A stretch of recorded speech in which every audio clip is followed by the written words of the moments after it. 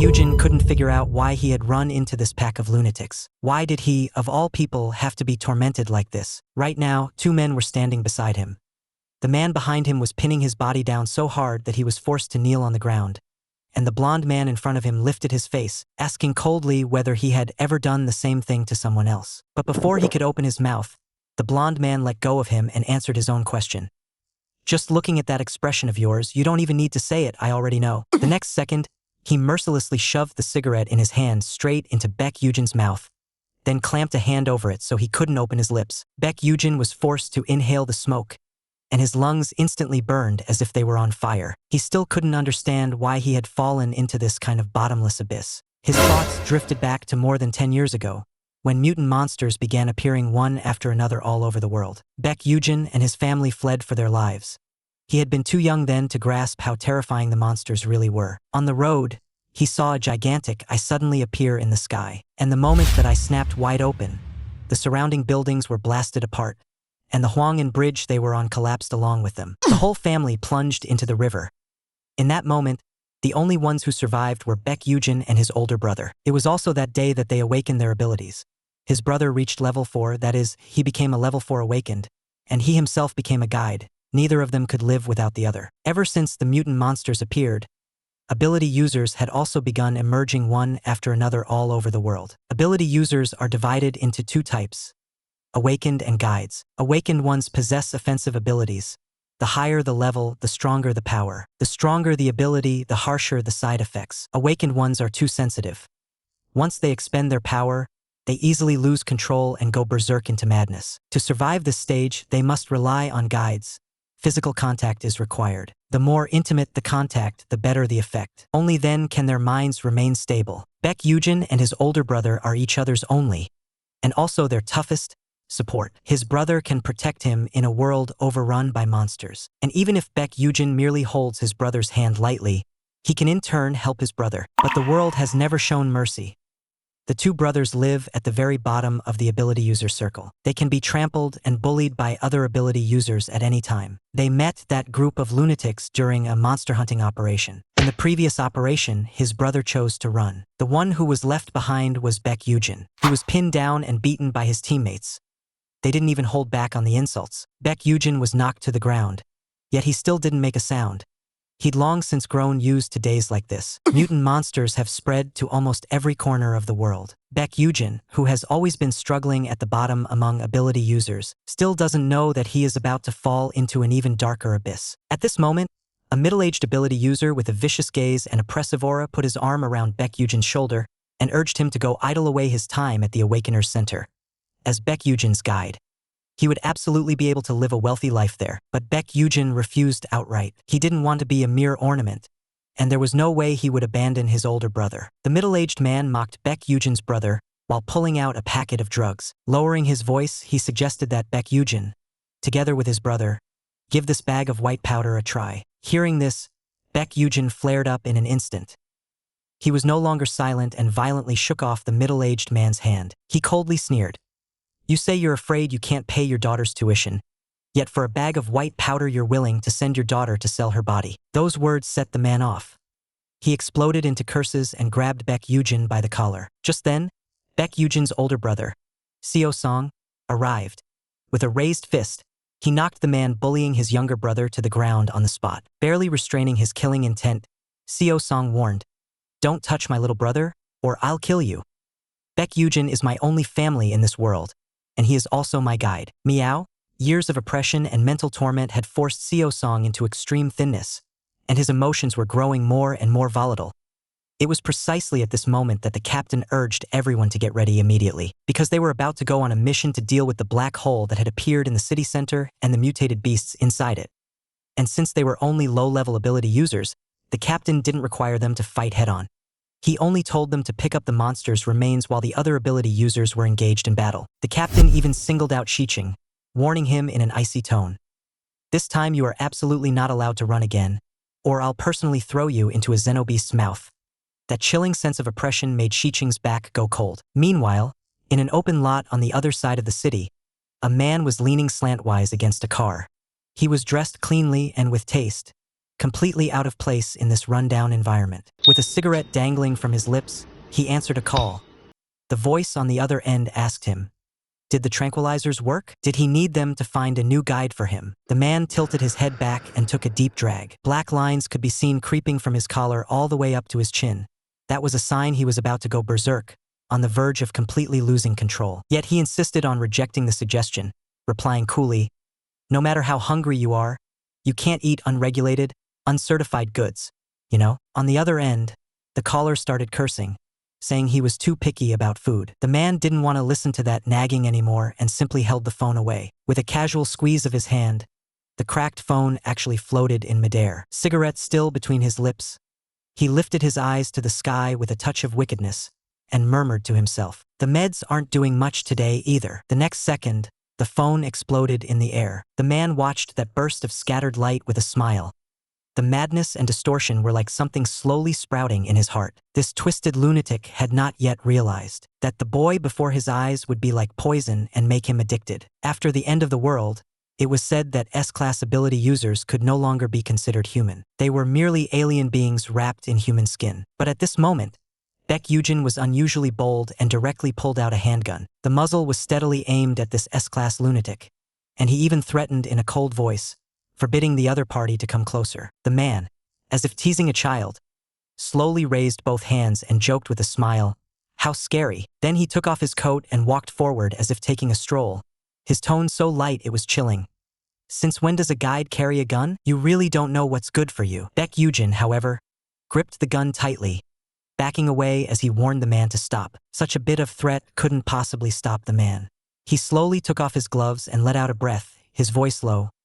I came a step late and thought I'd be going back empty-handed again this time. But if I leave you, this little pitiful thing, behind, I'll at least have something to think about. As he spoke, the man suddenly clamped down on the handgun in front of him. An overwhelming sense of pressure crashed down in an instant, and Baek Yugeon's body began to tremble uncontrollably. Immediately after, the handgun was forcibly crushed flat in the man's hand. Crushed until it was completely shattered. Baek Yugeon stared at all of this in panic, his breathing in disarray. The man suddenly seized him by the neck and slammed him hard onto the ground. Before Baek Yugeon could even react, a violent aura surged over him, flowing along the man's body and pouring directly into his own, like a cracked, parched desert meeting its first drop of water, and like a starving evil spirit colliding with food delivered right to its mouth. This sudden, overwhelming attraction forced Baek Yugeon into pain and trembling, almost driving him out of control. The man yanked him up and pulled him tightly into his arms, yet his face was twisted with crazed joy. A moment later,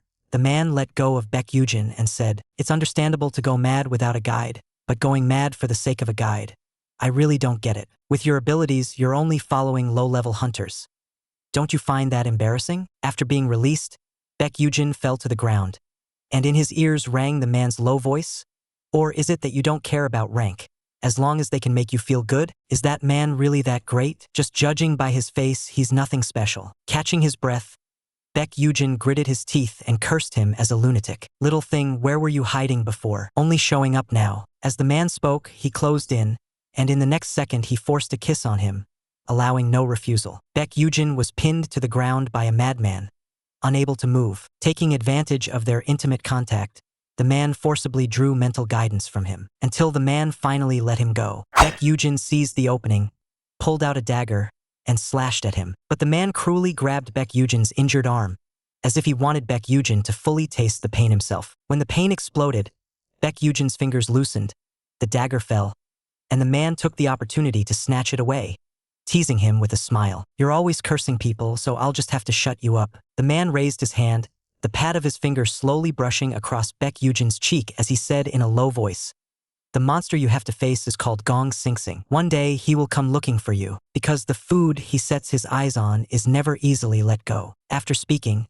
the man picked up the clothes that had fallen on the ground, leaned down close, and looked playfully at the fallen Baek Yugeon. Goodbye, gun-wielding guide. We will be seeing each other again very soon. At this moment, Baek Yugeon's mind completely snapped. He finally couldn't hold on and fell into unconsciousness. Whoosh! He opened his eyes again and found himself lying in a hospital. The sound of the machines was so loud it made his skin crawl. Baek Yugeon turned his head to look to the side. He saw that his older brother was still unconscious, lying on another hospital bed, his body wrapped in bandages. Baek Yugeon immediately pushed himself up, anxious to go check his brother's injuries. But a doctor who rushed in stopped him with one move, and at the very moment Baek Yugeon struggled. In the hospital room, a man in military uniform called out to him. Baek Yugeon froze, then quickly turned to look. The man introduced himself. I am an A-level Esper with the rank of Major. The Major looked at Baek Yugeon and said that, in last night's mission, 23 soldiers were attacked, and in the end only 5 people survived. But those 5 were either amputees or still in comas, and the mission that day had clearly been very simple. Such heavy casualties should never have occurred. So the awakened management department suspects that this rampage was deliberately triggered by your older brother, Baek Seo-song. Before he could even finish speaking, Baek Yugeon suddenly stood up and directly refuted him. My brother is not that kind of person. The always gentle Baek Yugeon was now suppressing his anger. What he could least tolerate was someone slandering his older brother. Then the man explained that he just felt Baek Seo-song was emotionally unstable and therefore could not be trusted. But Baek Yugeon was a guide and had always stayed by his brother's side. If the older brother hadn't done it on purpose, then there was only one suspicion left. It must have been Baek Yugeon who deliberately pushed his brother to the point of losing control. Baek Yugeon hated this kind of suspicion the most, and he questioned the man on the spot. Do you think I would kill the only family I have? The next second, the image of that aberrant monster flashed again in his mind. He muttered in a low voice. We were just checking the time back then. But then a new kind of aberrant creature we'd never seen before suddenly appeared. Just one look at it would drive a person insane. It was that thing that affected my brother. As he spoke, Baek Yugeon's eyes turned red, as if he were about to cry. But the man did not believe Baek Yugeon's account at all, because among the survivors, Baek Yugeon was the only one who said that. This shocked Baek Yugeon even more. Why had only he and his brother seen it back then? Then, he thought of a certain person. So he also talked about the appearance of that superpowered Esper. Yet the man still doubted him, convinced that since Baek Yugeon came from the bottom of society, he would definitely take revenge on the teammates who had bullied him. Seeing the man's cold and experienced expression, Baek Yugeon immediately reacted. He sneered and asked the man in return, what do you want to use my brother and me for? This man had already found a target that would keep him from ever stopping. Of course, he had to think it through. How could he, with full justification, get his hands on this person? At this moment, the fashionably dressed man was slowly drinking coffee inside a grand building with calm, luxurious decor. But this rare moment of leisure was brutally interrupted by an intruder. Oh Sinjae, the door was suddenly flung open. A tall, dark-skinned man barged in, speaking loudly, directly shouting his name. Behind the man followed a red-haired boy who looked very well behaved. Seeing these two people rush in, Oh Sinjae was not surprised at all. He smiled lightly, drawing out his tone as he greeted them. Good morning, leader. But the tall man didn't respond at all and walked straight up to him. The man cursed as he closed in. Good morning? What the hell are you doing? What on earth happened? Oh Sinjae deliberately avoided the point and smiled as he asked whether he wanted a cup of coffee. The tall man radiated killing intent. He raised his hand and slapped Oh Sinji's hand away, his voice as cold as a knife. Why is the guy who already went berserk still alive and well? You said you were going to look for Gong Sinseong, but you only brought back a guide. Who is that person? Before the man could finish speaking, the red-haired boy next to him reached out and took the coffee from Oh Sinji's hand. He tilted his head back and took a sip, his tone light and airy. Guides and that kind of thing. Brother Yun-chan doesn't like them, and Brother Tane isn't interested either. But I'm super curious. As he spoke, the boy folded his arms, smiling in a very intriguing way, though in his eyes innocence and cruelty were all mixed together. Good things should be shared. Letting the boss enjoy it all by himself is way too unfair. He turned his head again to look at the tall man, as if deliberately poking at a sore spot. You're just saying you hate it, aren't you? Actually, don't you also want a piece of the pie? The tall man's face grew even darker, and he snapped back irritably. Stop talking nonsense. I'd rather go borrow a guide first, use one and then return them. A permanent one, no way. Right now our team is split into two factions. If a very strong guide comes and sways everyone's hearts, what then? Not to mention there are 4 unstable sentinels here. The last guide didn't even last a month before running off. You haven't forgotten that, have you? After listening, the red-haired boy just laughed carelessly. Him? I'd barely had a few days of fun before he couldn't take it. I was even thinking for your sakes, trying my best to use him sparingly. The boy braced one hand on the sofa and leaned back lazily. He looked well-behaved, seemingly innocent, but the words coming out of his mouth were far colder than those of his peers. The tall man still shook his head. There's a line of people who want to be our guide. Are we really giving this position to some guy who doesn't even have a license? Only then did Sinjay speak, his tone cold and hard. If anyone has a problem with it, let him come to me. I need Baek Yugeon. I absolutely can't let him fall into anyone else's hands. As he spoke, he rested both hands behind his head and flopped straight back onto the sofa, as if victory was already his. Then he got up and headed upstairs, tossing back over his shoulder as he walked. As long as you get him into my hands, after that you can play with him however you want. The red-haired boy behind him immediately clapped and cheered. The tall man smiled even more darkly and asked Sinjay, so how are you planning to get him? Sinjay thought for a moment and deliberately put on the air of an ordinary person. In a very tender tone he said, of course I'm going to propose. Well, that should move him, right? Baek Yugeon still didn't know that several high-level ability users had already finished discussing how to get their hands on him. Ever since he was rescued from that last mission, Baek Yugeon had been locked up separately from his older brother. As for exactly how many days he'd been confined, he himself couldn't say. And that previous time his older brother Baek Seosong lost control and went on a rampage, they had forcibly pinned it on a show staged by Baek Yugeon and his brother. They claimed it was to get revenge on the teammates who had always been bullying them. That way, the whole incident ended up with him and his brother taking the blame, while the politicians could conveniently wash their hands of their own incompetence. In the hospital room, Baek Yugeon had just woken up. Hugging his pillow, he kept replaying the things he'd gone through these past few days, and those people's indifference. But when he casually lifted his eyes, he saw that there was actually a beautiful bouquet of fresh flowers sitting on the table. Baek Yugeon abruptly sat up. When was this flower put here? Just then, a low voice came from the darkness. Did you sleep well? Baek Yugeon looked toward the sound. He could vaguely see a man sitting in front of him. The light was too dim to make out his face. Only a sense of pressure remained. Baek Yugeon forced his voice down and asked, who are you? But the man suddenly stood up and walked straight toward him, his tone displeased. You forgot me this quickly? Weren't we getting along quite happily that day? The moment he saw the man clearly, Baek Yugeon froze. Not just froze. How did he get in here? He hadn't made a single sound. The man stopped in front of the hospital bed and continued. That day, you left a deep impression on me. I haven't been able to forget you, so I came to find you myself. As he spoke, he picked up the bouquet and lowered his head to gently smell it. Then he held the flowers out to Baek Yugeon. Do you like the gift I brought you? But Baek Yugeon instinctively rejected it, raising his hand to push the flowers away. Tell me who you are first. The bouquet fell to the floor, petals scattering everywhere. The man said in a low voice, how heartless. Then he held a business card out in front of Baek Yugeon. Captain Sinjay, the very top-tier ability user from the rumors, the one even the government and the military didn't dare to interfere with. As soon as Baek Yugeon saw the business card, he became even more wary. He fixed his gaze on Sinjay and cautiously asked, what are you really trying to do? Sinjay shrugs, speaking as if it's only natural. I told you we would meet again. But Sinjay doesn't answer Baek Yugeon's question. Instead, he deliberately brings up his older brother. That guy from last time? Is he dead? Why are you the only one here? Then, as if suddenly remembering something, he immediately puts on a smile and spreads his hands. Looks like not. His life is really tough. Sure enough, that man, the older brother, is Baek Yugeon's weak spot. As soon as Sinjay mentions his brother, Baek Yugeon's temper flares up even more. Suppressing his anger, he demands, what on earth are you trying to do? But Sinjay smiles with a cold, twisted look.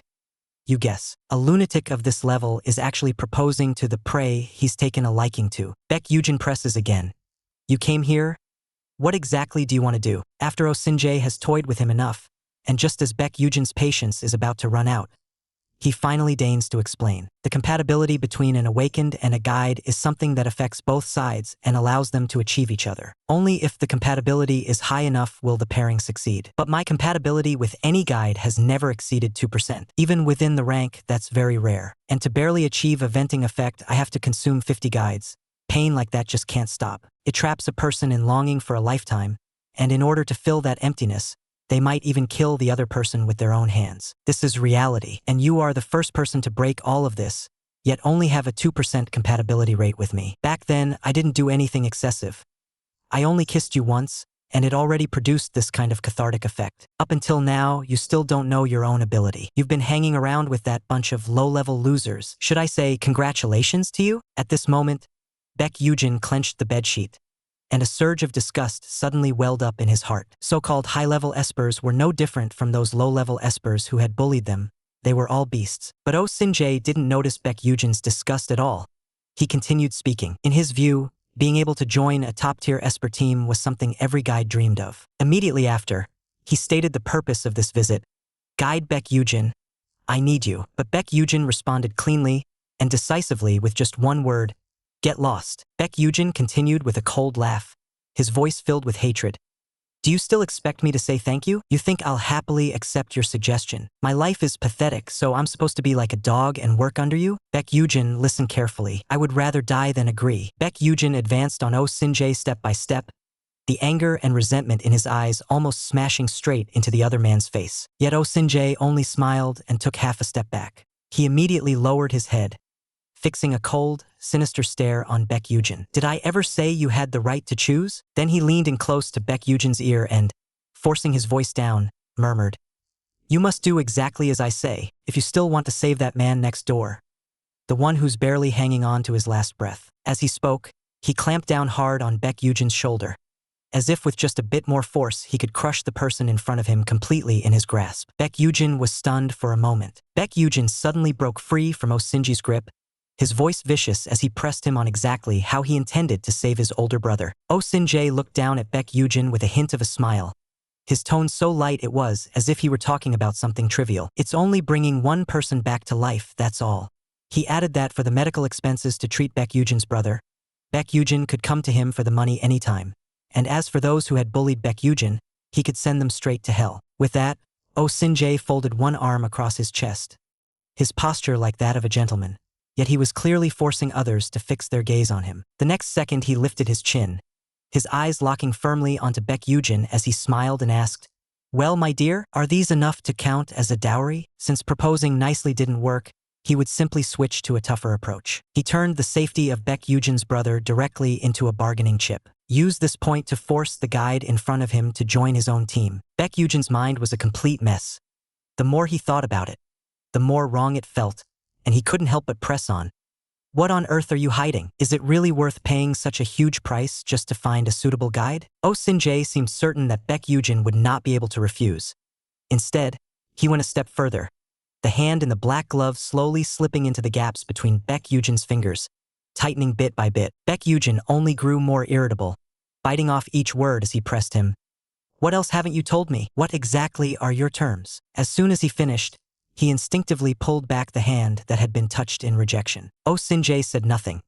He merely hooked a finger around the chain and gave it a hard yank, dragging Baek Yugeon right up to him. Being ignored, then forcibly pulled closer by this clingy gesture, Baek Yugeon finally reached his breaking point. He raised his voice again, repeating his earlier question.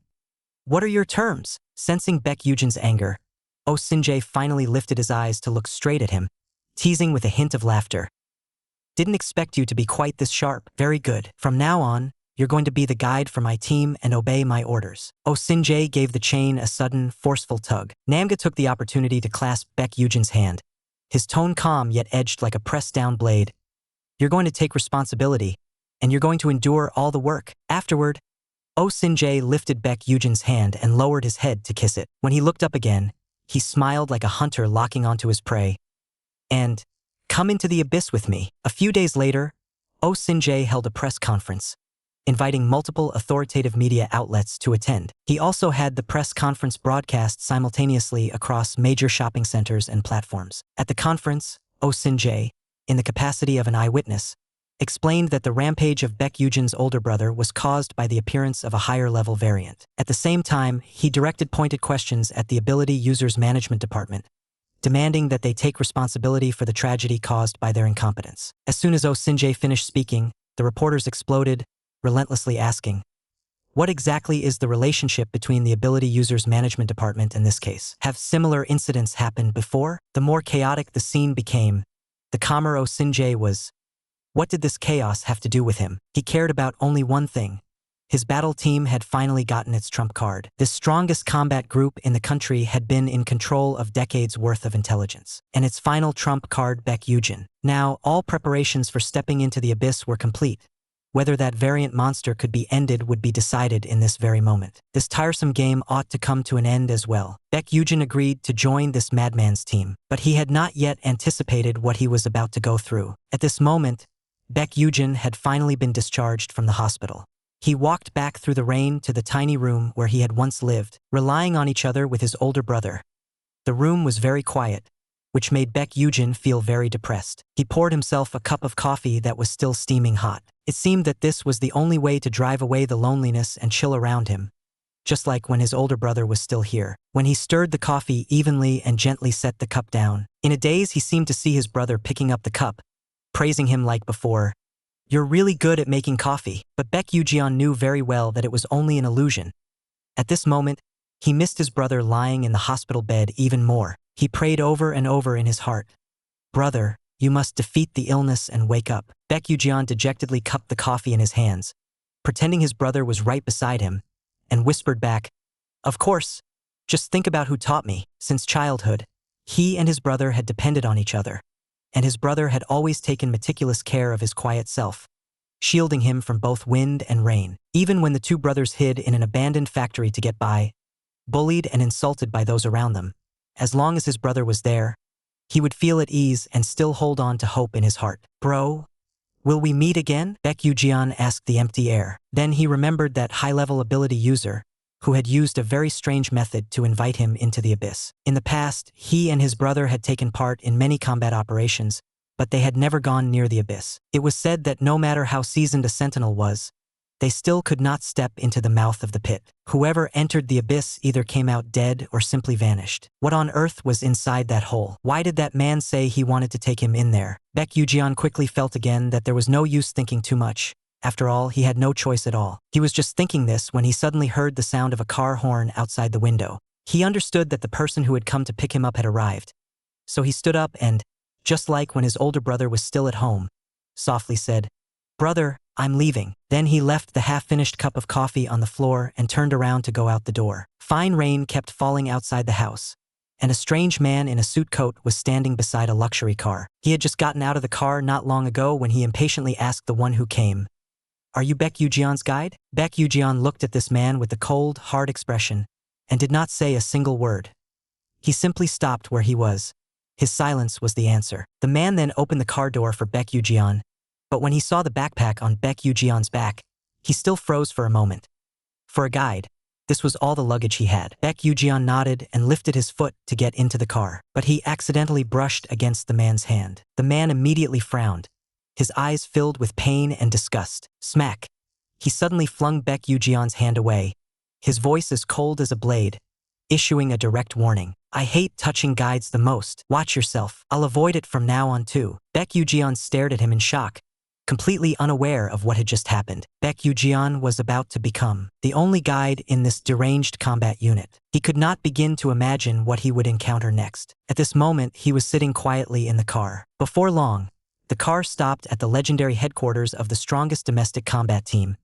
In the city center, a tall building converted from a 5-star hotel. Baek Yugeon stared blankly at the building. It was his first time seeing such an imposing, such a luxurious entrance. After they walked in, the spacious, bright lobby was filled with many high-ranking ability users from across the country. Their division of labor was clear, each handling the tasks at hand. Likewise, there were many guides here as well.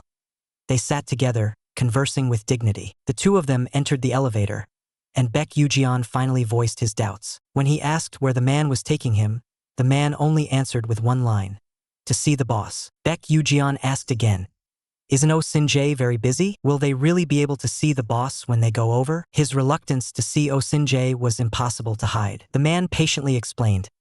Oh-Sin-jae was dealing with matters of the Ability User Management Department this morning, and he's free now. The moment he heard Ability User Management Department, Baek Yugeon immediately pursued the question.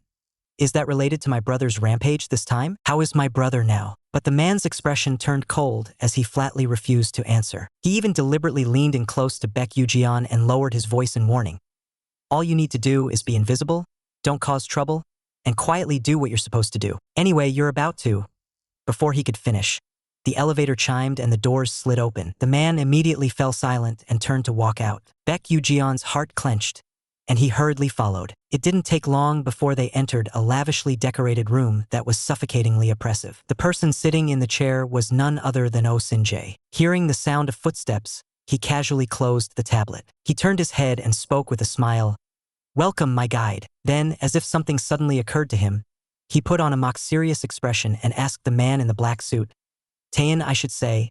It's our guide, right?" Taein's voice was so cold it carried no warmth. "Whatever." Propping his chin up with one hand, Oh Sin-jae asked again, "Did nothing happen on the way?" Taein still brushed it off in a single line. "Nothing special." But Oh Sin-jae's gaze darkened.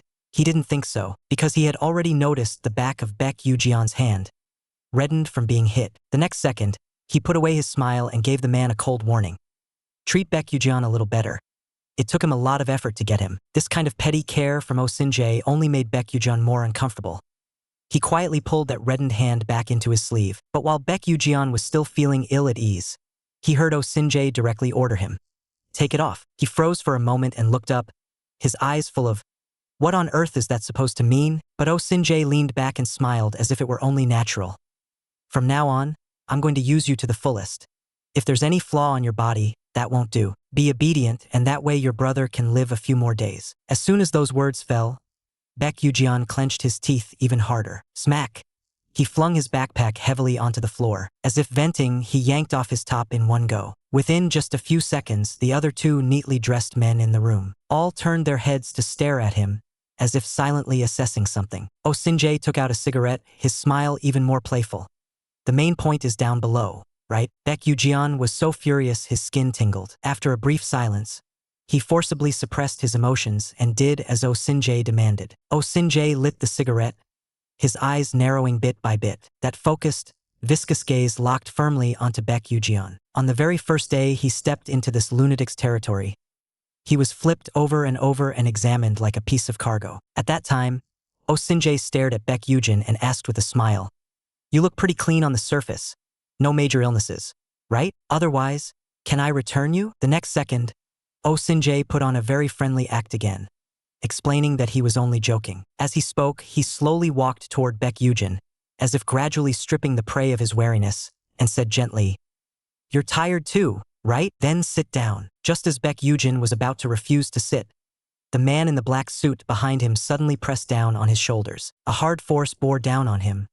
He was pushed to the ground and couldn't move at all. His eye sockets instantly grew hot and tears surged up. Oh Sin-jae stood right in front of him, lifted his chin with one hand, and quietly pressed, "Have you been like this in front of others too? Who has touched you? Have you done the same thing to anyone else?" The questions crashed down one after another.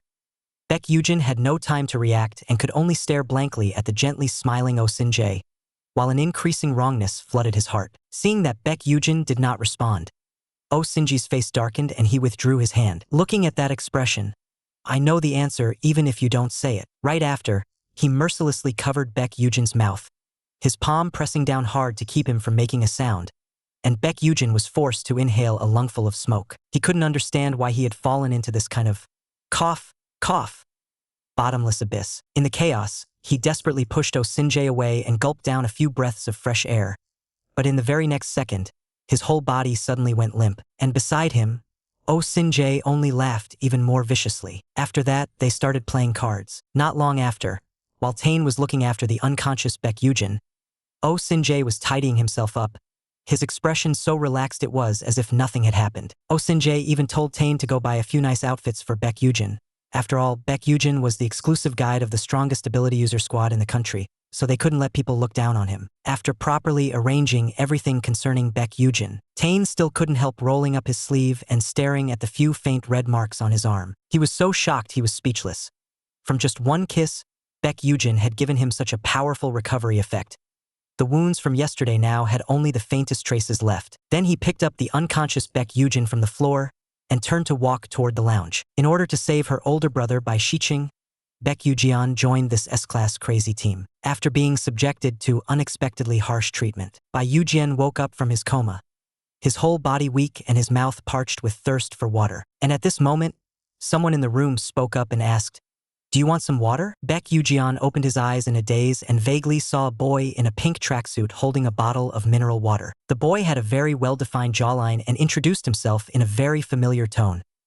I'm Gwon Hueseo, 20 years old. Call my name, and I'll give you the water. Baek Yugeon's gaze slowly came into focus. Standing by the bed was a curly-haired boy whose face still looked very youthful. Following the boy's request, he softly called out, Gwon Hueseo, but the boy squatted down instead, propped his chin up with one hand, and, as if truly curious, asked Baek Yugeon what his name was. The boy looked innocent and harmless, but Baek Yugeon did not relax at all and directly countered him.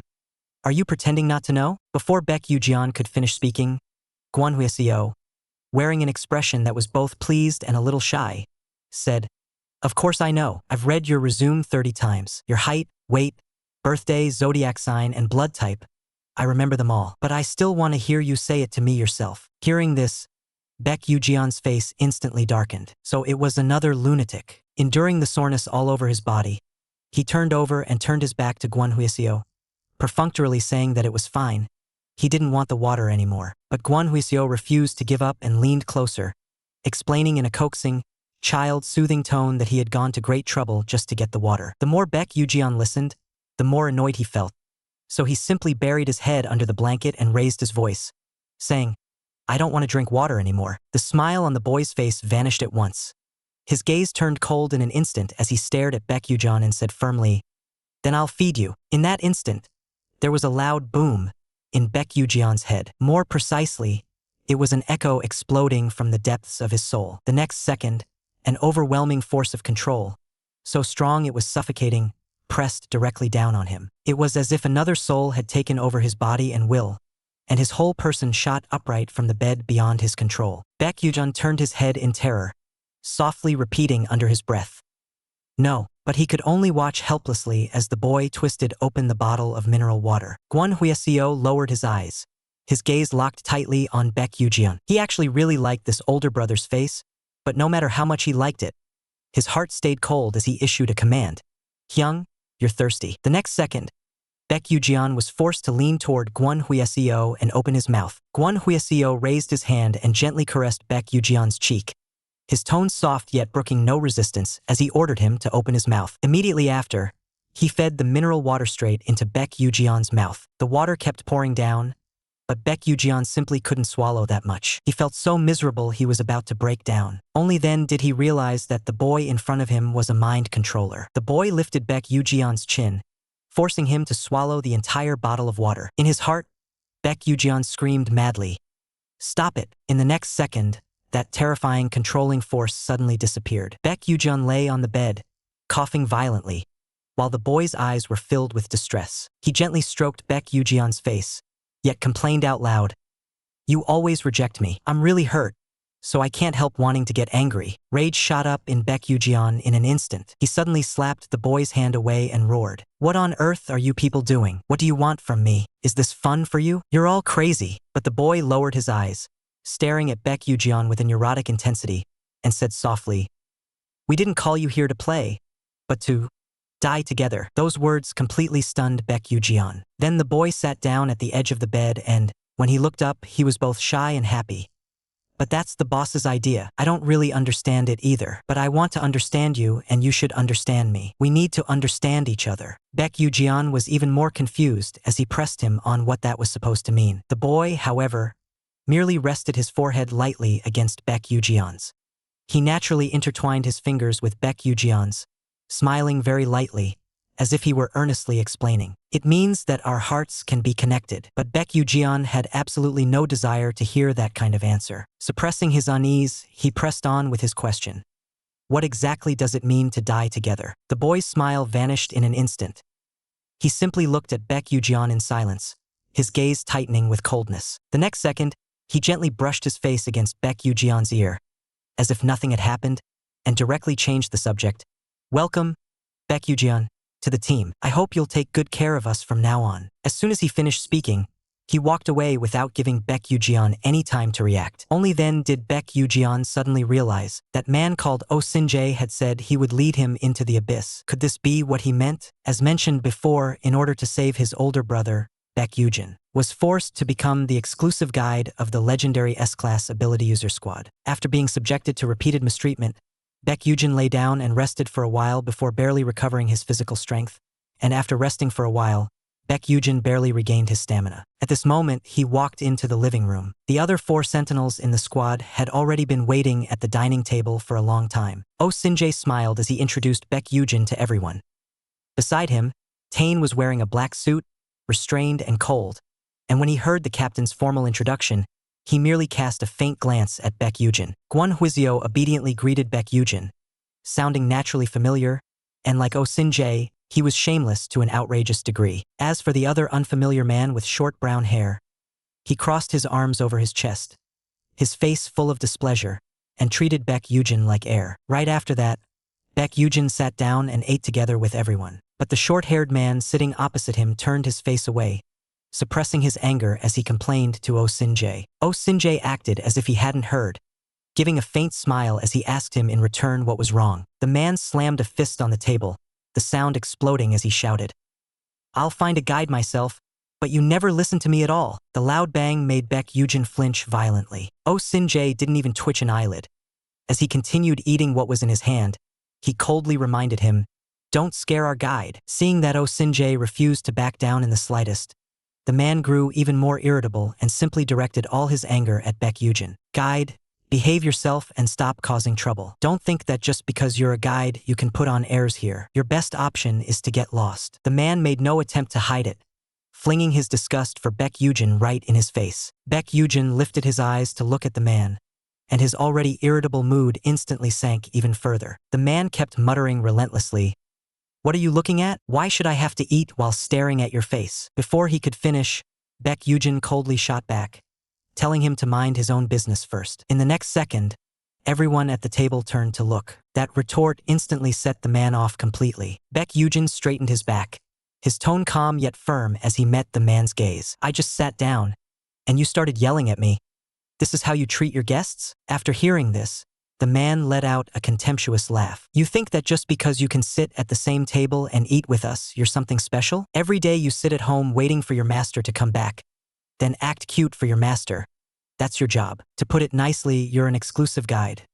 To put it bluntly, you're just a pet dog." Those barbed words of humiliation from the man directly ignited the anger Baek Yugeon had been holding back for days. Baek Yugeon curled his lips and actually smiled. "That's still better than being a beast." Stung by those words, the man shot to his feet in an instant. He suddenly flipped over the meal in front of Baek Yugeon. The food smashed onto the ground, and the man pressed down with his aura and sneered coldly, "You really don't seem to understand what a beast is like. RA, what are you still dazing for? Crawl under the table for me. If you still won't go under the table, then eat what's on the floor." As soon as he finished speaking, the plates and food on the ground were smashed by him into a mess again, shards scattering everywhere. Immediately after, the man also splashed Baek Yugeon's water onto the floor. The next second, he swung the cup and smashed it down hard, the rim of the cup grazing Baek Yugeon's cheek.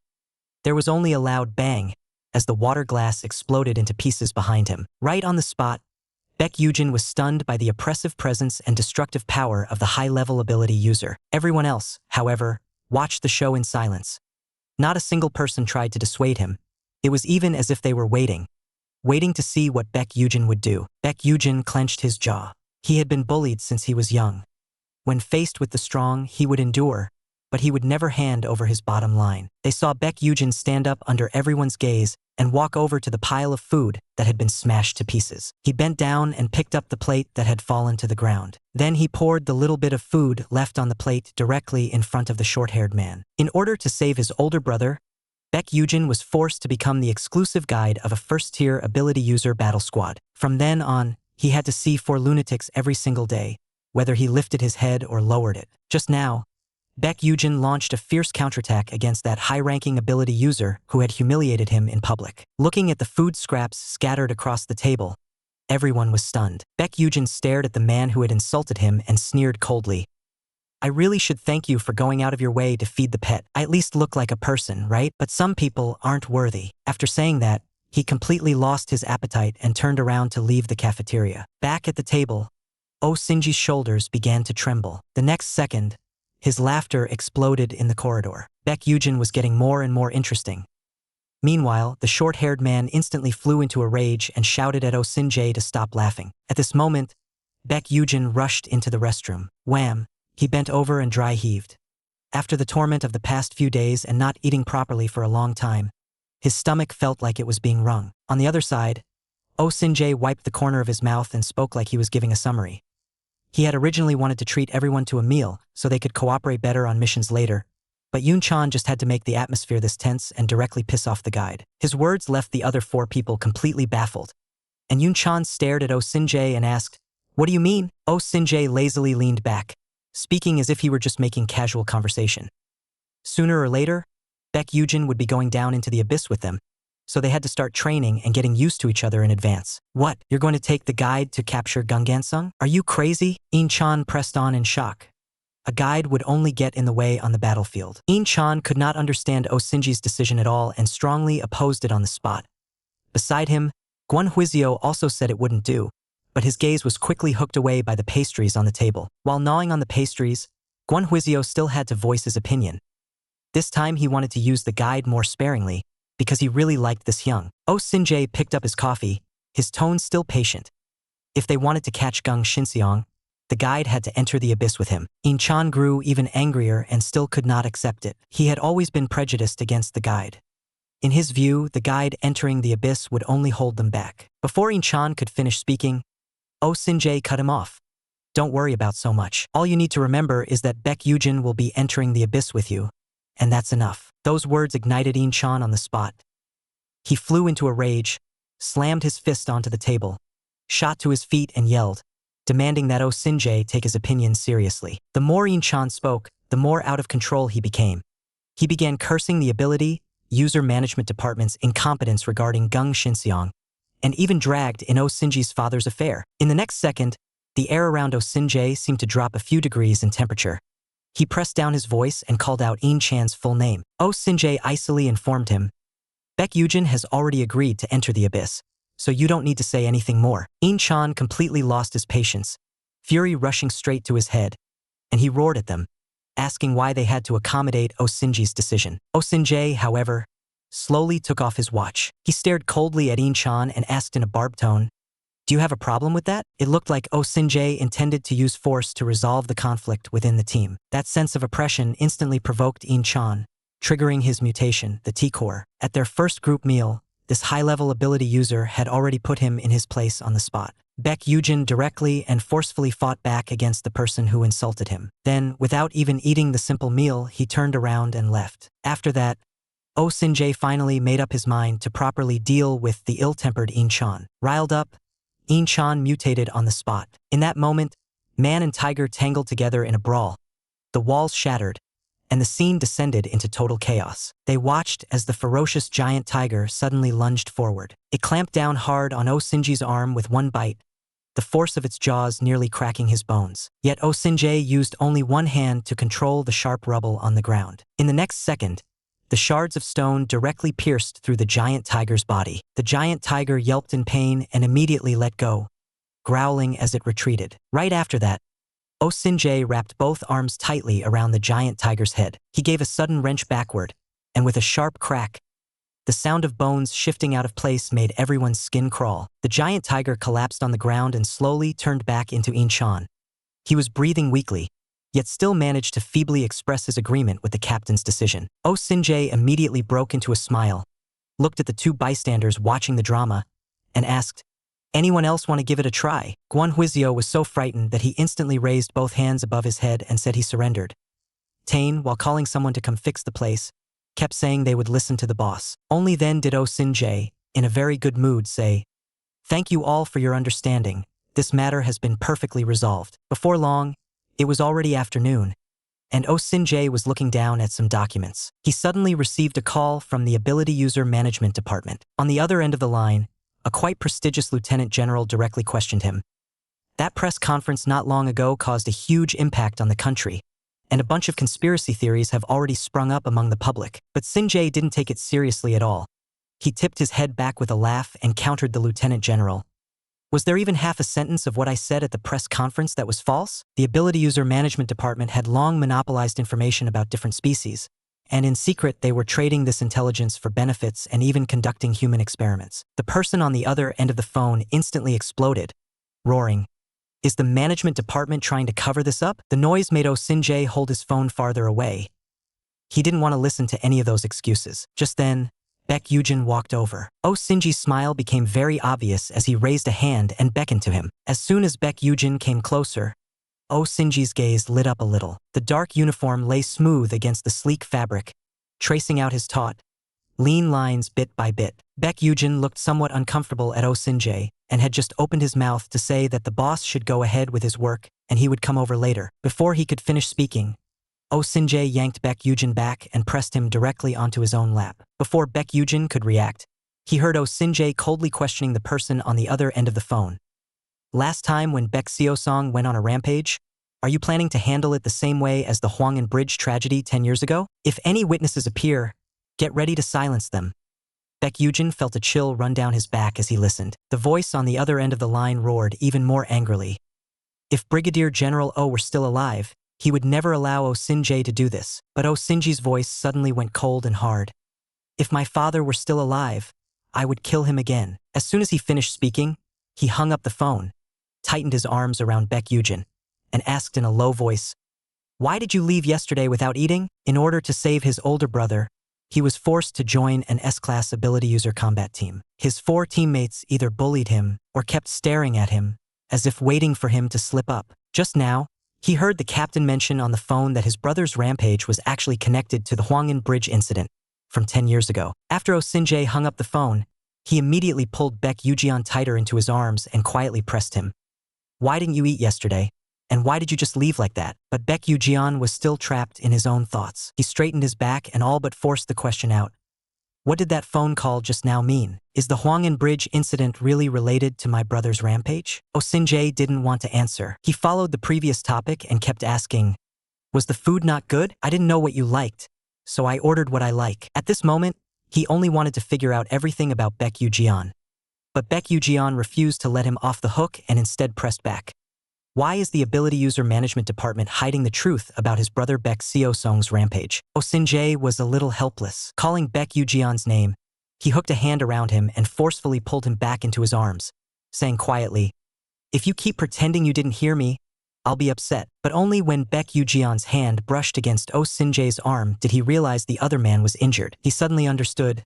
Oh Shinji had called him over because he wanted him to perform guidance. Baek Yugeon's face flushed scarlet all at once, and he didn't know where to put himself.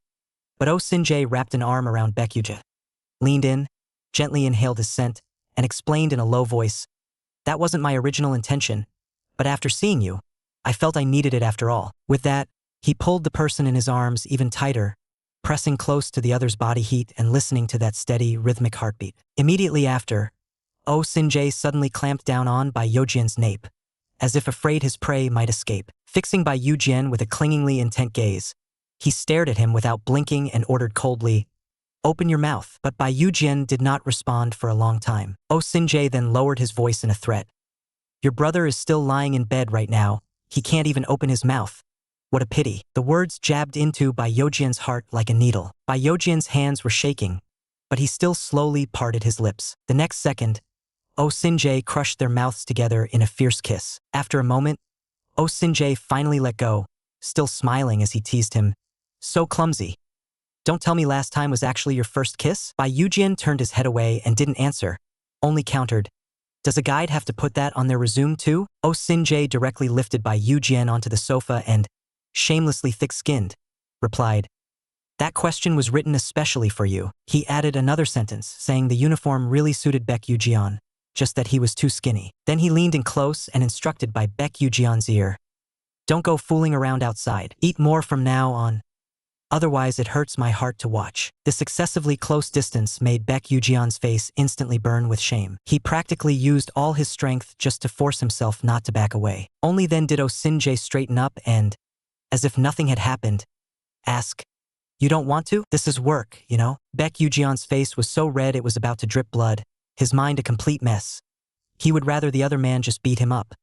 That would actually make the job easier to do. Very soon, the two of them started playing cards, a game of finding the threes. Before long, Baek Yugeon was in such discomfort that he curled up his body. A moment later, when Baek Yugeon curled up in pain, Oh Shinji clearly became flustered and reached out to check on him, but his hand was slapped away by Baek Yugeon. Looking at his own hand, reddened by the slap, Oh Shinji let out a low sigh, and seeing Baek Yugeon beside him, Gritting his teeth and enduring the discomfort, Oh Sin-jae, who had hardly ever known what it was to be loved since childhood, felt a wave of pity rise in his heart. He hesitantly reached out his hand and first tried lightly patting the other man. He only hoped Baek Yugeon could feel a little better. Baek Yugeon joined the S-Class Lunatics Sentinel Combat Unit. At this moment, in the battle squad's headquarters building, Captain Oh Sin-jae, Oh Sin-ji, was still, in everyone's eyes, that captain who was hard to approach. And the fact that Captain Oh Sin-jae, Oh Sin-ji, was going to bring a guide into the Jangian battlefield's alien beast zone was something everyone kept talking about non-stop. Could such a frail guide really handle alien monsters? And as for one of the main characters in this matter, Baek Yugeon was doing physical training for the next day's mission. He was hurling his stamina out with all his strength, as if venting, determined to exhaust himself until he couldn't think. Yet the scene from that day still surfaced in his mind. After they finished playing cards, Oh Sin-jae had wiped the mark from the corner of his mouth. Then he had gently leaned in to kiss him. And in that moment, as if bewitched, he hadn't resisted at all. Thinking of this, Baek Yugeon suddenly slipped under his feet. He immediately reached out to hit the pause button, but he still lost his balance and fell on the treadmill. To maintain his condition, Baek Yugeon decided to return to the dorm and rest first. As he passed a conference room, he vaguely heard two staff members inside talking about him. Someone like Baek Yugeon, who had previously been mixed in with the lowest F-rank ability user team, yet had suddenly become the exclusive guide to the nation's highest-ranked sentinel, naturally made everyone suspicious. Maybe a low-level guide like him would just be thrown away after one use. The captain might have only recruited him for convenience. Listening to the malicious guesses bubbling up in the room out of jealousy, Baek Yugeon fell silent. These slanders were much lighter than the insults and beatings he had suffered in the past, yet they still wore down his expectations for a new life bit by bit. So it turned out that no matter where you went, it was all the same. He walked back to the dormitory in silence all the way, and had just pushed the door open. He saw a pretty little black cat lift its head and look straight at him. Before Baek Yugeon could react, the black cat turned around and, lifting its chin proudly, walked into the room. When it reached the sofa, it even looked back at him and let out a meow, as if calling him to follow. Frowning, Baek Yugeon watched the black cat jump onto the sofa. Where did this cat come from? It was far too bold, actually daring to run into a place where people lived. Baek Yugeon had never kept a pet before, and suddenly felt even more ill at ease. How was he supposed to get it out? Would grabbing it by the scruff hurt it? Troubled, Baek Yugeon thought about sending the black cat out. He slowly bent down, and just as he was about to reach out his hand, the black cat immediately lowered its body as well, assuming a pouncing posture. Taking advantage of the moment when the black cat wasn't paying attention, Baek Yugeon suddenly scooped it up and wrapped it into a piece of white cloth. In the next second, he had already carried the black cat out of the room. Before leaving, he even gave it a light pat, urging it to hurry off, and the little fellow's fur bristled on the spot. It turned around and, furious, swiped a paw straight at Baek Yugeon. Then it dashed back into the room again, while Baek Yugeon clutched his hand in pain. He went back to the room helplessly, simply deciding to be mean and tossed the cloth in his hand onto the sofa. As a result, the black cat was covered tightly and completely by the white cloth. It struggled for quite a while to crawl out, and as soon as it looked up, it ran into a scene. Even a cat couldn't help but take a second look. Baek Yugeon had already changed out of his training clothes. He looked slender, but once his clothes were off, the lines of his muscles were clean and beautiful. He casually shook his hair and turned to head toward the bathroom. Not long after, he finished showering, came out, and pulled open the fridge wanting to drink something, and the black cat followed right at his heels without missing a step. Seeing the canned cat food in the fridge, Baek Yugeon thought the black cat was begging for food, so he opened the can and handed it to the black cat that was pressing close and acting coquettish. But in the next second, the black cat's fur puffed up, and it lifted its paw and swatted him. Baek Yugeon was taught a lesson by the cat once again, and he froze on the spot. He stared blankly as the black cat dashed out of the room, with only one thought left in his mind. A cat's thoughts are too deep, completely impossible to read. Baek Yugeon joined this S-Class team of crazy sentinels and slowly got used to the rhythm here. Early in the morning, Captain Oh Sin-jae took Baek Yugeon out on a mission. The moment the two of them stepped out the front door, they saw staff already waiting by the sedan. The other person held the keys with both hands and presented them respectfully. That blonde staff member wore a fawning expression and carefully suggested to the captain, "It's still safer to bring a few more sentinel subordinates when going out." Oh Sin-jae, however, smiled and refused, and asked in return, "When I go on a mission, would I still need someone's help?" The staff member panicked instantly and immediately bowed and apologized. Oh Sin-jae, however, replied coldly, "What you should apologize for is not this." In the next second, he lifted his hand to hook up the man's chin, and before the other could react, directly ordered him to go and greet Baek Yugeon. He even added a warning. "Show some respect to his guide and don't treat him like air." Baek Yugeon, standing beside them, was stunned when he heard this. He recognized the staff member in front of him at a glance. It was the person who had spoken to slander him in the conference room that day. In the next second, the staff member walked up to Baek Yugeon, bowed deeply with respect, and apologized again and again. Baek Yugeon felt uncomfortable all over and turned his body to step aside. Ever since he was young, he and his brother had struggled at the bottom among Espers. Being bullied was the norm, and this was the first time someone had treated him with such formality. But he also knew very well that all of this was only because of Oh Sin-jae's demand, so he immediately got into the car. As the staff members saluted in unison, the car drove away from headquarters and sped onto the highway. Oh Sin-jae seemed to be in a very good mood and took the initiative to ask Baek Yugeon how he had slept. Baek Yugeon did not answer, only replied lightly, "It seems the captain slept quite well." Oh Sin-jae fell silent and thought for a moment, then asked in return, "Did I sleep well? What does this feel like?" In his entire life, he had never experienced it, the feeling of being fully rested. As he spoke, Oh Sin-jae actually smiled gently. Baek Yugeon, however, turned his face away and kept silent. In the apocalypse, getting a good night's sleep was a luxury to begin with. Before long, they reached the outer perimeter of the alien zone. When the staff learned that a guide was accompanying them this time, they kindly reminded them to have the guide wait as far away as possible, so they wouldn't be caught up in a large-scale attack. Oh Sin-jae, however, smiled and said there was no need. This guide, Baek Yugeon, would be entering the alien zone together with him. Then, under the staff's stunned gaze, the vehicle drove straight into the alien zone. In order to save his older brother, Baek Yugeon was forced to become the exclusive guide to 4 deranged sentinels. At this moment, Oh Sin-jae led Baek Yugeon as they stepped into the aberrant zone. The first time he ventured deep into the monster's lair, Baek Yugeon was completely stunned. All the way, he kept his eyes wide open, staring at the writhing black slime all around. Oh Sin-jae reminded him in time, "Don't touch it recklessly, or you'll be melted." Then, like a responsible mentor, Oh Sin-jae started explaining to Baek Yugeon, "This black hole isn't simple, but it's not that hard either. It's just right for Baek Yugeon to use to build up experience. He'll be running into these a lot in the future, so he has to learn to get used to them first." But he couldn't keep up the serious act for even 2 minutes before giving himself away. He suddenly leaned in close to Baek Yugeon's ear and lowered his voice. "If you're scared, you can hold on to me." Baek Yugeon was speechless on the spot. Baek Yugeon knocked away the hand that had snaked around his waist with his elbow and said coldly that if there was real danger, he'd rather shoulder it alone. Just then, a cry for help suddenly came from deep within the nest. "Is anyone there?" The voice was loud and urgent, and it sounded like there really was someone inside. With a hint of amusement, Oh Sin-jae tilted his head toward the person beside him and said, "Looks like there is someone." The moment Baek Yugeon heard that, his nerves immediately went taut. He scanned the surroundings warily for survivors, while Oh Sin-jae, in contrast, followed leisurely behind him as if he were just there to sightsee. As if sensing that they were getting closer, the voice calling for help suddenly rose in pitch. The person was practically shouting at them to hurry over. At that moment, Baek Yugeon raised his handgun and fired several shots in quick succession toward the source of the sound. The next second, a gigantic human-faced monster burst out screaming. The bullets sank into its flesh, and black blood splattered on the spot. Furiously, it lunged at Baek Yugeon, but Baek Yugeon did not retreat. In the face of danger, he stayed calm.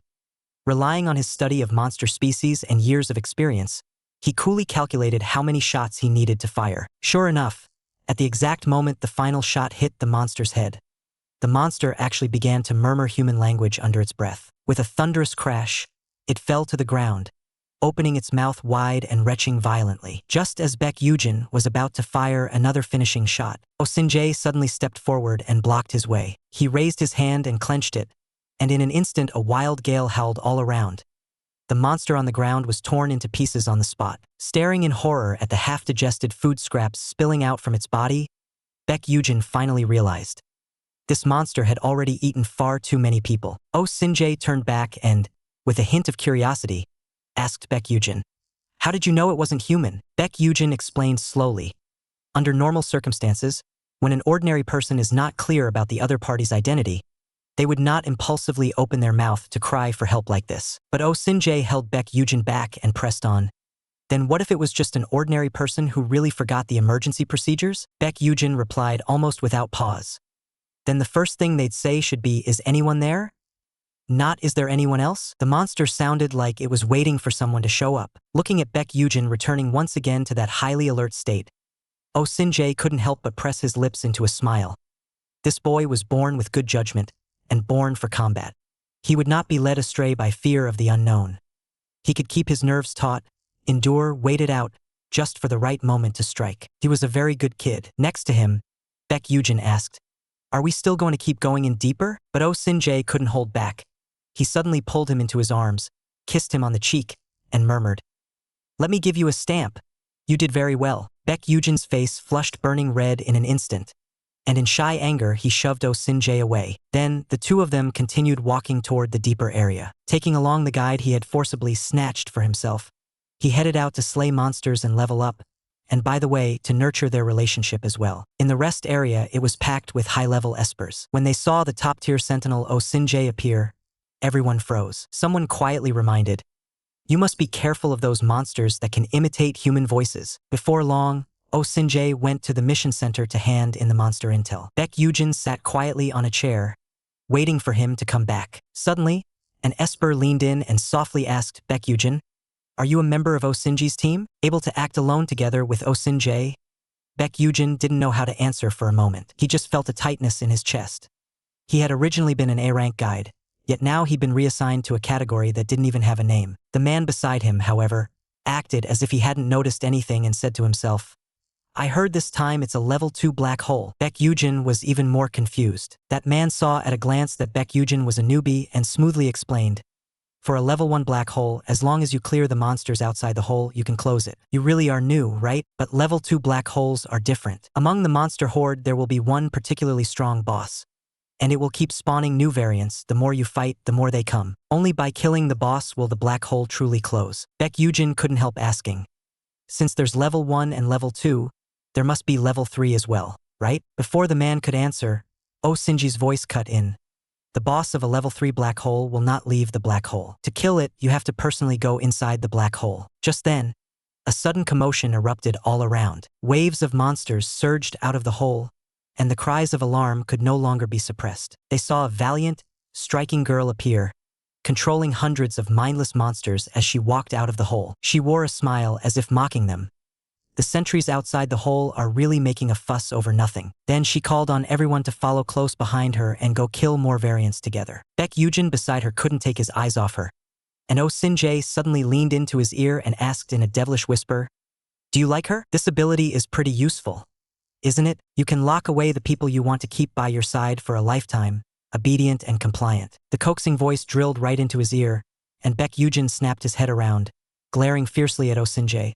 He hated that kind of tone the most, the kind that treated controlling other people as a matter of course. Oh Sin-jae was stunned by his glare. Seeing how Baek Yugeon's face had gone tight with anger, he tactfully stepped away from him at once. They followed the line of girls, and the bored Oh Sin-jae asked her how he should cooperate.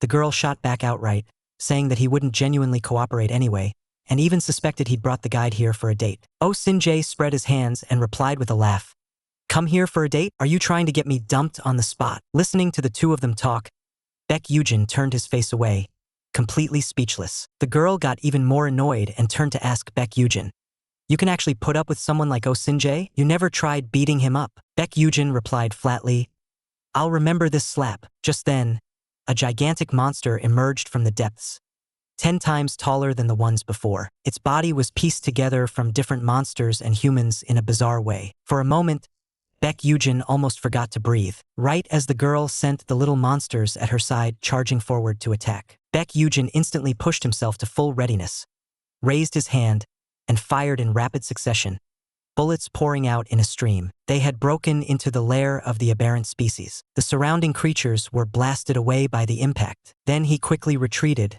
pulling open the distance. It didn't take long before he realized the monster was going to self-destruct. Oh Sin-jae suddenly wrapped his arms around Baek Yugeon and immediately withdrew to a distance. The monster's body exploded with a boom, bone fragments flying everywhere, and the cave instantly shook as if in an earthquake. Baek Yugeon kept telling himself over and over, "Don't be nervous, this lunatic." Those heads all over his body. Then, the three of them gathered together and divided up the scouting tasks. Before departure, Munyang, what should I do? Before departure, Munyang walked over to her own guide. They all thought Baek Yugeon was so pitiful. A guide with almost no ability to protect himself, only healing abilities, yet he still had to go on missions with Oh Sin-jae, though they didn't feel it was their place to ask more. Munyang only reminded the guide to be very careful, then turned and left. Oh Sin-jae took Baek Yugeon and walked some distance along the track, but they didn't find anything on the way. The farther Baek Yugeon walked, the more wrong it felt. The oxygen around them was decreasing, and breathing was starting to become difficult. Oh Sin-jae immediately warned him. The closer you get to the black hole, the more dangerous it is. The monster is deep inside, so it's best to turn off the power now. Baek Yugeon looked at Oh Sin-jae walking in front of him, his heart tightening. This person is injured, so how can he still be so calm? Is it because his wounds heal quickly so he doesn't care at all? Did Oh Sin-jae save him just now because he was a guide that was finally found with great difficulty? If Baek Yugeon becomes useless, will he be abandoned? Baek Yugeon kept reminding himself over and over. Don't be nervous, but don't lower your guard either. Just then, another gigantic monster walked out from ahead. Its countless heads were all shouting Baek Yugeon's name. Baek Yugeon's eyes widened in terror. That was, in his memory, his father's voice. The images from the day the Hwangin Bridge exploded suddenly rushed into his mind. It was his father who risked his life to push him and his older brother out of the car that had fallen into the river. Baek Yugeon felt a chill all over his body. His whole being was seized by the memories and he could only tremble. As mentioned before, this S-class lunatic of a brother had dragged along the guide he had forcibly snatched. He went out to hunt monsters and level up, and in the meantime slowly cultivated their relationship as well. At this moment, the guide, Baek Yugeon, was yanked back by the monster into that painful memory, his whole self sinking into it, unable to get out. Oh Sin-jae pulled him tightly into his arms, his eyes filled with suppressed heartache as he stared at the Baek Yugeon who was being bewitched by the monster. But the monster went even further, beginning to imitate Baek Yugeon's father's voice over and over again. Oh Sin-jae's anger ignited on the spot, his gaze turning as cold and sharp as a blade, locking straight onto the aberrant creature before him. He then settled Baek Yugeon farther away, turned around, and walked toward the monster step by step. He knew very well that this thing was not an ordinary monster at all. It was merely bait thrown out by the aberrant big boss, Gong Sin-song, specifically to hook Baek Yugeon. In the next second, he raised his hand to manipulate the airflow and directly executed the monster. The monster crashed heavily to the ground, but the countless heads on its body suddenly changed their voices, mimicking the tone of the Ability User Management Department. They publicly accused Oh Sin-jae of killing their father, their huge heads opening bloody maws, tongues almost licking the air in front of Oh Sin-jae. Oh Sin-jae's gaze grew even colder. With a slight movement of his fingertips, it was as if he were passing judgment. With a light tug from him, the monsters were dragged up into midair. Just as he raised his hand and made a rending motion, forcibly tore the monster's body apart with an ear-piercing rending sound and fled toward the deeper parts. Oh Sin-jae watched in silence and did not strike again. He knew very well that this monster was being controlled by a higher-level alien being. He raised a hand to his forehead in pain, his voice pressed low. This black hole and that alien being are both methods Gong Sin-song, the final boss, used to lure us here. But Baek Yugeon only grew more confused. What exactly was he trying to say? Oh Sin-jae suddenly turned around, grabbed Baek Yugeon in one motion, his eyes opening wide in a feverish way. Leaning in close, he whispered, "When we first met, you said you saw Gong Sin-song, yet nothing happened to you at all. It kills people as easily as stepping on an ant. So why didn't it kill you? What is it on you that interests it so much? The survivor of the Hwangin Bridge incident 13 years ago, that was you, Baek Yugeon, right?" Oh Sin-jae's near loss of control and these words instantly put Baek Yugeon on edge. Right after that, Oh Sin-jae fixed his gaze on Baek Yugeon. His speech was very slow, yet it sounded like an interrogation.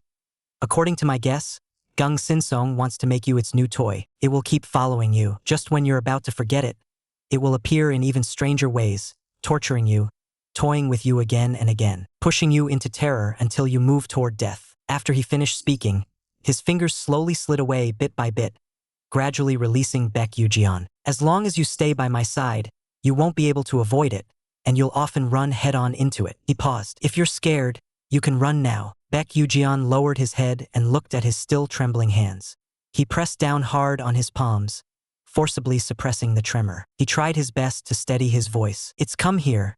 There's no way it's just for a worthless life like mine. Even if things are temporarily like you said, do you really have any option other than me as your guide? Seeing Baek Yugeon calm down so quickly and still be able to give such a cold conclusion, Oh Sin-jae instead smiled with even more interest and nodded, saying, I agree. But the next second, a mouthful of blood rushed up his throat, and Baek Yugeon immediately rushed over to support him. Baek Yugeon had thought Oh Sin-jae only had external injuries, but once he used his superpower, even his internal injuries burst open. Cradling that face which was growing paler and paler, Baek Yugeon forced his emotions down and asked, How do you know so much? Oh Sin-jae wiped the blood from the corner of his lips and slowly stood up, his voice very soft. He said that he was one of the toys Gung Sinsong had taken a liking to. He also said that he had been personally created by his father, a weapon made specifically to deal with Gung Sinsong. Baek Yugeon froze on the spot, staring at Oh Sin-jae.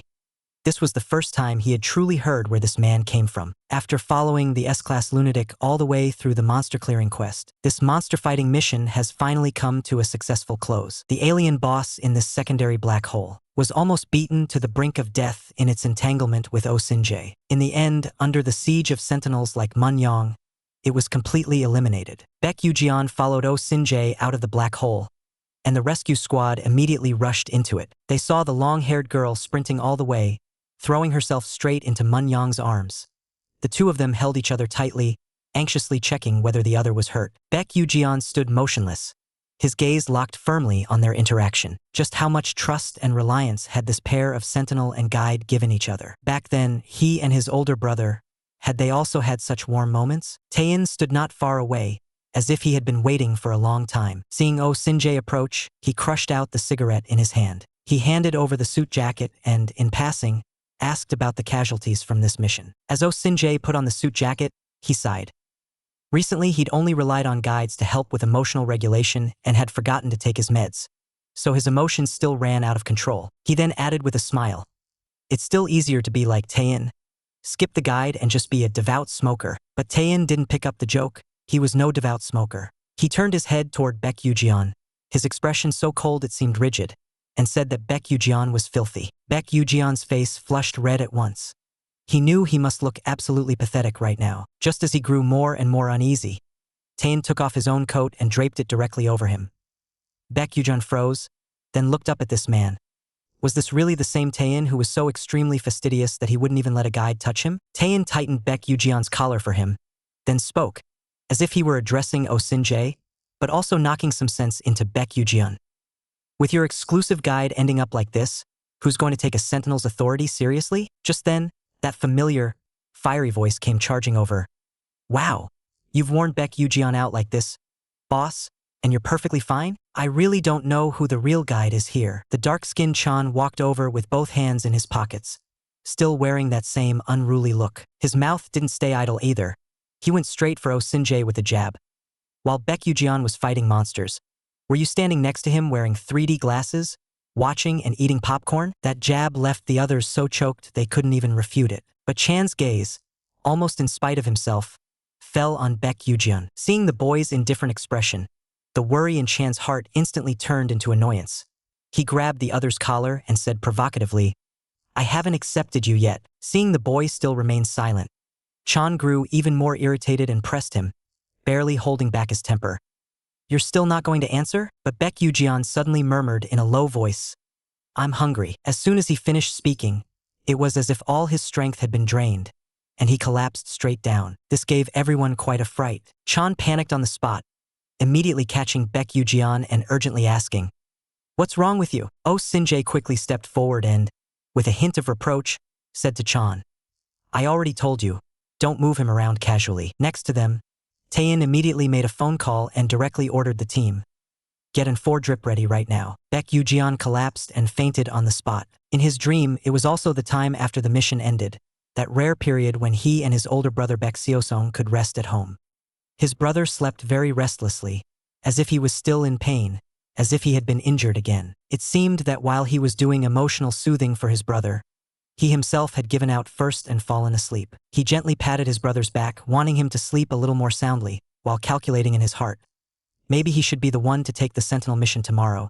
If they still didn't earn any money today, tomorrow they would have to go hungry again. Just then, Baek Seo-sung suddenly grabbed his hand. The next second, Baek Seo-sung flipped over, pinned him down, and bit fiercely into his neck. Terrified, Baek Yugeon shouted his brother's name, clutched Baek Seo-sung's collar in a death grip, and used all his strength to pull him away. But in the next second, as he lifted his head, Baek Seo-sung's face actually turned into that of a monster. Baek Yugeon jolted awake in fright, his whole body shuddering. He stared blankly at the ceiling, his awareness slowly returning bit by bit. Kwon Huiso suddenly leaned in close, his ears flushed as he called him Baek Yugeon, as if he were truly delighted that this handsome older brother had finally woken up.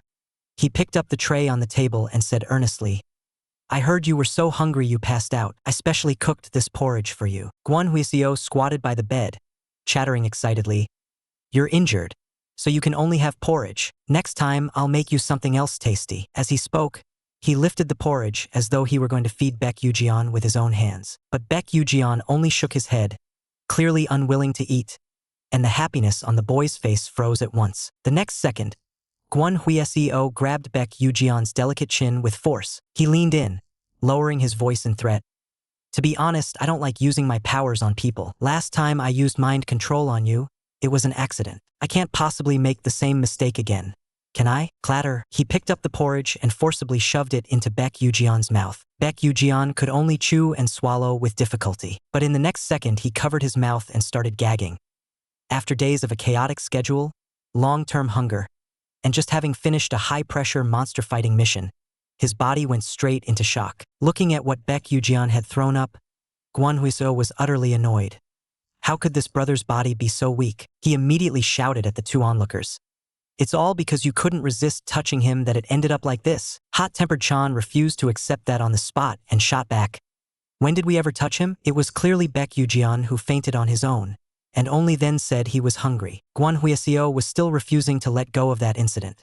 The time at the group dinner when Chan threw a water glass at Baek Yugeon. Usually quiet, Taein finally couldn't take it anymore.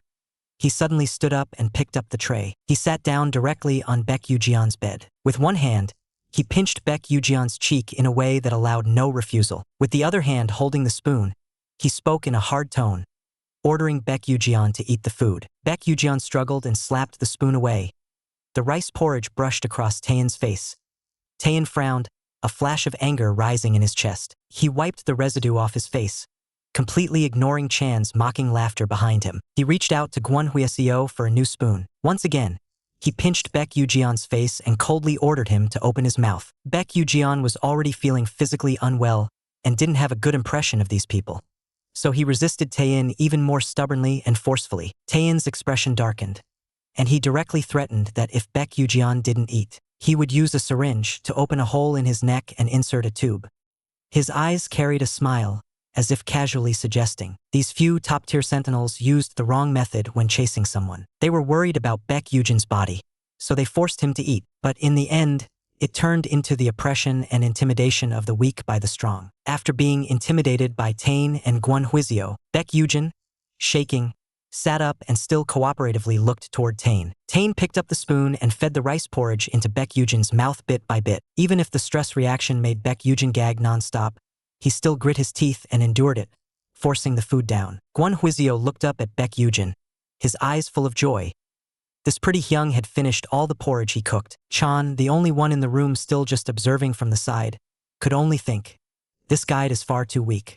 He only collapsed because he was under a bit of pressure. But as long as he recalls the scene from back then, the boy walking out of the alien nest and collapsing straight into his arms, that warm body heat pressing against him, Chan's heartbeat spun out of control. That sensation made his heart pound wildly in his chest.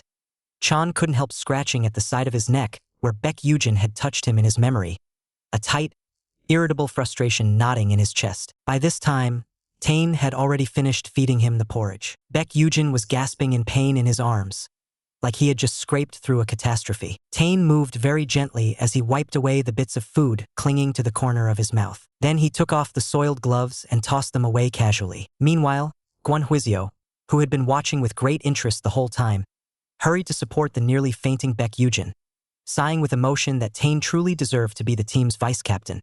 He really had a way of doing things. Tane couldn't even be bothered to glance at him, and only said coolly, "Go report to the boss, Osinjae, and tell him that, just as he wanted, the person has been fed." After Tane walked off into the distance, Guanhuizio pulled Baek Yugeon into an even tighter hug, as though he could finally no longer hold back and had to pour out all the feelings in his heart. He was genuinely happy, because Pretty Hyung had eaten every last bite of the food he made. Baek Yugeon, however, could only stare with powerless, wide eyes at the boy's morbid excitement. Then, Guanhuizio went a step further and directly kissed him.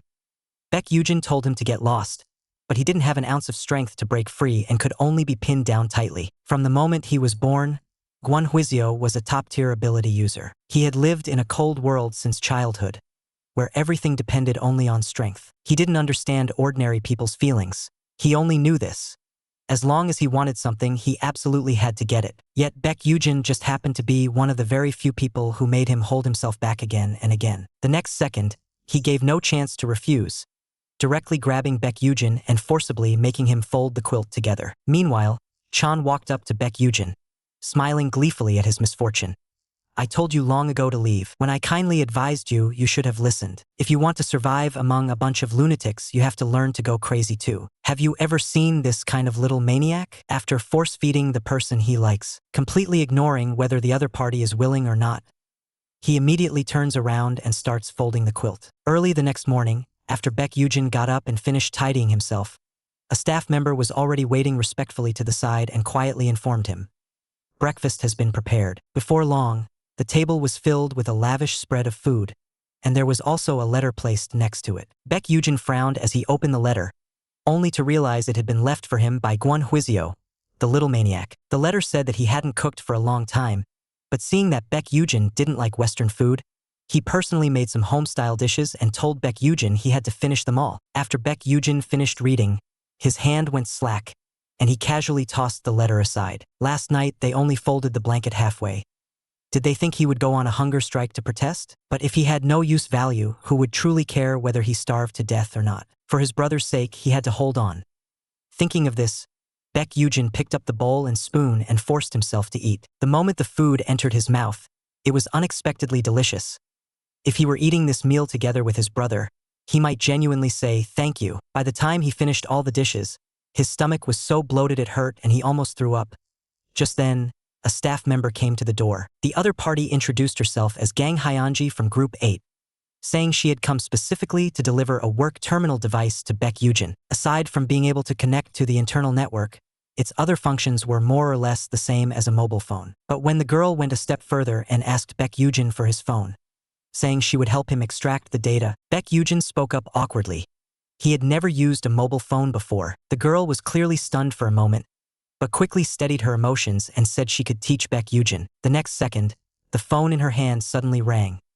The girl glanced down at it, and her expression changed instantly as her whole body froze in place. Her hands were trembling as she passed the phone to Baek Yugeon in terror. Baek Yugeon looked even more confused. As soon as the call connected, Oh Shinji's shameless voice came through. "Wife, how's the progress going?" In the end, Baek Yugeon couldn't hold back and hung up the call outright. The girl beside him stared at him wide-eyed, as if witnessing a miracle.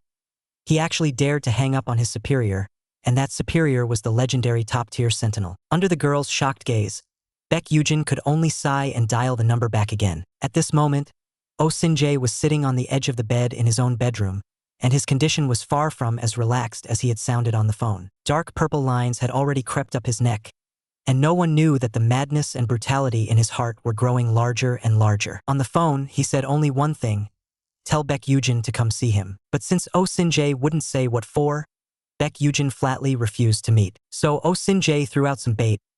"Aren't you curious about what happened at your home?" Just as Baek Yugeon was about to press him, Oh Shinjae added coldly, "That's a secret, it has to be said face to face." Hearing this, Baek Yugeon was even more helpless. He immediately stood up and walked out, and on the other end of the line came the other man's hoarse voice. "You haven't forgotten, right? I said that when we came back this time, we'd fold the sheets together." This sentence instantly dragged Baek Yugeon back to a few days ago.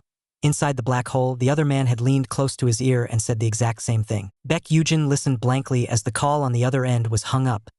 Then, without a word, walked toward the elevator. The girl hurried after him and reminded him that since Baek Yugeon had been assigned to her team, she was his superior. She told Baek Yugeon not to be too stiff, and that if he needed anything, he could just tell her directly. Right after that, as soon as the elevator doors opened, the girl hurriedly pushed Baek Yugeon inside, afraid that if he was even a step late, it would delay the order from the big boss at headquarters. Amid the girl's almost deferential send-off, Baek Yugeon still gave a polite smile and thanked her softly. "Thank you, Nuna, goodbye." The girl froze on the spot. She had long heard that Baek Yugeon was a parachuted hire with no background, but in person, he was even better than she'd imagined. Just moments ago, he'd been force-fed and made to fold sheets by that sickly little psycho, Guan Huizio. And now, Baek Yugeon had to face another unhinged big shots feeding. At this moment, he arrived at the residence of A-level Sentinel Oh Sin-jae. The house was ridiculously large, the living room spacious and luxurious,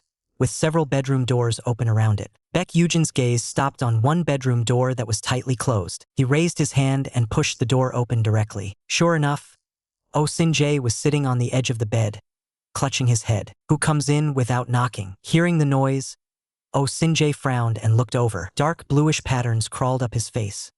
He narrowed his eyes, the golden pupils as cold as blades, pressing straight over. That aura between a different species beast and a human instantly made Baek Yugeon's back tighten, and his whole body shuddered. But once he recognized it was him, Oh Sin-jae suddenly changed his expression, smiling with complete harmlessness. "Wife, you're here." Baek Yugeon could tell at a glance that something was wrong with him, and immediately asked if his condition was too bad. Had he been fighting monsters in the black hole and overused his powers? Oh Sin-jae still had that same playful grin. "In order to make my wife happy, of course I have to work hard at fighting monsters." Baek Yugeon didn't want to keep following along with this line of talk. He cut straight back to the main point. "On the phone you said something happened at home. What is it?" Oh Sin-jae patted the bed, his tone excessively soft. "Dear, sit down first." Baek Yugeon's patience was pushed to the limit, and his face turned completely cold. "Wife, dear, why are you calling me that?" Oh Sin-jae's smile slowly faded away. His expression turned serious, and he let out a low sigh.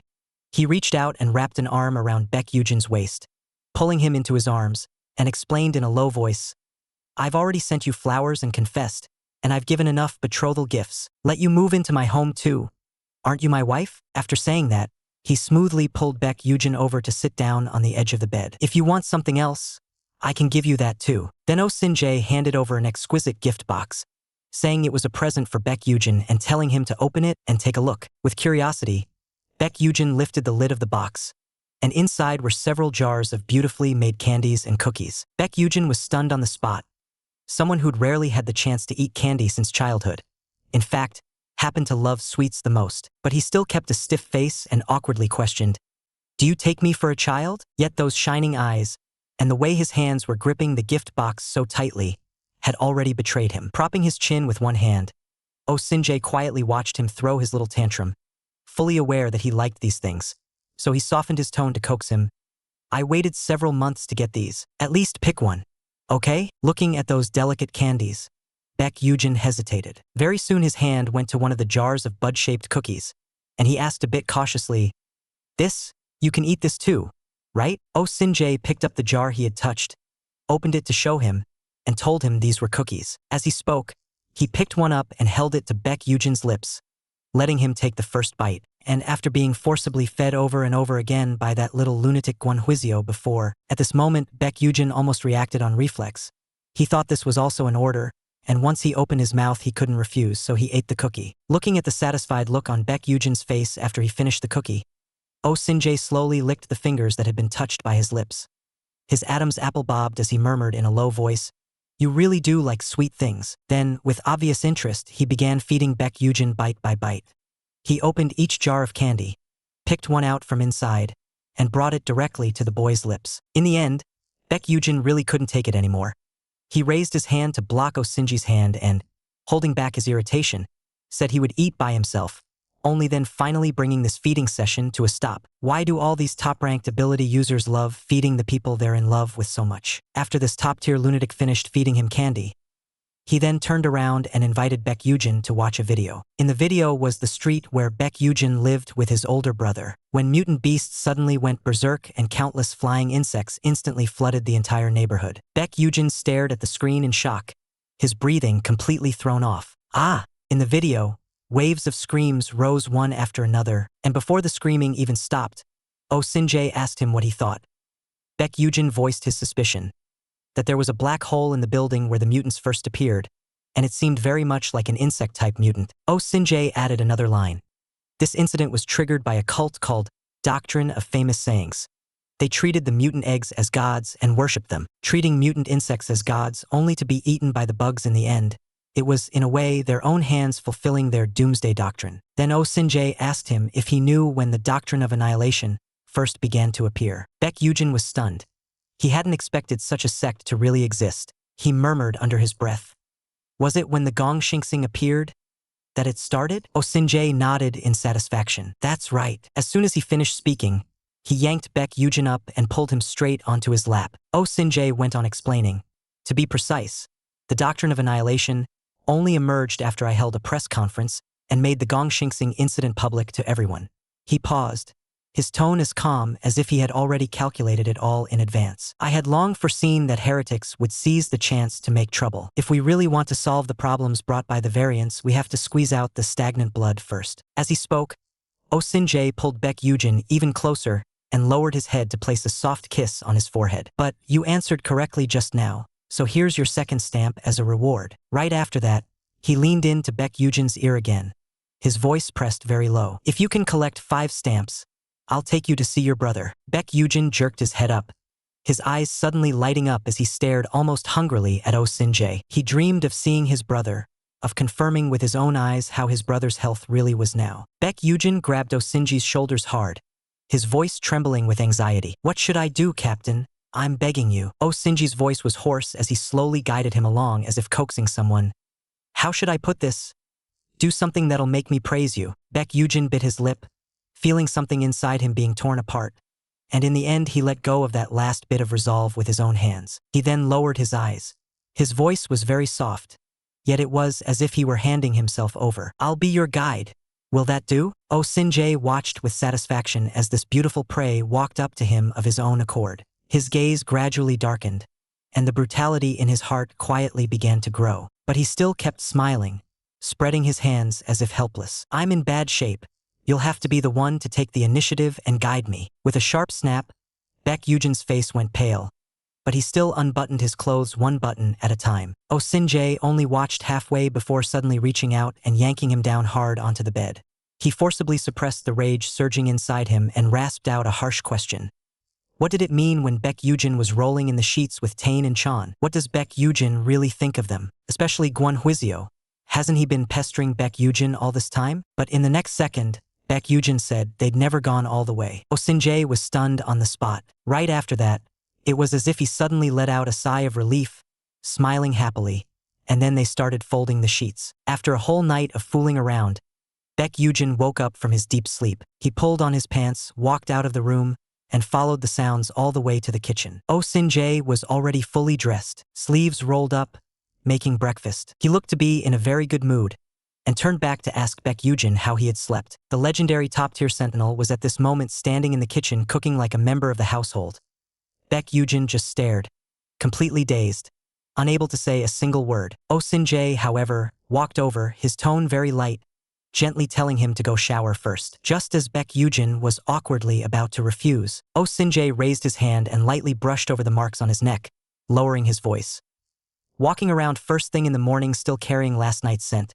Go shower first, then come eat. Before the words had even fallen, his fingers restlessly slid further down. Baek Yugeon let out a muffled groan of pain. The next second, Baek Yugeon suddenly shoved Oh Sin-jae away, shouting in a panic that he was going to shower, then turned around and ran off. Watching him run away, Oh Sin-jae's eyes were filled with fondness, and he let out a low laugh. After a while, the freshly showered Baek Yugeon sat down at the dining table, nervously staring at the lavish breakfast spread laid out before him. Oh Sin-jae immediately handed over a cup of coffee. Baek Yugeon took it and sipped it. Oh Sin-jae, who has always loved feeding his beloved, immediately asked how it tasted. Baek Yugeon accidentally tugged at his wound, his voice trembling, but still politely said, "It's okay." Oh Sinjay smiled in satisfaction and said he had gone to great lengths to get this from South America.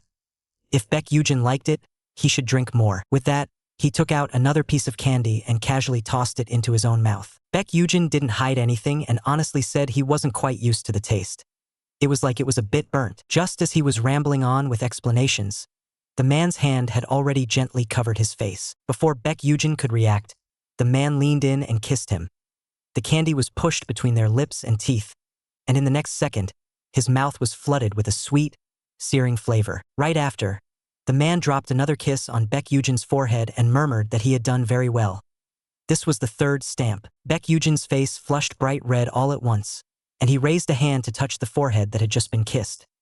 The man, however, acted as if nothing had happened and went back to his seat to continue eating breakfast. Hardly ever eating Western food, Baek Yugeon gripped the knife and fork, stared at the plate, and focused on cutting the beef in front of him piece by piece. As if making a casual remark, Oh Sinjay reminded him that he needed to train his stamina properly. It was precisely because Baek Yugeon didn't eat well that he had fainted right after finishing folding the sheets. "I'm very gentle with you, but other people might not be." As the man spoke, he popped a piece of beef into his mouth. Hearing this, Baek Yugeon's whole body suddenly froze. Oh Sinjay went on, twisting the knife in an even colder tone. "Do you want them to take a number and line up waiting for you?" Baek Yugeon looked at the man in silence, while the man kept casually chewing the food on his plate. A sharp pain shot through Baek Yugeon's chest. He knew very well he was just a guide who could be used at any time, and the other man once again reminded him of what happened yesterday. He not only had to go with the man in front of him, but also be guided together with several other people. Baek Yugeon bit into his food, reminding himself over and over in his heart. First, recognize where you stand now. The air over the dining table grew heavy along with him. Oh Sinjay lifted his eyes to the boy, as if checking whether Baek Yugeon had noticed that something was off about him. As soon as breakfast ended, Oh Sinjay pulled Baek Yugeon over to his side. He put a pendant that looked metallic on Baek Yugeon, and Baek Yugeon immediately asked, "What is this?" Oh Sinjay said it was a chip, one that would respond to the wearer's vital signs and also allow real-time tracking. No sooner had he finished than Baek Yugeon's anger flared up. He shoved the man away hard and demanded in a tight voice, "Does it really have to be like this? You know perfectly well I can't run, and you still have to do this?" As he spoke, he yanked viciously at the necklace around his neck. Oh Sinjay immediately held him down. "Don't do that. You'll get hurt. This is material extracted from a mutant's body. It won't be damaged. But if you forcibly tear it off, the chip will explode." As he spoke, the man directly pinned both of Baek Yugeon's hands down. Then he put away his smile, his tone slowed, and he explained very clearly. Entering the black hole is far more dangerous than imagined. The last mission could only be considered a stroll. In the future, he can't keep his eyes on Baek Yugeon all the time, and he doesn't want to lose him without even knowing it. After all, he can't possibly carry Baek Yugeon everywhere in his arms. At this, the man gave another gentle smile. He hooked the necklace with one hand, leaned in close to Baek Yugeon, and lowered his hoarse voice. "That's right. This is a shackle, and also the way I confirm you're safe." Baek Yugeon didn't respond again, only fell into a complicated, silent expression. After that, Oh Sinjay finally let Baek Yugeon go back first and get everything ready for going out. Baek Yugeon looked shocked and asked where they were going. The other man only said one sentence. "The neighborhood Baek Yugeon used to live in is about to turn into a mutant nest. We have to go deal with it immediately." Mutant monsters had already spread all over the world. In an old residential district, enormous insects were flying in swarms that blotted out the sky, lunging straight at the crowds and frantically attacking humans. Even the troops on site were being pushed to the point where they could barely hold out. Just as a giant bug beat its wings fiercely, opened its bloody maw, and lunged madly toward a soldier, a giant leopard crashed down from the sky and bit straight into the giant bug's nape. The blood spurted out instantly. The giant bug collapsed on the spot and stopped struggling. The giant leopard then transformed into a defiant-looking man, staring in disgust at the smear of red on his own hand. He lifted his foot, ready to crush the bug flat. But Tane behind him immediately called out to stop him, coldly reminding him, "Once the bug is stomped and bursts, its eggs and parasites will come out together, and it will be even harder to clean up." After saying that, Tane directly took action, suddenly thrusting his hand into the bug's body. He precisely crushed the bug's heart, and with a strange sizzling sound, the upper half of the bug's body began to melt. All the soldiers on site were stunned. So this was the legendary top-tier ability user combat squad. In just a short moment, These disgusting bugs had been wiped out by them without a trace. At this moment, a middle-aged officer stepped forward and introduced himself. He was Captain Jong Janga from the Ability User Management Department. Out of courtesy, Tane, as the vice captain, stepped up to shake his hand and also reported his own name. But the next second, Captain Jong Janga clearly showed rejection and said stiffly, "Although we're grateful for your assistance, no support request was issued for this operation. You shouldn't have interfered in other people's actions." With a click, the hot-tempered Chan was immediately annoyed on the spot. "These guys, we come to help them, and they still spout so much crap?" Hearing this, Captain Jong's face turned livid with anger, yet he didn't dare talk back. Tane raised a hand to cover his face, truly at a loss for what to do about Chan's mouth. Just then, several soldiers suddenly rushed over screaming in terror, with a huge dense swarm of alien insects following behind them. It turned out that Guan Huizio was using mental control to manipulate the insects, deliberately scaring these military officers from the administrative department. Seeing his teammate turn the scene into such a mess, Tane once again was left speechless. At that moment, Captain Oh Sinjae called. As soon as Chan picked up, he pressed, "Where are you?" Oh Sinjae said he was on his way with the guide Baek Yugeon to the place where he used to live, and he had also told Guan Huizio to head there as well. Chan immediately grabbed onto the key point. Baek Yugeon was going to join the mission too? He was a guide. How could he be allowed onto such a dangerous battlefield? The more Chan spoke, the more furious he became. But in the very next second, a loud boom suddenly came from the other end of the line, startling Chan into a daze on the spot. Oh Sinjae then said with a laugh that it was Baek Yugeon losing his temper and telling Chan to shut up. Having listened to the whole thing, Guan Huizio instead laughed even more happily.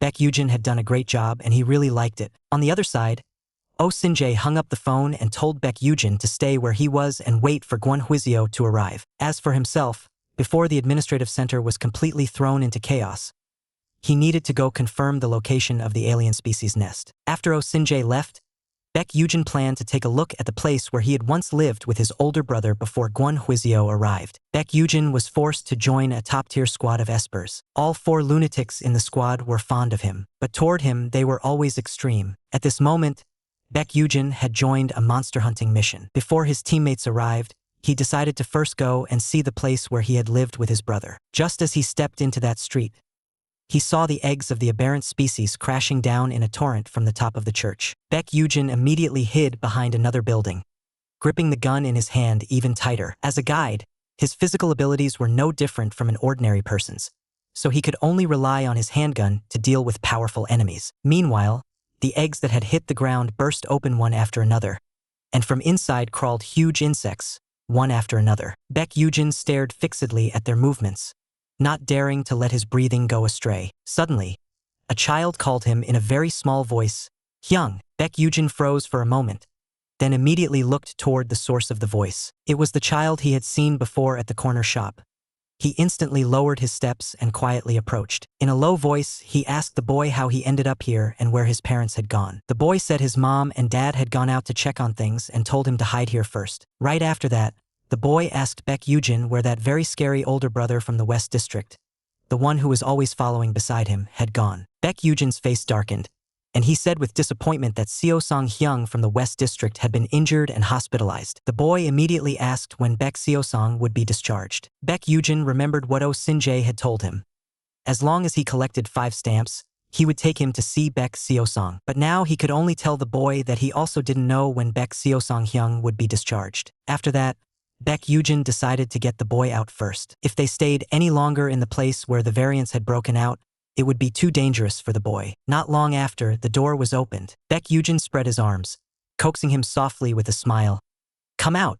Don't be afraid." The boy was trembling all over, his eyes filled with fear of the mutant world outside. Baek Yugeon immediately softened his voice to comfort him. "I'll take you to find your mom and dad." The boy sobbed as he threw himself into Baek Eugen's arms. Baek Yugeon gently patted the boy's back and carried him out of the convenience store. The next second, there was a loud boom behind them, and a huge insect crashed down onto the convenience store roof where they had just been. Smoke instantly billowed out, and Baek Yugeon held the boy even tighter. But a chilly voice came from the side.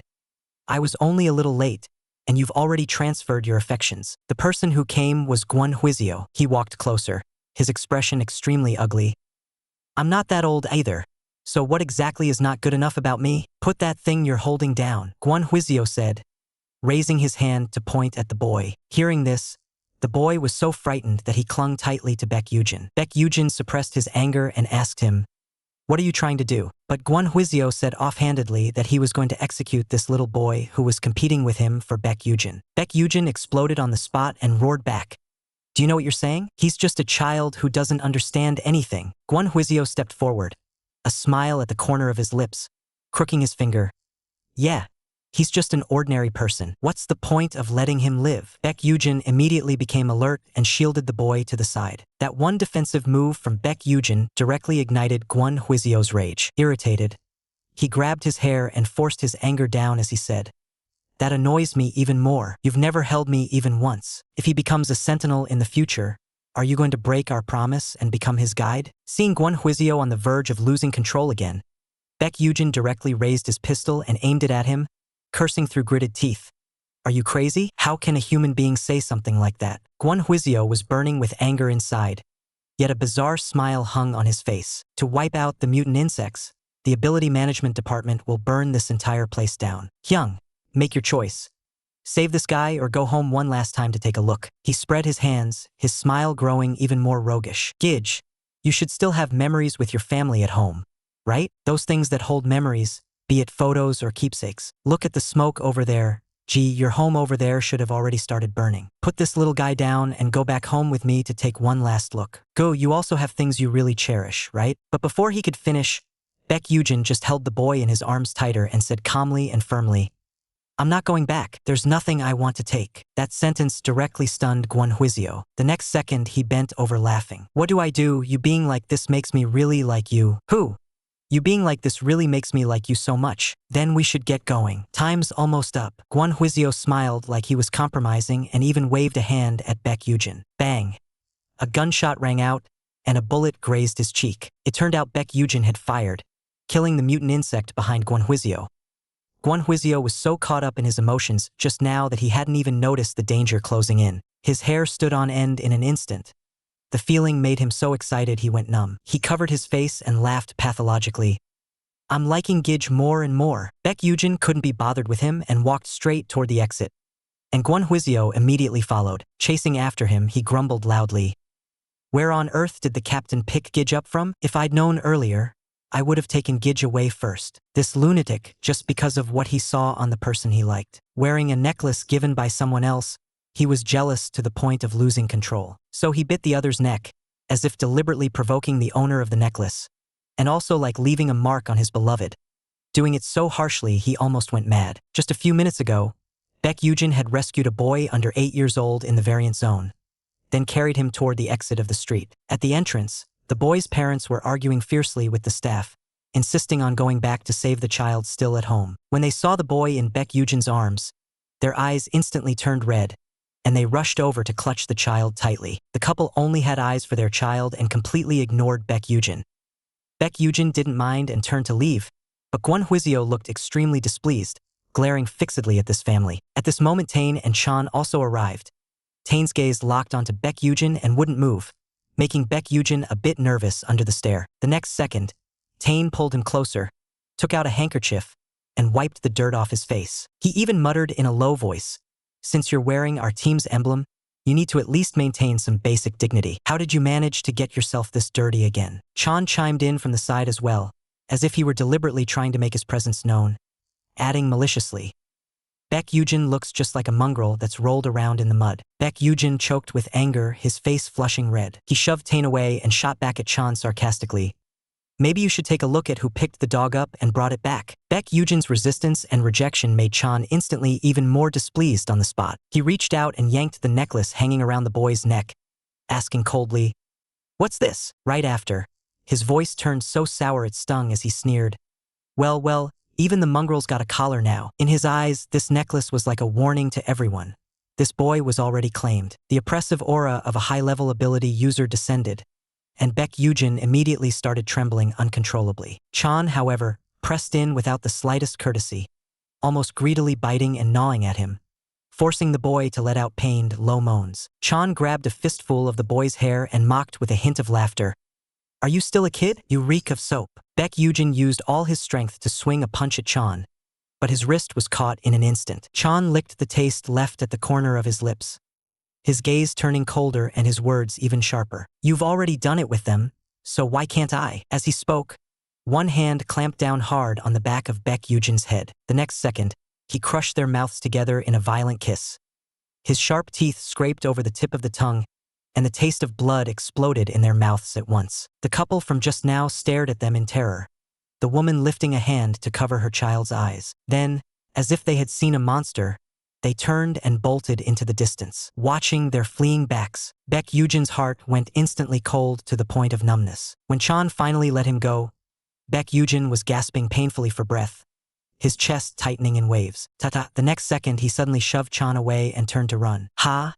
Chan stared at the boy's back with a wicked grin. As Baek Yugeon ran off, he crashed headfirst into the approaching Oh Sin-jae. Oh Sin-jae immediately caught Baek Yugeon steadily and wrapped his wide trench coat tightly around the still shaking boy. He lowered his head and kissed Baek Yugeon on the forehead. "You did very well today. I'll give you my seal of approval." This madman who never understood how to comfort anyone gripped Baek Yugeon's shoulders and asked in a low voice, "There's only one kiss left now, right?" Hearing this, Baek Yugeon's breathing finally began to calm down bit by bit. In the distance, the fire on the street was blazing furiously. Zi Yujian was in a very low mood, standing where he was, gazing at the place where he had once lived with his older brother. Oh Sin-jae walked up and put an arm around his shoulders, his tone like reciting poetry.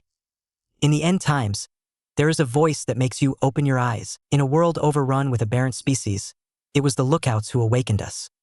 We lost our home, had nowhere to go, and could only head toward the dark abyss to bring all of this to an end." Staring at the leaping flames before him, Zi Yujian thought quietly, "Where should I go next?" For Zi Yujian, this step felt exactly like walking into a trap himself. They'd said he was coming to give a work report, but it had turned into being surrounded and messed with by a few top-tier psycho-sentinels, and it was driving him crazy. A few hours ago, after just finishing off monsters, Baek Yugeon thought he could finally get a good night's sleep, but was summoned to the conference room by Captain Oh Sin-jae under the pretext of reporting on work. He couldn't help complaining in his heart.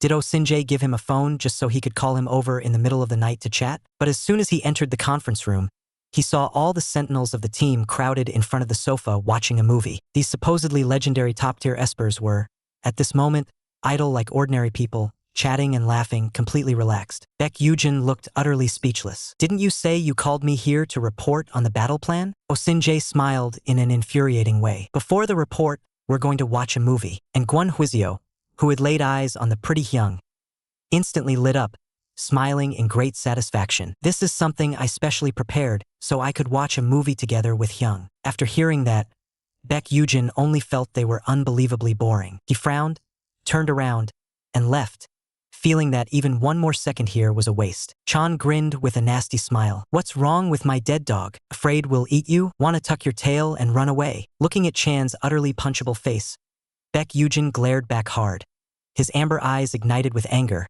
shining so bright they were almost piercing. Oh Sin-jae immediately cut in, forcibly interrupting their escalating standoff. "We haven't even had a proper gathering once. Last time, I don't know which bastard ruined the get-together." Hearing this, Chan was even more annoyed, yet he deliberately gave Oh Sin-jae a friendly hand gesture, dripping with sarcasm. Baek Yugeon fell silent and thought for a few seconds. He knew very well that sooner or later he had to integrate into this team as quickly as possible. So he awkwardly walked toward the sofa. Oh Sin-jae spread his arms excitedly, grinning like a creep. "Come here. Let me hug you." Baek Yugeon directly ignored him and simply sat down on the floor in front of the sofa. Not only did Oh Sin-jae not get angry, he even drew his arms back around himself, hamming it up exaggeratedly. "Oh, so warm." Next to them, Gwon Huizio picked up the remote and casually switched to another movie. The screen instantly turned into a terrifying zombie film. Screams came one after another, pouring out of the speakers. This was the first time Baek Yugeon had ever watched a real movie, but the content was just way too intense. "This is too brutal." Gwon Huizio suddenly tightened his arm around him, deliberately pretending to be scared, pressing close against Baek Yugeon while shouting and trembling. Chan complained in disgust. "Who picked this movie? It was you, right, Gwon Huizio?" Gwon Huizio immediately retorted that it was the captain's choice, then covered his face with both hands, acting all shy. "The movie is so scary. What if I have nightmares tonight?" Watching the boy's whole pretentious performance, Baek Yugeon's face was full of speechless disbelief. This guy usually does things that are even more brutal than in the movies. Just as Baek Yugeon was helplessly complaining, a hand suddenly reached out from behind him. Oh Sin-jae grabbed Baek Yugeon's hand, used it to cover his own eyes, and said with a playful smile, "It's too scary. I can't watch anymore." Baek Yugeon tried to pull his hand away in resistance, but Oh Sin-jae directly kissed his hand, his gaze going unfocused, and he leaned close to whisper, "You're telling me to let go. Is it because you really want to see my face clearly?" The moment Baek Yugeon heard this, he stood up at once and slapped Oh Sin-jae hard across the face. Yet Oh Sin-jae just held on to that hand, laughing even more happily, like he was teasing him on purpose. Kwon Huizyo also took the chance to jump on him, hugging Baek Yugeon tightly, shouting at the top of his lungs that he was so scared, and knocked Baek Yugeon off balance. But in the very next second, Kwon Huizyo's hands started to misbehave, slipping under his clothes. Chan watched them fooling around with great interest. At this moment, no one cared what was happening in the movie at all. Baek Yugeon couldn't understand why he had to go through this kind of madness over and over again. He should never have had even the slightest expectation of anyone here. Several high-level ability users had called Baek Yugeon to the conference room to watch a movie, but the film had barely started playing. Kwon Huizyo just clung tightly to Baek Yugeon, putting on a straight face. Zombie movies are really scary. He needs his big brother to hold him tight. Baek Yugeon shoved Kwon Huizyo away and told him to get lost. Kwon Huizyo immediately looked wronged and accused his brother of going too far. Not far away, Tane answered the phone, stood up, and walked toward the door. Kwon Huizyo still refused to let Baek Yugeon go, sticking to him and coquettishly asking, "Am I your favorite?" Beside them, Chan was still full of interest, as if watching a great show. Baek Yugeon, furious, blocked the crazy boy in front of him. "Get lost. You disgust me." When Kwon Huizyo heard this, his whole body froze. He stared wide-eyed at Baek Yugeon, his voice going cold and hard. "Then why did you respond to me last time, Hyung? I thought you'd accepted me. Everyone else was crying and begging me to save them. But you were the only one who wasn't like that, so that's why I like you so much, like you to the point of almost going crazy." As he said this, his expression darkened, and he suddenly exploded. "If you like someone else more, Hyung, I'll really be upset." Baek Yugeon's eyes flew wide in terror. But in the next second, Kwon Huizyo grabbed him by the throat and slammed him hard toward the floor. "If that's how it is, I might as well just kill you, Hyung." Baek Yugeon desperately tried to pry the boy's hands off his arms, letting out a low groan of pain, while Oh Sin-jae, sitting on the sofa, glared darkly at Kwon Huizyo and asked through clenched teeth, "Who gave you permission to touch my stuff?" Chan then butted in obnoxiously at this moment. "He's not yours, he's ours. Who was it that said before, as long as he joins us, we can do whatever we want with him?" Hearing this, Oh Sin-jae froze for a moment. At this moment, Kwon Huizyo let go, and Baek Yugeon was left gasping weakly for breath. The next second, he was fiercely kissed by the boy, yet in his ear came Oh Sin-jae's voice, "Fine. Then do whatever you want." That sentence instantly chilled Baek Yugeon's heart to the core. Chan walked toward Baek Yugeon with a wicked smile. He lifted his leg and kicked the boy who was pressing down on Baek Yugeon, signaling him to move aside, but Kwon Huizyo didn't budge. Chan directly kicked him away with force, and Kwon Huizyo immediately jumped up and started cursing. But Chan's attention was entirely on Baek Yugeon, completely ignoring Kwon Huizyo's yelling. A hand suddenly clamped down on Baek Yugeon's ankle, yanking his shoe off by brute force, and he deliberately said something infuriating. "How come you're a man, yet your ankles are this skinny? Weren't you acting all arrogant just now when you were provoking people? Now that it's your turn to be eaten, you're scared." This sentence set Baek Yugeon off like a bomb. He gritted his teeth viciously and kicked toward Chan. Chan's face was kicked to the side and swelled up on the spot. He glared fiercely at Baek Yugeon, eyes like he was about to tear someone to pieces. Right after, he hooked up the corner of his mouth, smiling wickedly and darkly, as if he were watching a good show about to spin out of control. The power run amok Chan. Baek Yugeon's heart suddenly sank. In a panic he shrank back, but the next second Chan gripped his leg even harder, pinning him down and not letting him retreat. Oh Sin-jae was still lying on the sofa, his brows furrowed deeply, and he warned Chan in an icy voice, "Don't hurt him. I went through a lot to find him." But Chan only grew more irritable and snapped back, "If you don't want to get involved, then get lost." Oh Sin-jae stared fixedly at the three of them, unable to tell where this surge of restlessness came from himself. His expression was dark as he forced down his temper and said, "If you do this where I can't see you, I'll be even more pissed off." At this moment, however, Kwon Huizyo shyly asked whether the food he made tasted good, and said that next he wanted to treat Baek Yugeon to a meal. With the mood pushed to this point, I won't spell out what comes after. A moment later, the pain-stricken and trembling Baek Yugeon reached out to grope around beside him. He just wanted to grab something. Best of all, something that could put a hole in these two bastards' heads. Gwon Huizio, however, grabbed the remote that Baek Yugeon was about to touch a step ahead of him. The next second, he smashed it hard, hurling it fiercely at the screen, and the screen shattered on the spot. Meanwhile, Oh Sin-jae also sat up straight, his golden pupils locking onto Baek Yugeon, motionless. Immediately after, he slowly revealed a strange, indescribable grin. He reached out his hand and spoke toward Baek Yugeon. "Come to me. I'll help you end all of this." Baek Yugeon's eyes even trembled, as if he had grabbed the only straw that could save his life. At the moment when his trembling hand reached out toward Oh Sin-jae, Chan saw it all, and a surge of anger and jealousy flared up in his heart. The power inside him could no longer be suppressed, and in the next second it was about to run wild and lose control. Suddenly, Tane's voice cut in. "There's an emergency, we have to head out." The hint of a smile at the corner of Oh Sin-jae's mouth disappeared immediately. Chan, on the other hand, directly started complaining loudly. With a madman of this level, just how vicious could he be toward the person he liked? Earlier, he had taken Baek Yugeon's older brother as a hostage. He forced the boy inch by inch right to the edge of the abyss. But when Baek Yugeon was being bullied by other teammates, he then put on the act of a savior and reached out to pull Baek Yugeon up. He was just waiting to see how the boy would respond. But then the Vice Captain Tane suddenly intervened and directly informed everyone.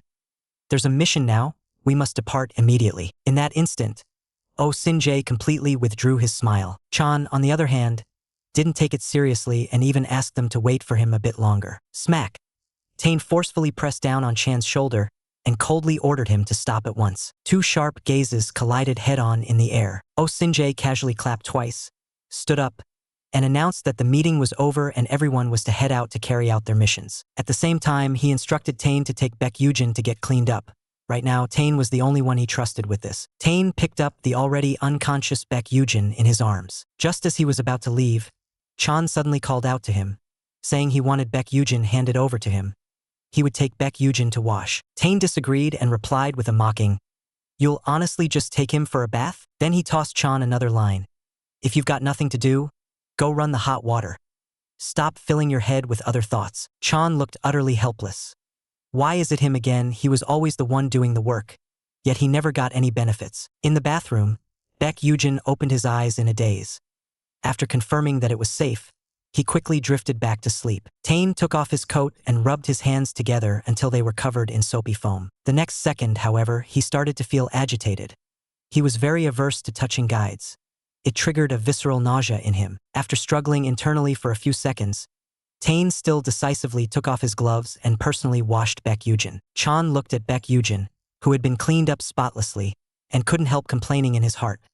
Tane is such a pervert, insisting on washing the boy himself. But then he saw that Baek Yugeon was still unconscious yet frowning, mumbling under his breath as if he was in pain. Chan couldn't help reaching out to touch the boy's cheek, and a faint pang of guilt rose in his heart. Had he really gone that overboard just now? Of all times, it had to be then. Baek Yugeon slowly opened his eyes, giving Chan such a fright that he jolted, his heart instantly turning guilty and weak. When Baek Yugeon was fully awake, all that was left in front of him was a little black cat on the bed, the two of them staring wide-eyed at each other. He stared at the black cat in confusion, while the black cat affectionately raised its tail. Baek Yugeon sat up and asked, "Why are you here? Don't you have a home?" The black cat pretended not to understand. It meowed, and Baek Yugeon murmured to himself again, "Maybe you've mistaken me for your owner?" But the black cat immediately raised its voice, its tail slapping the mattress non-stop as if very displeased. Just then, Tane walked over. He put on black gloves and gave the black cat on the bed a casual glance. He asked in a natural tone, "What are you doing?" The black cat secretly made a strange gesture toward Tane, and Baek Yugeon softly asked Tane, "Do you know this black cat?" Seeing the odd interaction between the person and the cat on the bed, Tane pretended nothing was wrong and calmly said that it was just a stray cat from the neighborhood, not anyone important. But before he could finish speaking, "Ha!" the black cat suddenly opened its mouth and roared, looking fierce enough to pounce on Tane for a fight, and Baek Yugeon was scared on the spot. He immediately scooped the black cat into his arms, lowered his voice to scold it to stop messing around, but the black cat instantly froze, its tail shooting straight up with a swish. Tane added another blow with a blank face. If you really want to keep it, you have to neuter it first. A male cat in heat is a real hassle. Baek Yugeon nodded in agreement, and the black cat exploded in his arms, struggling like crazy. The next second it jumped off the bed, meowing as it bolted out of the bedroom. This place, it really didn't want to stay even 1 second longer. With his own hands, he had pushed the person in his heart into becoming the team's little mascot. But when he saw the boy being bullied by other teammates, he couldn't help getting angry again and wanted to destroy the boy. Yet, at the same time, he wanted to lock the boy at his side and have him all to himself. Everything was so contradictory it was about to spin out of control. At this moment, this level of lunatic was standing outside the gate of the Espers headquarters, a cigarette dangling from his lips. People were coming and going here, the air before the mission wound tight with tension. They were about to head out to fight monsters. Chan walked over with his hands in his pockets, lazily asking, "Still mad? You finally found a guide, and you're just leaving him and used like that?" Oh Sinjae exhaled a puff of smoke and said with a squinting smile, "If he did everything he wants to do, his Yujin would die." Chan let out a cold laugh, his tone dripping with sarcasm. "You personally locked Baek Yugeon up in headquarters so everyone could take turns using him. And now you're putting on an act about your Yujin?" Oh Sinjae ignored him and simply took out another cigarette and lit it. Chan kept pouring fuel on the fire. "If you don't want to take part in sharing Baek Yugeon, then get lost while you still can. If this keeps up, you can just stand aside and watch me bully him. Then go find your own fun." The moment Baek Yugeon was mentioned, Chan's hostility toward Oh Sinjae surged up out of nowhere and viciously so. Oh Sinjae smiled faintly, almost imperceptibly. "First time having Yujin? You really are a clueless punk." This sentence made it perfectly clear. Oh Sinjae had already laid hands on Baek Yugeon, and definitely more than once. After hearing that, Chan clenched his jaw so hard it ached and glared at Oh Sinjae with killing intent. He asked in a cold voice, "Had you set your sights on Baek Yugeon long ago?" Oh Sinjae narrowed his eyes with a smile and deliberately refused to answer. The Espers waiting outside the headquarters' main gate all bowed toward the entrance in unison. They saw Tane stride out quickly with Baek Yugeon, and in an instant, he drew the gazes of both lunatics straight to him. Oh Sinjae immediately flicked away the cigarette he had barely taken a few drags from, and Chan asked with a cold face why he had stopped smoking. Oh Sinjae said he had never liked relying on drugs to suppress an Esper outburst. As he spoke, however, his eyes stayed locked tightly on Baek Yugeon. Baek Yugeon walked up to the car door, and the little maniac Gwonhwizyo's eyes instantly lit up. She happily shouted "Appa," then noisily started explaining again. This time, the mission was Berserker Hunter, which had been really popular in the news and online lately. Baek Yugeon said coolly that he didn't care, then got straight into the car. A moment later, the convoy headed toward the mission area. In the car, Oh Sinjae, like a mentor, quietly explained to Baek Yugeon the origin of Berserker Hunter. The so-called black hole was a term that came from Europe. It was the nest that appeared together with the birth of aberrants. The target of this mission was that black hole which, back then, they had paid a huge price to attack but still failed to break through. The public called it Berserker Hunter. Baek Yugeon was very puzzled. Why hasn't it been taken down even now? Oh Sinjae explained with a smile. Because among the 3 types of black holes, this is the most troublesome type. He hadn't even finished speaking. Chan, sitting beside them, cut in first. Once all the aberrants inside a black hole die, the black hole will close immediately, leaving no time at all to go in and look for the ultimate. So every time a black hole appears, you have to attack it right away. After saying that, Chan still didn't forget to jab at Baek Yugeon. Even if you're just an F-class rookie, you can't be so clueless that you don't even know this, right? As soon as he said that, Gwonhwizyo, sitting next to him, instantly lost her temper, holding back her anger as she told Chan not to talk about Yujinji that way. Ting also frowned and got angry with him, telling Chan not to talk about Brother Jen like that. In the front row, Tane spoke with a cold face and directly told them to shut up, and only then did the car fall silent. Baek Yugeon looked out of the window, as if he were thinking about something, yet also as if he were thinking about nothing at all. Oh Sinjae silently watched his reactions the whole way. In order to save his older brother, Baek Yugeon was forced to join the team of these S-class lunatics. But after being treated so viciously, when that gentle girl reaches out her hand to him, will he go with her and escape from these lunatics together? This time, the variant nest was hidden deep in the mountains. As soon as the car reached the outskirts of the variant zone, it was surrounded so tightly by reporters that not even a drop of water could pass through. Baek Yugeon stared in shock at the crazed reporters outside the window. This kind of scene was rarely seen in their own country, yet they were chasing after them as if they were celebrities. The car stopped inside the variant zone, where ordinary people could not enter. Chan got out of the car cursing, thinking he would just blast this place through once and for all so they would never have to come again. Guan Huizio, on the contrary, looked excited and said he was really looking forward to the monster fighting later. Tane also got out of the car and first reminded them coldly to pay attention to their image and not make a racket outside. Behind them, Oh Sin-jae was still clingily trying to hold Baek Yugeon as they got out, but the boy dodged him with a look of utter distaste. He complained inwardly. They don't really have any image anyway. The reputation of the lunatic squad has already spread far and wide. At this moment, Munying, whom they had met last time while fighting monsters, walked over and greeted them. He even took the opportunity to invite Oh Sin-jae to come along. Oh Sin-jae patted Baek Yugeon on the shoulder, telling him to stay put and rest for now. Then the few of them followed Munying and left. After being tossed around all night, Baek Yugeon hadn't slept well at all, and his head was throbbing with pain. He simply sat straight down on the ground and raised a hand to rub his temples hard. Suddenly someone called out to him. It was the person he had seen during the previous mission, Munying's exclusive guide. The other person kindly introduced herself and casually asked the boy what his name was. Baek Yugeon didn't like strangers getting too close, so his reply was very reserved. The girl, however, gently soothed him and told him to relax a little. Baek Yugeon hesitated for a moment, then still lightly tapped the girl's outstretched hand and blankly called her Sister Sealpi. At that, the girl was immediately amused into laughter. It was as if the girl had suddenly opened up, and she said she wanted to get along well with Baek Yugeon. After all, guides rarely had the chance to interact with outsiders, and most sentinels didn't like their own guides chatting with other people. Baek Yugeon suddenly thought of his older brother Baek Seosong, right? Baek Seosong also didn't like him interacting with outsiders, so it turned out Baek Seosong hadn't been overly sensitive before. Immediately after that, the girl suddenly put away her smile, lowered her voice, and asked Baek Yugeon, "Do you live in Osinji's headquarters building?" Baek Yugeon was stunned for a moment, even more confused. Why would the girl ask that? The girl asked even more bluntly, "Those sentinels, are they good to you?" Baek Yugeon trembled on the spot, and his face instantly turned deathly pale. His hand shrank back reflexively, as if it had been burned. The girl stared at his tense, pale expression, and immediately had her answer in her heart. She frowned at Baek Yugeon, full of worry. Anxious, she pressed him.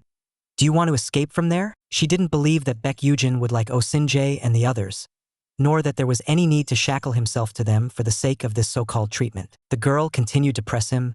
"Are they threatening you?" Baek Yugeon shuddered again, and his expression grew even uglier. The girl covered her mouth, shaking in shock. "My God, what on earth are they trying to do? They even want to take you into the black hole." Baek Yugeon hugged his own arms tightly, his voice very low, as if suppressing his emotions. "I agreed to this. Before coming to Oh Sinji's headquarters, he often fought near the black hole." The girl couldn't understand at all. She felt that Baek Yugeon was clearly able to go somewhere better, and she said she could get Munying to help him escape. Baek Yugeon, however, suddenly stood up and refused outright, and the girl raised her voice to press him on why. Baek Yugeon stopped in his tracks, his back trembling slightly, and with a hoarse voice he said, "Because I have to get what the captain promised me." The girl looked at his shaking back, her eyes almost turning red. He wanted to help this boy, but in that moment he only felt utterly powerless. Then, she took a business card out of her clothes pocket. Without allowing any refusal, she shoved it into Baek Yugeon's palm. "If you want to leave, contact me." Right after that, the girl gripped the boy's hand tightly. Her voice was trembling but very firm. "Don't compromise. Don't make those outrageous deals with them. In this world, there really are people who care about you." As if afraid that Baek Yugeon would reject her on the spot, she hurriedly ran off the moment she finished speaking. Before leaving, she even looked back and added, "You must contact me." Baek Yugeon stood there, dumbfounded, pinching the business card in one hand, only able to watch as the girl disappeared. The next second, he stuffed the card into his pants pocket, his expression turning cold, and walked toward the battlefield with an indifferent air. At that moment, someone stepped out of the shadows, having clearly seen every bit of the interaction between the two guides just now. He was the exclusive guide of the top-tier battle squad. Baek Yugeon had just been tormented badly by those top-ranked, utterly deranged sentinels. Turning his head, he was taken out by them again to fight monsters. The battle was about to begin. This time, the operation had gathered high-level sentinels from all over the country, and the deployment at the entrance of the black hole was even more excessive. Standing there were the highest-level sentinels. That was Oh Sinji's combat team. As soon as the aberrants erupted, they could, at the first moment, maximize the damage and clear out as many aberrants as possible. After Oh Sin-jae and Munying divided up the combat zones, They each turned and left. In the final interval before the aberrant outbreak, Oh Sin-jae went over the plan item by item with the sentinels in his team. Then, he assigned Baek Yugeon to a relatively safe position, because the aberrants here were not something that could be dealt with by guns at all. His expression was stern as he directly gave the order. Before guiding the team members, Baek Yugeon must first ensure his own safety. Once he encounters danger, he must immediately contact anyone and not tough it out. After speaking, he softened his tone again, with a slightly soothing smile. You're wearing the necklace I gave you. Even if you get lost, don't panic. I can sense your physical condition through the necklace, and I can quickly locate where you are. Before the words had even fallen, a violent gust of wind suddenly swept through. They saw a mutated giant bird, its whole body surging with corrosive black mist, screaming as it dove down. Suddenly, a black shadow flashed past at the side. With a few bounding steps, in the next second it shot up into the sky. Chan turned into a huge black panther and bit down viciously on the giant bird's neck, killing it instantly. Baek Yugeon stared at the scene in shock. He had never seen this kind of eerie aberrant creature in any of his past battles. Yet behind him Tane quietly reminded him not to let his guard down, because this was still not the real enemy. Immediately after, Baek Yugeon's pupils dilated sharply, and he looked ahead in terror. Countless humanoid and beast-shaped aberrants hurled themselves down from above with howls. The black hole-type aberrants had erupted. Chan, in the form of a black panther, was as fast as black lightning and in an instant tore apart several mutant dogs charging at the very front. Jae's cheeks flushed red as he excitedly started role-playing with the humanoid aberrants. While using mental control to force the aberrants to surrender, he deliberately put on an act, saying, "Even if you surrender, it's useless." Before the words had even fallen, he directly activated his ability gun and killed the aberrant on the spot. On the other side, Tane swung his long bayonet, cutting down more than a dozen ferocious giant mutant birds in a row. Meanwhile, Oh Sin-jae stood on the mountaintop, coldly waiting for the aberrants to gather around on their own. The moment he raised his hand and clenched his fist, the densely packed aberrants below the peak were blown apart outright by a violent energy shockwave. At this moment, the sentinels were scrambling to meet the attack, yet more and more aberrants kept coming.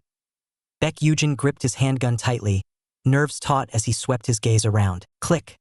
Right then, an aberrant killed the sentinel beside him right before his eyes, and Baek Yugeon was so stunned his breath hitched. He instantly snapped into combat mode, raised his gun, and fired several shots in rapid succession at the monster. But the monster was completely unscathed and still lunged at him at extreme speed. A bayonet pierced straight through the monster's neck, and Tane grabbed Baek Yugeon in a tight hold and turned to retreat at once. He then let out a helpless sigh. He had never agreed to bringing a guide into a black hole like this in the first place. Immediately after, Tane ignored Baek Yugeon's struggles and forcibly dragged him all the way to the safe zone. As soon as Baek Yugeon was set down, he fixed his gaze on Tane's injured arm and hurriedly said he wanted to perform guiding treatment. But Tane raised his hand to slap him away, coldly refused, and even told Baek Yugeon not to make trouble, that he'd better find a safer place to hide. Seeing how Tane was keeping him at arm's length, Baek Yugeon finally couldn't help raising his voice. "The only thing I can do here is guide you. You're always telling me not to do anything and treating me like a burden. Is this kind of fake toughness really the style of your squad?" Tane immediately turned around, suppressing his anger, and shot back at Baek Yugeon. "Do you know how to do emergency guiding?" After hearing that, Baek Yugeon directly wrapped his arms around Tane's, using his actions to lay his resolve bare. Tane clenched his jaw and forcibly pushed down the emotions that were about to explode. But in the next second, he grabbed the boy by the collar, and before Baek Yugeon had time to react, he kissed him in a way that sank low, yet was even more controlled. This usually austere man, who has always exercised extreme self-control and values order in everything he does, the moment Baek Yugeon took the initiative to say he would guide him, still lost control. Tane, enduring the attack of the foreign creature, pulled Baek Yugeon out of danger. But his arm was injured because of this, so Baek Yugeon took the initiative to offer to give him guidance. Just at the instant when Tane showed doubt and disgust, Baek Yugeon instead gripped his arm even more firmly, and Tane could no longer hold back. He yanked the boy's collar toward him and lowered his head to kiss him. He felt the boy backing away. Tane forcefully clamped down on his arm and pulled him back into his embrace. But in the past, he had long relied on cigarettes and drugs to suppress his senses. At this moment, the instant he came into contact with Baek Yugeon's guidance, he began to tremble. Tane was like an addict touching drugs, instantly high, almost losing control. In the next second, he used all his strength to shove Baek Yugeon away. The man desperately suppressed that hunger, his hands still trembling, his voice tight. It's just a superficial wound. This is enough. If I were seriously injured, I would pin you to the floor." The explanation sounded very far-fetched. Then he turned and left, his tone carrying a resentment he himself did not notice. Someone who can't even handle a kiss shouldn't casually say they'll guide others. Watching Tane's back, Baek Yugeon covered his mouth and murmured, "The one who can't handle it is clearly you." And at this moment, near the black hole, the worst thing happened. A towering alien creature as tall as a mountain, with dozens of eyeballs embedded in its skull, was slowly walking toward the battlefield. This was a monster that had never been recorded before. Wherever it stepped, it had already caused countless casualties. The monster was still moving closer to the peak where Oh Sin-jae was. The Espers scattered in terror to escape, but Oh Sin-jae calmly watched the monster that was 100 times larger than himself. He knew that the old rules that had lasted for more than 20 years had already changed. An even more powerful alien species had descended here, probably wanting to come closer and take a look at the new toy found by the ultimate gun god star. The battlefield had completely slipped out of control.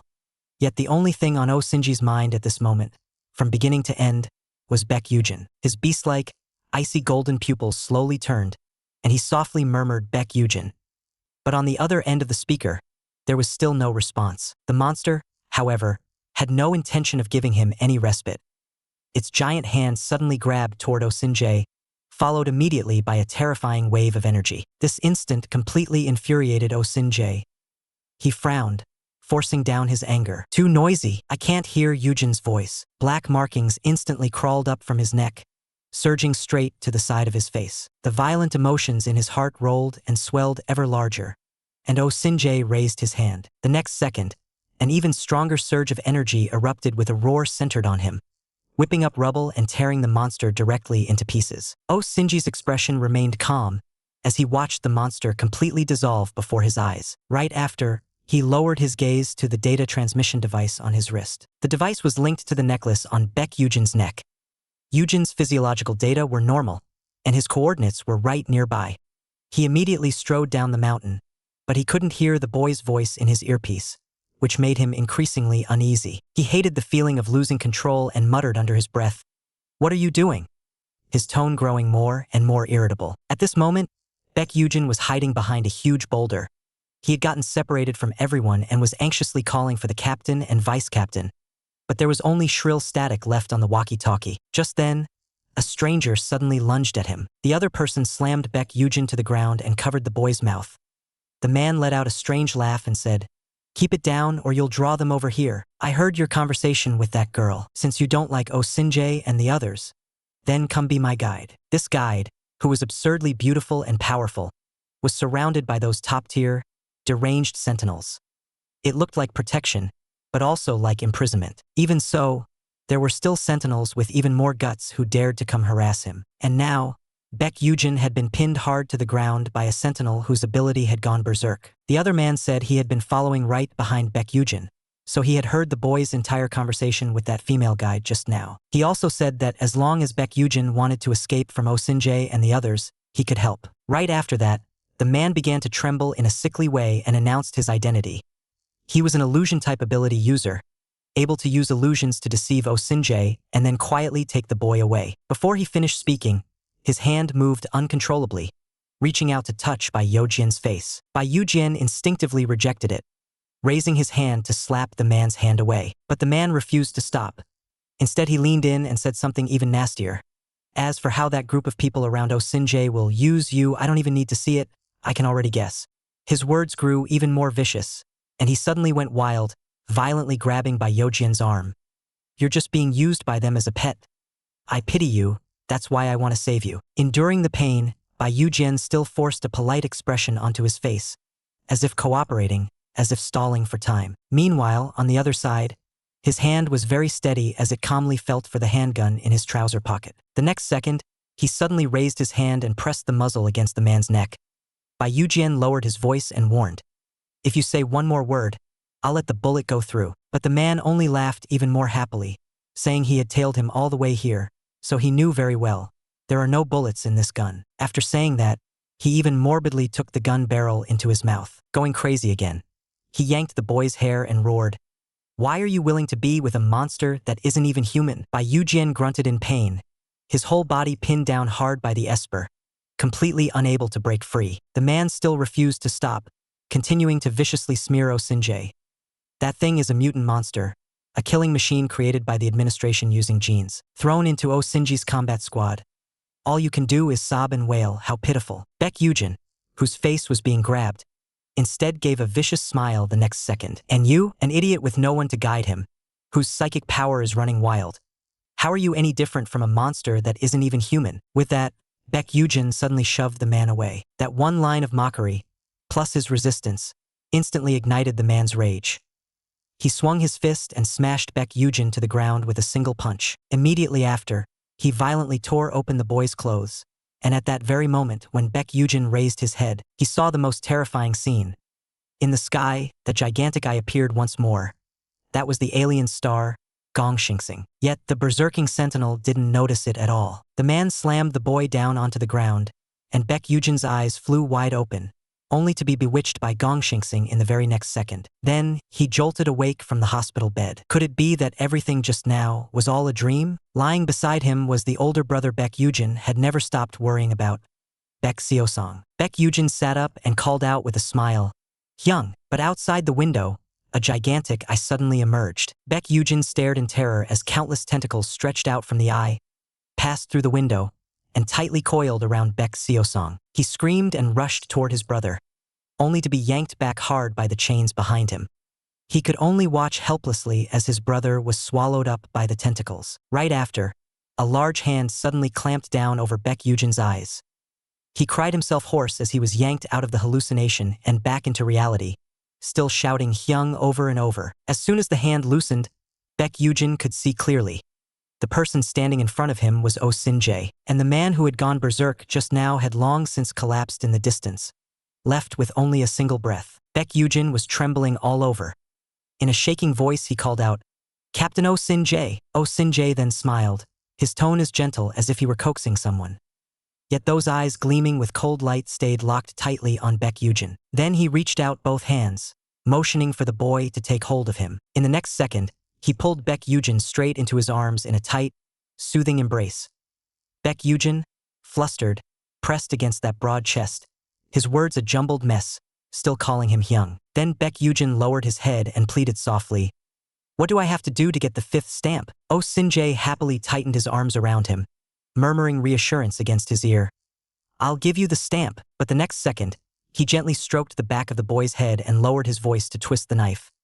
"If you go back like this, those lunatics, seeing you in this state, will definitely cling to you and teach you a lesson." In order to save his Hyung, the boy had been forced to join the team of these psycho sentinels. A few days ago, he went out with the team on a mission to kill monsters. But a sentinel suddenly appeared and tailed him all the way, harassing him non-stop. The psycho Captain Oh Sin-jae rescued him. At this moment, Oh Sin-jae, face full of delight, was holding the boy as he led him back to the rest area. In the rest area, another teammate, Chan, was so anxious he was about to explode, grumbling irritably, "Captain, did you eat your headset or something?" It turned out he just couldn't get in touch with Oh Sin-jae and Baek Yugeon, and he was nearly mad enough to blow up on the spot. More and more people gathered around, and Baek Yugeon grew even more ill at ease, softly asking the captain to put him down. The man, however, was very gentle and still set him steadily on the ground. Chan suddenly rushed over and yanked open Baek Yugeon's collar in one go, unable to hold back his temper.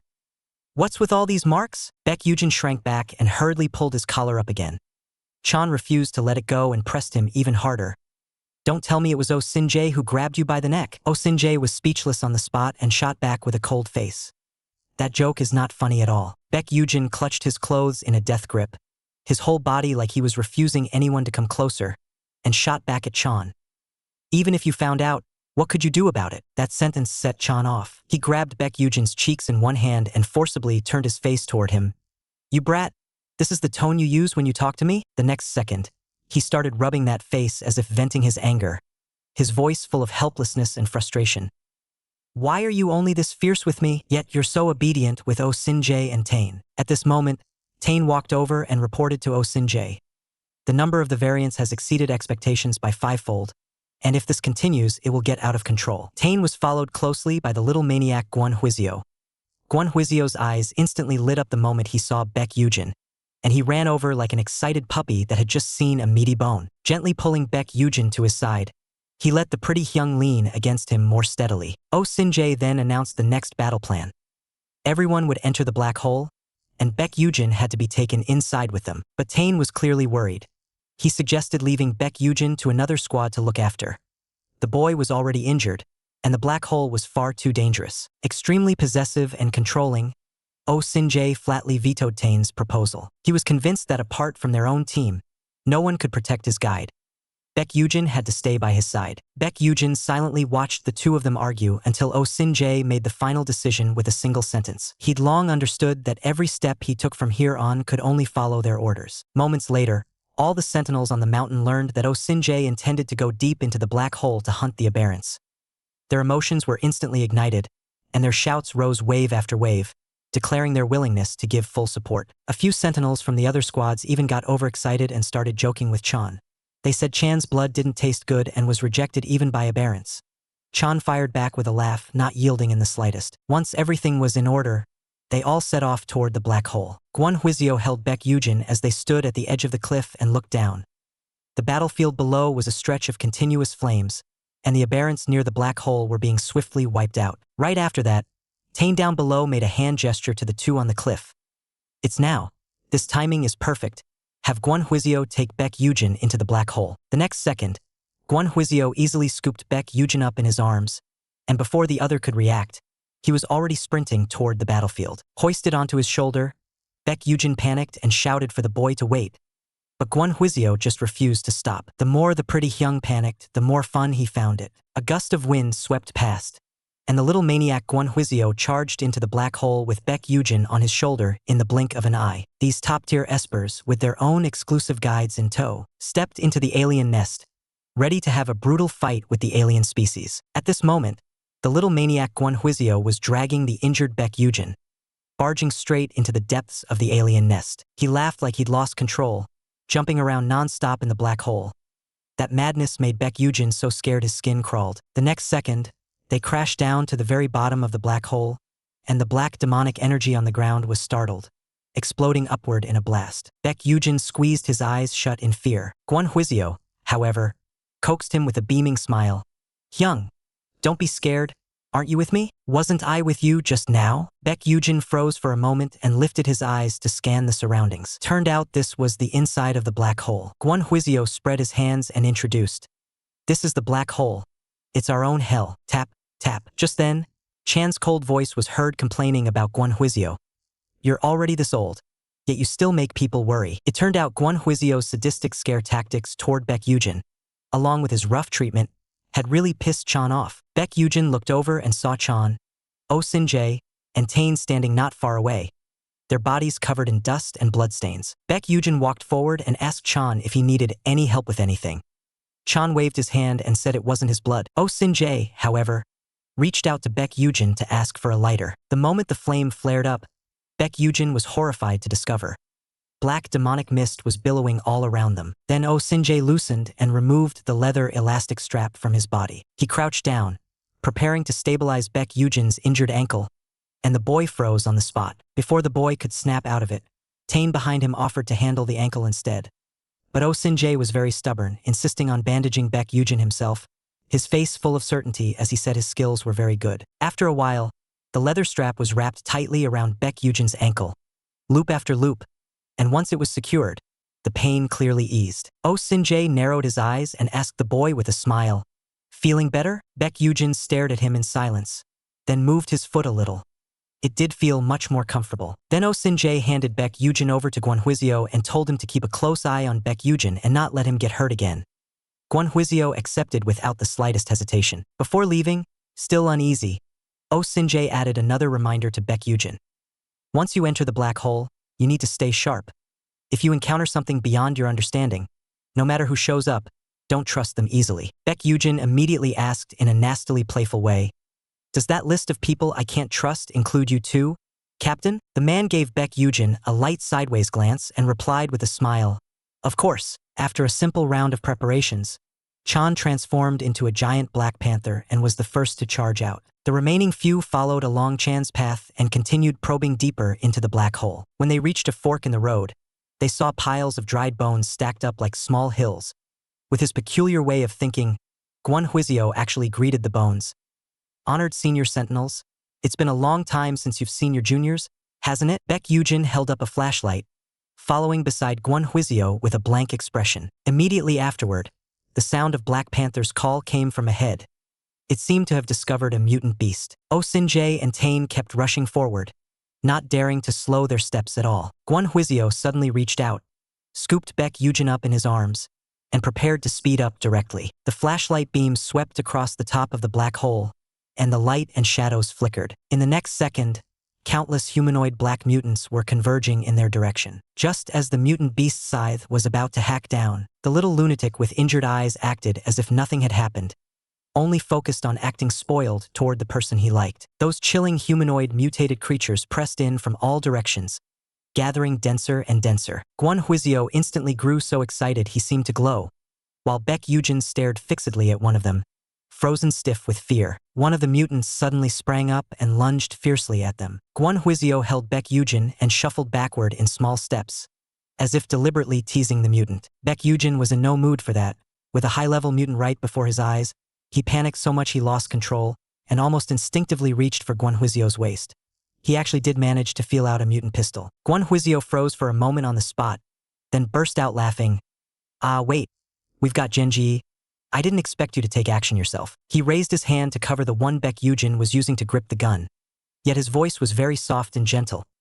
"If you use this gun by yourself, your arm will be shattered by the recoil." As soon as he finished speaking, Guan Huizio leaned in even closer, as if locking Baek Yugeon into his arms. He pushed his abilities to the limit throughout his entire body, aiming together with Baek Yugeon at the aberrant creature. In the next second, a blinding light suddenly exploded, and the aberrant creature before their eyes was instantly killed. Several people at the front also rushed into the battle, but even if they managed to seize the aberrant creatures in the black hole and temporarily halt the outbreak, the war between humans and mutant monsters would not end. Because no matter how many they kill, mutant species will keep being born, and new black holes will continue to appear. Therefore, they must eliminate the highest-ranking aberrant king Gong Shinseong. After a brief clash, Baek Yugeon glanced anxiously and in panic at Guan Huizio beside him.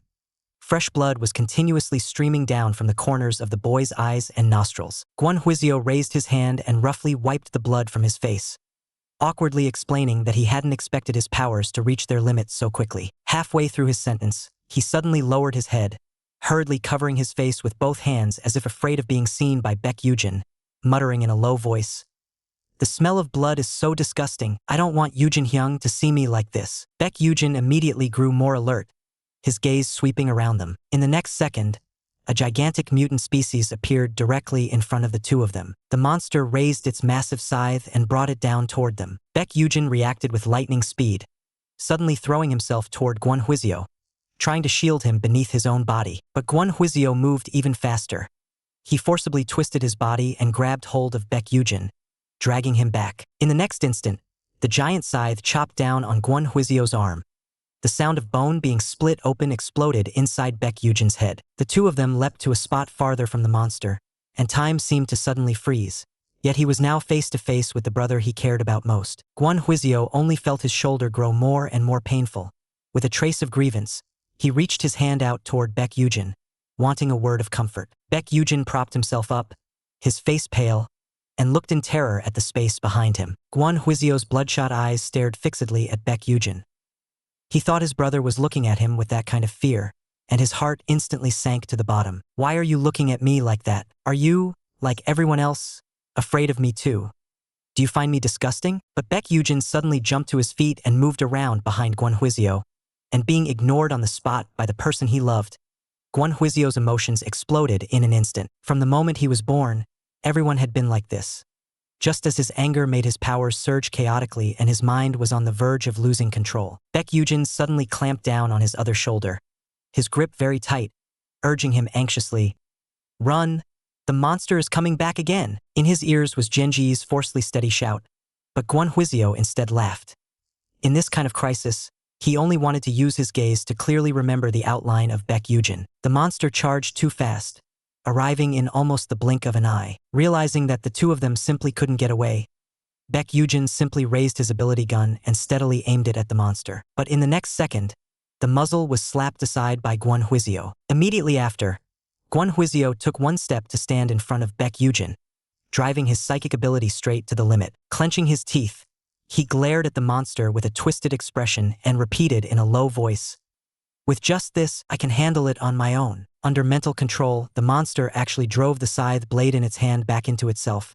Its thick chest pierced through in an instant. The next second, it collapsed to its knees with a crash. At this moment, Sinjae arrived in front of the two of them, lifted his hand with a sweep, and brought his fist down to his shoulder. Blood exploded violently out of the monster's body, and it was torn to pieces on the spot. Sinjae then turned around, his gaze turning dark with coldness, and stared at Guan Huizio as he quietly demanded, "Didn't I tell you to keep a close eye on Baek Yugeon?" Guan Huizio rubbed his injured eye and whispered, "I'm sorry." Then Sinjae reached his hand out to Baek Yugeon, yet complained, "You always fall flat on your back and limbs flailing.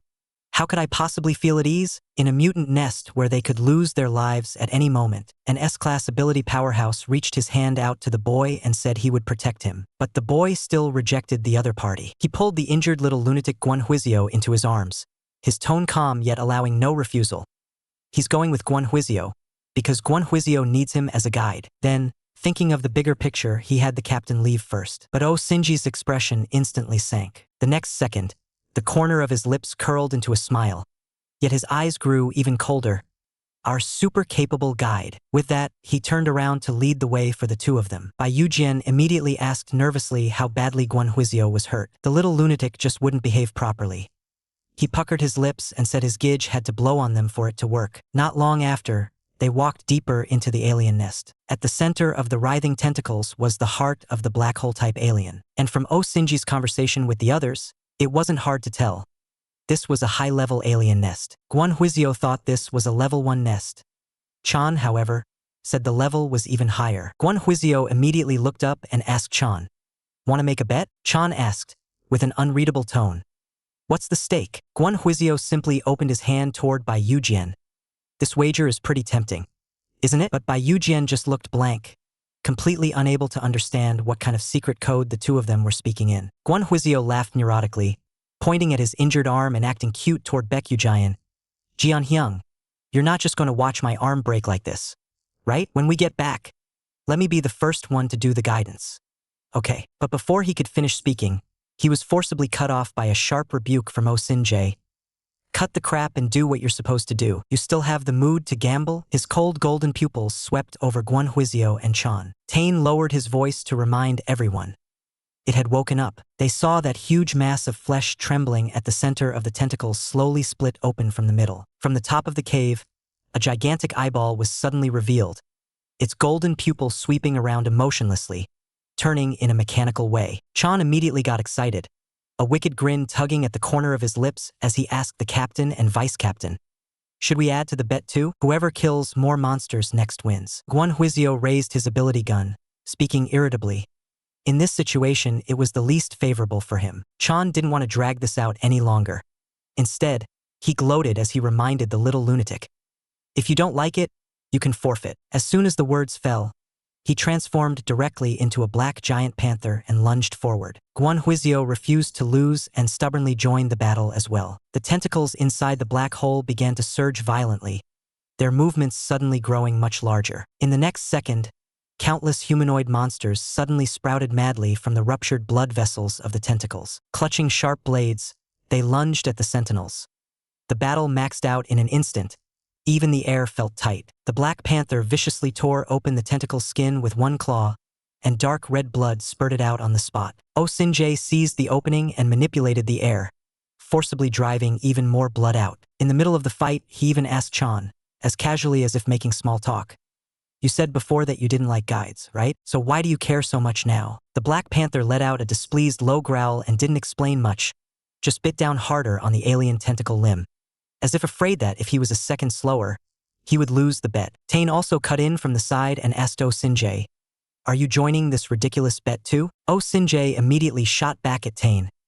"Aren't you also very invested in this bet? Otherwise, at a time like this, why are you suddenly so fired up?" Tane stubbornly explained that he just wanted to get out of here as soon as possible. Sinjae could only force down his emotions and nod. To Baek Yugeon, they were sentinels, monster-fighting partners.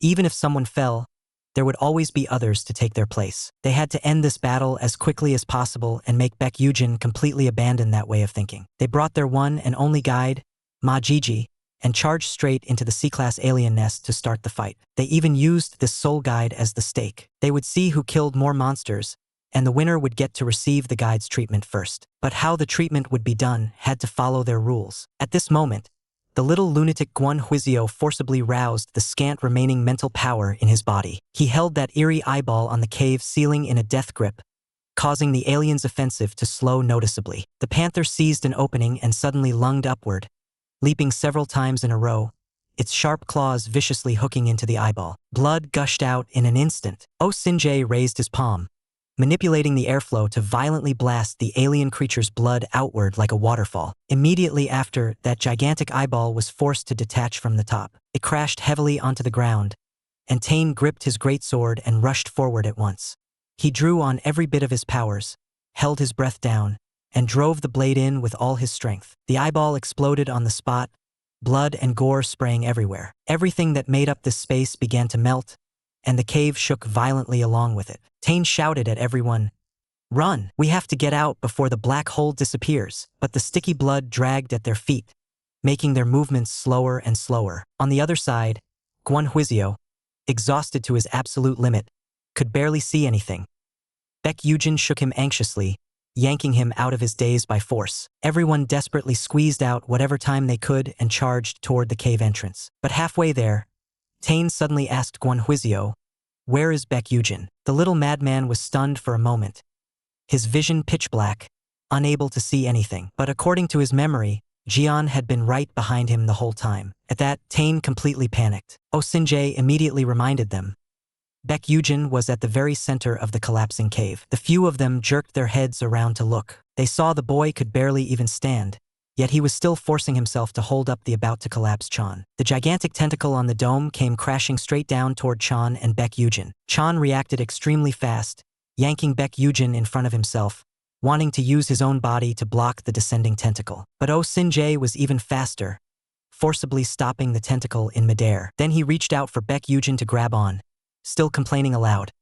"This kid is always such a worry." The next second, he forcefully scooped the boy up to carry him out, even urging him to leave with him. If they didn't go now, they could just stay and entangle with the aberrations. But Baek Yugeon grabbed him back, his voice tight. "Shouldn't we give Chan a hand?" Sinjae acted like he was only now noticing Chan, his face full of disdain. "I thought it was something serious." He lowered his head, but his tone suddenly turned gentle as he soothed Baek Yugeon.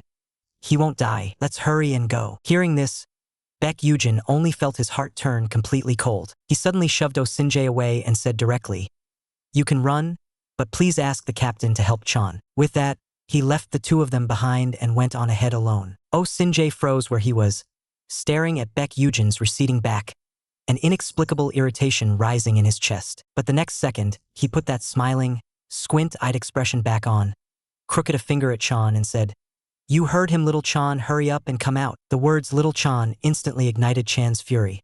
He leaped out of the blood pool, cursing, and chased Sinjae all the way toward the exit at a mad sprint. The cave rapidly collapsed from the inside out, and the group finally burst out at the entrance. Just as Sinjae was about to jump into the portal, a sudden groan sounded from behind him. He snapped his head back and saw Baek Yugeon finally give out and crash to the ground. That single glance was like a needle, stabbing him straight back into a time long ago. As a child, he had once believed in his father so completely. But in that battle, when everyone was fleeing toward the mouth of the cave, he had knelt and begged his father to come back and pull him up. Yet that man only stopped and stared at him coldly for a few seconds. The next second, he turned and ran without looking back. The boy was left where he was, and despair surged over him like a tide. At this moment, Baek Yugeon's figure overlapped with that scene. He could not let such a thing happen again. Sinji's pupils trembled. Shouting Baek Yugeon's name, he whirled around and charged back. He grabbed the boy by the shoulders, his voice low, gently yet urgently coaxing him. "Let's go home." As soon as the words fell, he lifted the boy into his arms and sprinted toward the cave entrance. Right in the split second before the cave gate slammed shut, several hands yanked him hard. The teammates outside forcibly dragged the two of them out of the alien nest. In this battle, the Sentinels finally succeeded in beating back the aliens. But those few legendary top-tier Espers were, at this moment, surrounding the boy as tightly as wolves fixated on a bone, forcing him to confess. Who was the first person to discover him? Would Baek Yugeon say what they wanted to hear? Time rewinds to one day earlier, when Baek Yugeon followed this group of powerhouse espers to farm monsters in a mutant nest. Just as they were about to escape from the black hole, he directly passed out. When he woke up again, the boy was lying on a soft bed, and a restless hand was fiddling with the fringe over his forehead. Baek Yugeon slowly opened his eyes. He saw Oh Sin-jae propping his head up with one hand, looking at him with a smile. But black markings were crawling all over the man's body. That was a sign that his powers were about to run wild. Yet he acted as if nothing were wrong. His movements very gentle as he patted the boy and asked softly, "How did you sleep?" Before the boy had time to answer, Oh Sin-jae pulled him tightly into his arms and whispered against his ear that he hadn't slept the entire night. In the next second, he directly lifted the boy into his embrace. Baek Yugeon stiffly glanced toward the door in panic and refused. Flustered, "Captain, there are still people outside." But Oh Sin-jae had no intention of caring. Chan almost barged in roughly and immediately started complaining.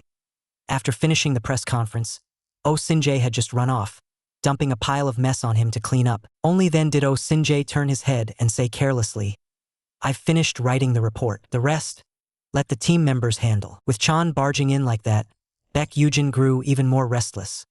He stood up irritably and forcibly pried Oh Sin-jae's hand away. But the next second, he cried out in pain as his injured ankle suddenly flared with a sharp sting. Baek Yugeon squeezed his eyes shut, clutching his ankle to swallow back his groan. Oh Sin-jae's fingertip gently stroked the boy's calf, watching his reaction closely, his gaze very tense. Chan suddenly called out to Baek Yugeon, then sat down at the bedside and lowered his voice to persuade him.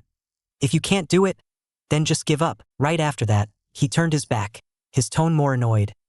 "Oh Sin-jae says he's going to the black hole site to learn, but you'll just be joining the same monster fighting operation as last time, and the result will be the same. Someone like you, who faints as soon as you step outside, only drags everyone down and annoys people." Chan's blatant disdain instantly darkened Baek Yugeon's expression. Baek Yugeon turned his face to the side, and when he spoke, his voice was as cold as a knife. "Looks like you've forgotten who was the one that helped you up in the black hole. You'd better worry first about whether you can stay alive." The boy's keep your distance attitude made Chan so angry he could explode.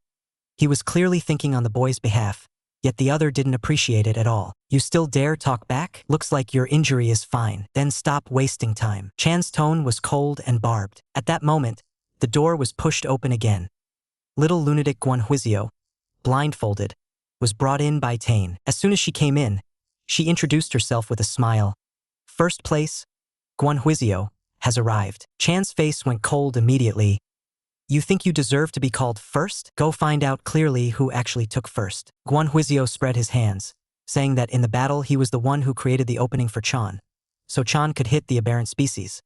But if they were talking about who had the most kills, it was still Captain Oh Sin-jae. After speaking, the little lunatic yanked off his blindfold, eyes full of anticipation, and directly asked Baek Yugeon, "Who exactly is first place, and who is third?" The room fell silent in an instant, and everyone's gaze pressed down on the only guide, Baek Yugeon. The boy only panicked more, his voice tightening.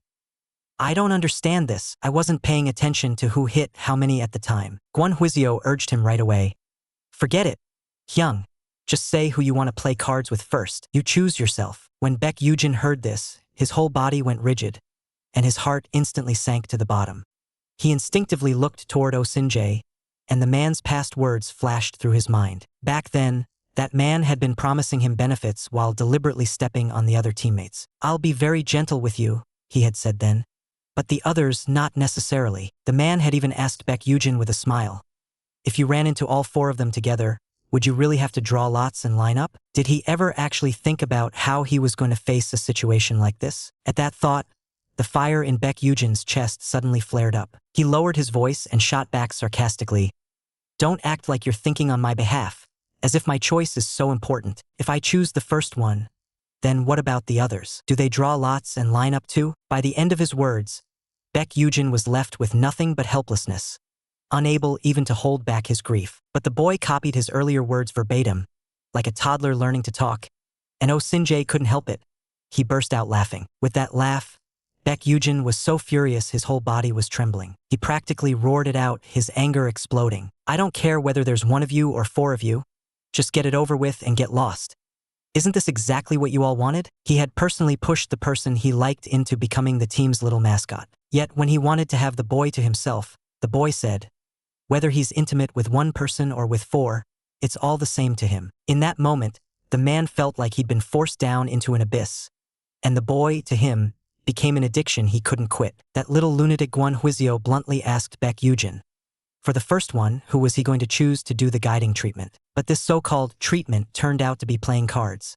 How could Baek Yugeon possibly accept such a ridiculous kind of coercion? He instantly flew into a rage on the spot, sneering that Gwon Huizio had made it sound so nice, yet turned around and wanted to use him as a tool at will, so he just gave up on himself and directly told them to hurry up and get it over with, then get lost. This one sentence instantly provoked the little lunatic Gwon Huizio completely. In the black hole, he had to both protect Eugene Hyung and also take first place, practically staking his life on it. But Eugene Hyung's answer stabbed him hard. Hands on his hips, he lowered his head and stared at Baek Yugeon's expression, his voice sinking with a cold edge. With that sentence, are you telling us we can do whatever we want to you? The next second, he leaned in close to Baek Yugeon and gave an evil-tinged smile. Then it doesn't matter who goes first. Have you ever thought that by stirring things up like this, once everyone gets worked up they'll lose control? If you had just picked someone just now, maybe the others would have deflated and left. After hearing this, Baek Yugeon froze completely. Just then, Chan directly tore open his shirt and started moving. He smirked and said, "If you can't even eat the meat that's delivered right to your mouth, doesn't that make you trash?" Baek Yugeon was still in a daze when a hand suddenly shot out and yanked him over hard. Oh Sin-jae pulled Baek Yugeon into his arms, wrapping both arms around him, and coaxed him in a low murmur against his ear. "Beg me to save you, say it. Apart from me, no one else is allowed. I'll make sure they can't touch you." As he spoke, his golden irises slanted forward, like he was warning everyone. He raised his hand and gently rubbed the boy's cheek, his tone softening even more. "It's enough if you only cry in my arms." He thought the boy would panic and beg him, but Baek Yugeon only gave a powerless smile, the light in his eyes dimming bit by bit. "You've probably misunderstood." The boy turned around, his gaze as cold as a blade, staring straight at this A-level sentinel. "To me, whether it's one person or four people, it's all the same." These words were like a blunt knife, instantly making Oh Sin-jae taste the feeling of his heart tightening and plunging straight into an abyss. But before he had time to react, someone suddenly yanked Baek Yugeon away from him, lowering their voice right next to his ear. "I've been waiting for Hyung to wake up. Just wanted to take advantage of you being conscious to get a little closer to you." At the very moment Gwon Huizio reached out, Oh Sin-jae suddenly grabbed Baek Yugeon's wrist. He ordered in an icy voice for Baek Yugeon to unbutton his clothes for him. Baek Yugeon froze for a moment, then resigned himself to doing it. The corners of the man's lips lifted slightly.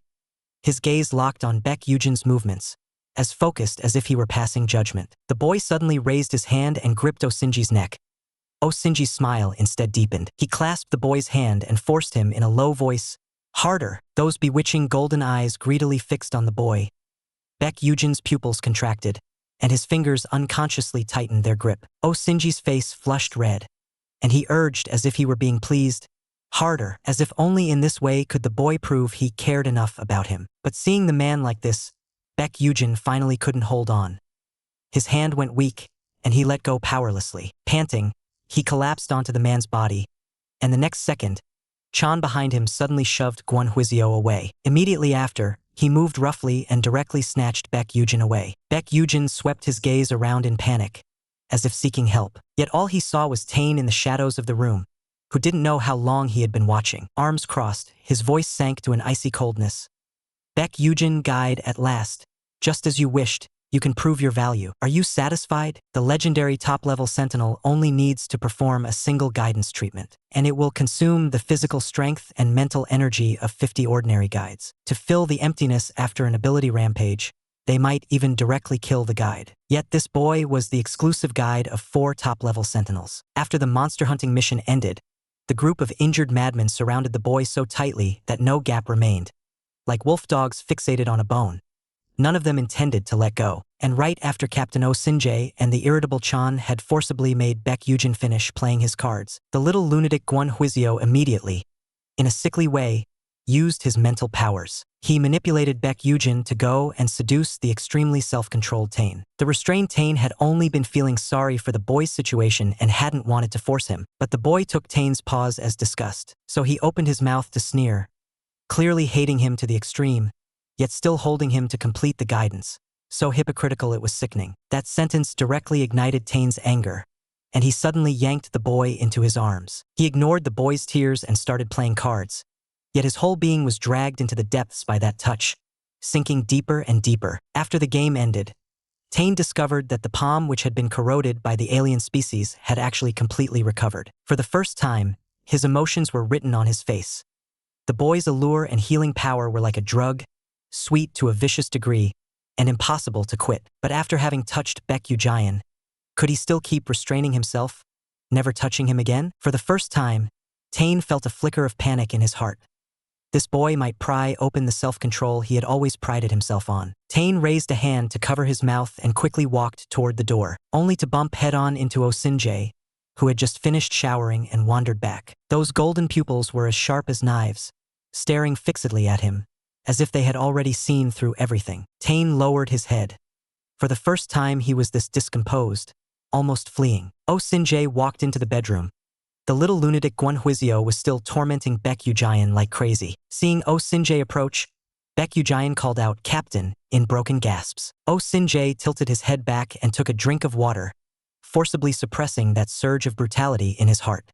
He leaned down toward the boy, and the boy clung desperately to the captain's fifth stamp. He wanted to see his older brother Baek Seosang. That was his only motivation for holding on until now. Oh Sin-jae remained silent, his gaze pressing down on the boy. The next second, he grabbed the back of the boy's head and kissed him directly. A moment later, it was all over. Oh Sin-jae turned his back to the boy, who lay limp on the bed, his tone sounding like mockery, yet also like he was seeking confirmation. "As you wished, how does it feel? Are you happy?" The boy had kept his eyes closed, and when he heard this, he squirmed, using all his strength to prop himself up, a hoarse sound squeezing out of his throat, as if he were laughing and crying at the same time. Oh Sin-jae froze for a moment, then immediately reached out. He thought the boy had finally been unable to endure the torment and had started to cry. But in the next second, Baek Yugeon suddenly burst into mad laughter. He turned his head, his eyes so empty they were icy, and looked at Oh Sin-jae. "Don't get it wrong. I'm the one who won." Oh Sin-jae stared fixedly at the boy, and the air felt as if someone had hit the pause button. He had long known that Baek Yugeon would be like a poison, making him addicted, making him sink deeper and deeper. Then he simply replied calmly, "Yes, you won. I will keep my promise and take you to see your older brother Baek Seosang." Season 2 of Made in Abyss has returned, and Baek Yugeon, this guide, can finally go see his older brother. As mentioned before, Baek Yugeon went 1 against 4, playing Fight the Landlord with a few deranged sentinels. Later, when he really couldn't hold on any longer, he just passed out. When he woke up again, he dragged his aching body out of the bedroom. The new uniform was already laid out on the table.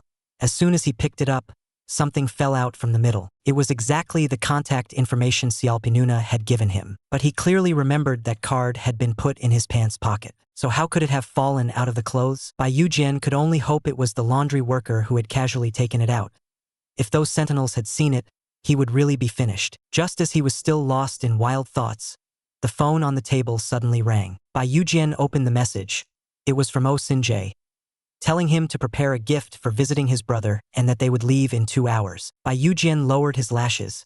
He had waited for this day for far too long. He immediately packed up his clothes and turned to head out the door. But when he walked into the living room, he suddenly saw steaming hot food laid out on the table, and a letter edged with little hearts. At a glance, he knew it had been prepared for him by that little lunatic, Gwon-hwizyo. But Baek Yugeon merely gave it a cold, cursory look. Then he turned around and left. Before long, he arrived at the cake shop. He still remembered the first time he ate a cookie. Just as he opened his mouth, he was instantly captured by that rich, milky aroma. So he wanted his brother to taste that flavor too.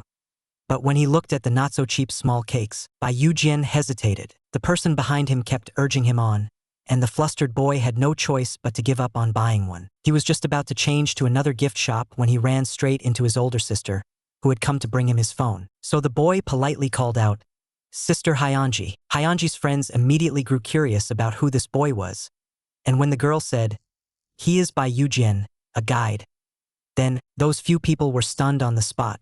This was, in the legends, the guide of those top-level sentinels. Hearing them talk more and more excitedly, the socially anxious Baek Yugeon immediately lowered his head, hurriedly wanting to escape. The always socially anxious Baek Yugeon then rushed away in a hurry, but Shinji felt she had only made the situation even more awkward, so she quickly called out to stop Baek Yugeon. No matter what, she had to treat him to something to eat. When she learned that Baek Yugeon liked coffee, she immediately greeted him enthusiastically, saying she would buy the boy a cup. But the shop owner looked impatient and directly said they weren't selling anymore because the machine had broken, and after the workers had fiddled with it for a long time, they still couldn't fix it. After hearing this, Baek Yugeon instead became more earnest and said he could help fix it. But as soon as the shop owner heard the boy was a guide, his expression darkened, and he resignedly concluded that Baek Yugeon definitely wouldn't be able to fix it. In his eyes, guides were just for show. Aside from treating sentinels, they couldn't do anything else. But what shocked the shop owner was that in less than 5 minutes, the coffee machine had been repaired by the boy. Moreover, Baek Yugeon was very attentive, directly pointing out exactly where the problem was. The shop owner stared at him in a daze, with only one sentence left in his heart. This kid is way too capable. He even started to envy the boy's parents for having such a competent child. Being praised like that, the tips of Baek Yugeon's ears instantly turned red. He raised his hand to touch the back of his head, clearly embarrassed. Not long after, Shinji received an emergency mission and turned around to leave. Only Baek Yugeon was left, head down, scrolling through messages on his phone. He hesitated, thinking that he should buy a phone for his older brother as well. But just as he curiously tapped open the news about Oh Sin-jae, a notification suddenly popped up on the screen. Oh Sin-jae would be attending a press conference, and the content of the press conference was directly related to the Hwang Anshao massacre that happened 10 years ago. Even more glaring was the line below. It said that Oh Sin-jae had originally been a member of the Ability User Management Department. Just then, someone suddenly raised a hand and lightly patted Baek Yugeon on the shoulder. The boy thought it was Shinji and reflexively called out, "Jia." But when he looked up, the person standing in front of him was actually Oh Sin-jae. The man immediately laughed on the spot and deliberately teased him.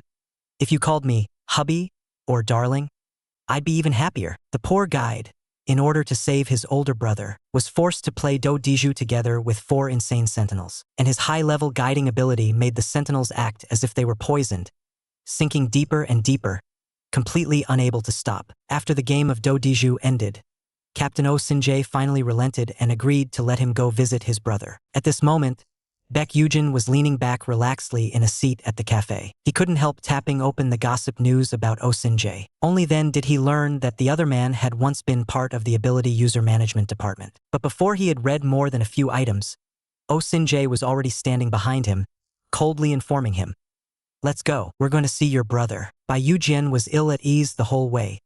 His captain had probably seen the news on his phone. So the boy panicked a little and hurried to explain, "I was just curious and searched for the captain's name just now. I didn't mean anything else by it." Oh Sin-jae seemed to be set on fire, his tone icy and cutting. "Then remember this well.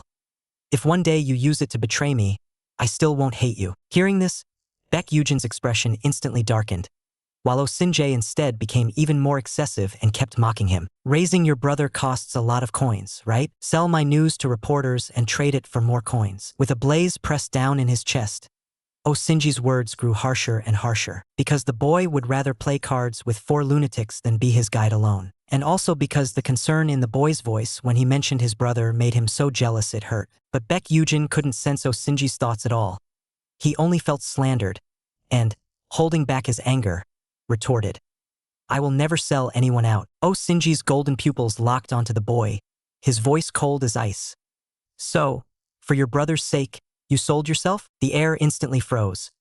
Baek Yugeon's chest felt like it had been struck by a blunt object, a dull, suffocating pain spreading inside. Just as Oh Sin-jae lifted his hand to pull him into his arms, Baek Yugeon suddenly recoiled as if terrified. As the boy dodged, Oh Sin-jae immediately grabbed Baek Yugeon by the collar and mocked in a low voice, "Just as I thought." Then, with a dark face, he helped the boy fasten his seatbelt. As if nothing had happened, he hummed a little tune and asked Baek Yugeon, "What gift are you going to bring your brother?" A moment later, Baek Yugeon walked into the Ability User Medical Building, holding a beautiful bouquet of flowers. Oh Sin-jae asked him why he chose flowers and, mid-sentence, his voice shifted, laced with suppressed displeasure. "Some time ago I gave you flowers, and you threw them away like trash." Baek Yugeon said in a very straight guy way that he hadn't thought too much about it. But as he spoke, his thoughts were pulled back to the past. His older brother likes beautiful things, just like their mother. When he sees this bouquet, he should be very happy, right? Baek Yugeon became the exclusive guide of 4 top-tier sentinels. After going through fighting monsters, playing do-diju, and playing mahjong, Captain Oh Sin-jae finally brought Baek Yugeon to the hospital to visit his brother. And the people from the Ability Users Management Department had long been waiting here as well. At their head, Admiral Baek wore a smile like an old fox. He sighed softly. It really isn't easy to get a meeting with Oh Sin-jae. As he spoke, his gaze fell on Baek Yugeon, full of curiosity toward this unfamiliar boy. Oh Sin-jae deliberately kept it vague. This is my exclusive guide. Admiral Baek was clearly taken aback, because Oh Sin-jae had always looked down on guides. Hearing this, Oh Sin-jae's eyes instantly turned cold. He couldn't even be bothered to respond with a single word. He simply turned his head and told Baek Yugeon to go see his brother first, plainly intending to send him away. But the people in front of him looked anything but friendly, which made Baek Yugeon tense up inside. Oh Sin-jae immediately lowered his voice to coax him. Go on, spend some time with your brother. And as for him, he was just going to strengthen ties with his father's friend. Before long, the two of them reached the rooftop. Admiral Baek put on an old friends reuniting air, as if they truly were comrades who hadn't met in years. But Oh Sin-jae didn't give him a shred of face and asked bluntly the moment they met, "What are you here for?" Only then did Admiral Baek mention that Oh Sin-jae was going to hold a press conference. His tone sank as he directly questioned him. Why did you make the information about Gongshin Star public? After all, no one has been able to eliminate Gongshin Star so far, and news like this will only push society into chaos. Oh Sin-jae let out a cold laugh. What you're afraid of is that your own achievements will be stolen, isn't it? Admiral Baek did not respond to this, merely lifting his eyes to look at him, and instead invited Oh Sin-jae to join the plan to eliminate Gongshin Star. Oh Sin-jae only found it ridiculous. Back then you wanted to kill me, and now you regret it and want to win me over? As he spoke, the man took a step toward Admiral Baek, closing in until the distance became oppressive. His eyes filled entirely with coldness. Gongshin Star can only be dealt with by me. I don't need any of you interfering. With that, Oh Sin-jae turned on his heel and left without the slightest courtesy. That burst of arrogance instantly ignited Admiral Baek completely. With malice, he shouted at Oh Sin-jae, "Don't forget, we are the ones who created you. We are the ones who gave you life." Oh Sin-jae turned back, his expression dark, golden pupils as cold as metal. "I am not human. You have never treated me as human, so don't use human rules to judge me." Click. An S-class top-tier sentinel was born in the Research Institute. It was the scientist's most prideful killing machine. The only value it was given was this: to kill the alien species Gongshin Star. The father who created him told him that in order to make him, everything had already been sacrificed, so he was not allowed to let anyone down. The young Oh Sin-jae listened to this set of admonitions with an expressionless face, an even colder light rising in his golden pupils. He knew very well he had already done something against the rules. In that mission just now, his superiors had ordered, eliminate every human who had witnessed the Palace Star riot. But when he saw those innocent children, he simply could not bring himself to do it. So he could only secretly transfer the 2 children to a safe zone and bury this matter in his heart, telling no one. Before leaving, he looked back again at the children on the ground, only hoping they could survive in this chaotic world. What he did not expect was that one of the boys would become his guide a few years later, making him addicted like a poisoning. The closer he got, the more he craved. When he returned once more to the Ability User Management Department, what awaited him was even more brutal training. Cough, cough. Even if he coughed up blood, even if his internal organs were torn apart, as long as he was not dead yet, he had to keep training. So after 28 hours of continuous training, Oh Sin-jae finally lost control of his powers and collapsed into a pool of blood. Medical staff in airtight protective suits rushed into the training room. Then, treating him like a wild beast, they injected him with stabilizers and, at the height of his pain, forcibly pinned down his struggles. They quickly locked a collar and bracelets on him, as if only in this way could they ensure the safety of the other people in the Institute. But a sentinel's rampaging emotions can only be soothed by a guide. So the Institute still sent a guide over to provide only the minimum necessary contact treatment. Yet the young guide was so terrified of even approaching him that he could only keep his eyes tightly shut. He trembled with fear and lightly tapped his fingertip on Oh Sin-jae's forehead. He was just about to sneak a glance at this man, but instead, he met those golden eyes that held no warmth at all. The guide was so scared on the spot that he turned around and ran, while Oh Sin-jae, as if deliberately trying to scare him, suddenly lunged forward. When he pretended he was going to bite the boy's ankle, the boy's scream instantly rang through the entire floor. But Oh Sin-jae let go of the guide like it was merely play, letting him stumble and stagger as he fled out of the training room. And Chan, who had just awakened his abilities, happened to arrive to report in. He frowned and glanced in the direction of the training room, and ran right into that scene. That very moment completely rewrote the course of his life choices. The so-called strongest sentinel was, at this moment, pinned down like livestock, a thick needle driven straight into his neck. This was insane. Was this still how you treated a human being? Chan, who had originally wanted to join the ability user management department, raised his hand to scratch his head, his heart sinking. Forget it. I'd better just go home. The legendary S-Class Sentinel was born in the Institute. From childhood, he was raised as nothing more than a killing machine. The only things that kept him company every day were slaughter and cold experimental instruments. He didn't know how to smile, nor did he understand what feelings were. The only person he trusted was the father who created him. Yet, on that very day, even that trust completely collapsed. It was an extremely high-difficulty subjugation mission. A high-level aberrant turned into black mist and suddenly attacked all the sentinels, and the sentinels were swallowed one after another. Everyone who survived was so terrified they lost control, fleeing toward the exit like mad. And Oh Sin-jae was ordered to cover the retreat, right after everyone else had escaped through the cave entrance. The last sentry activated his ability, preparing to seal the entrance completely. But he didn't care at all about Oh Sin-jae, who was still covering the retreat. He sealed the man and the aberrant species inside together, and the surging black mist dragged Oh Sin-jae straight underground. The man could only feel utter disbelief. In everyone's eyes, he was nothing but a humanoid aberration, a test subject that could be discarded at any time. He unwillingly stretched out his hand, only begging for someone to pull him up. But boulders came crashing down one after another, brutally smashing his body to pieces. Even so, the sentry who had activated his ability still refused to stop, and instead became even more ruthless, luring the aberrant species toward Oh Sin-jae. The black mist went mad as it lunged at the man, and Oh Sin-jae's heart instantly plunged into icy water. In panic, he reached out his hand to beg, with only one thought in his mind: "Dad, save me." But that man only hesitated for a few brief seconds. In the next second, he didn't even look back, turned around, and sprinted frantically toward the exit. Immediately after, he was devoured clean by the aberrant species. The black hole of the aberrant species collapsed, right when everyone was still rejoicing over having snatched their lives back. The ground suddenly shook violently, crack, and a boulder shot up swiftly into midair. Oh Sin-jae walked out like a demon from hell,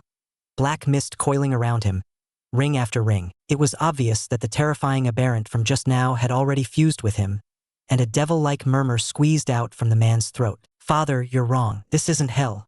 This is our new world." His father stared at everything in horror. Behind the man, a gigantic eye slowly opened, black mist spreading madly, as if a demon had truly descended upon the human world. When everything was over, Oh Sin-jae was taken by the Esper management department and bound in a laboratory, unable to move. And his father also died in this mission. Everyone was saying it was Oh Sin-jae who personally killed his own father. The Esper management department was also preparing to pass final judgment on his actions. But Oh Sin-jae's eyes were empty, as if he could see nothing, completely unconcerned with his own fate. What made it worse, what was both fortunate and most terrifying, was that after Oh Sin-jae devoured the powerful aberrant entity, he could no longer be killed by humans. So the Esper management department could only banish him.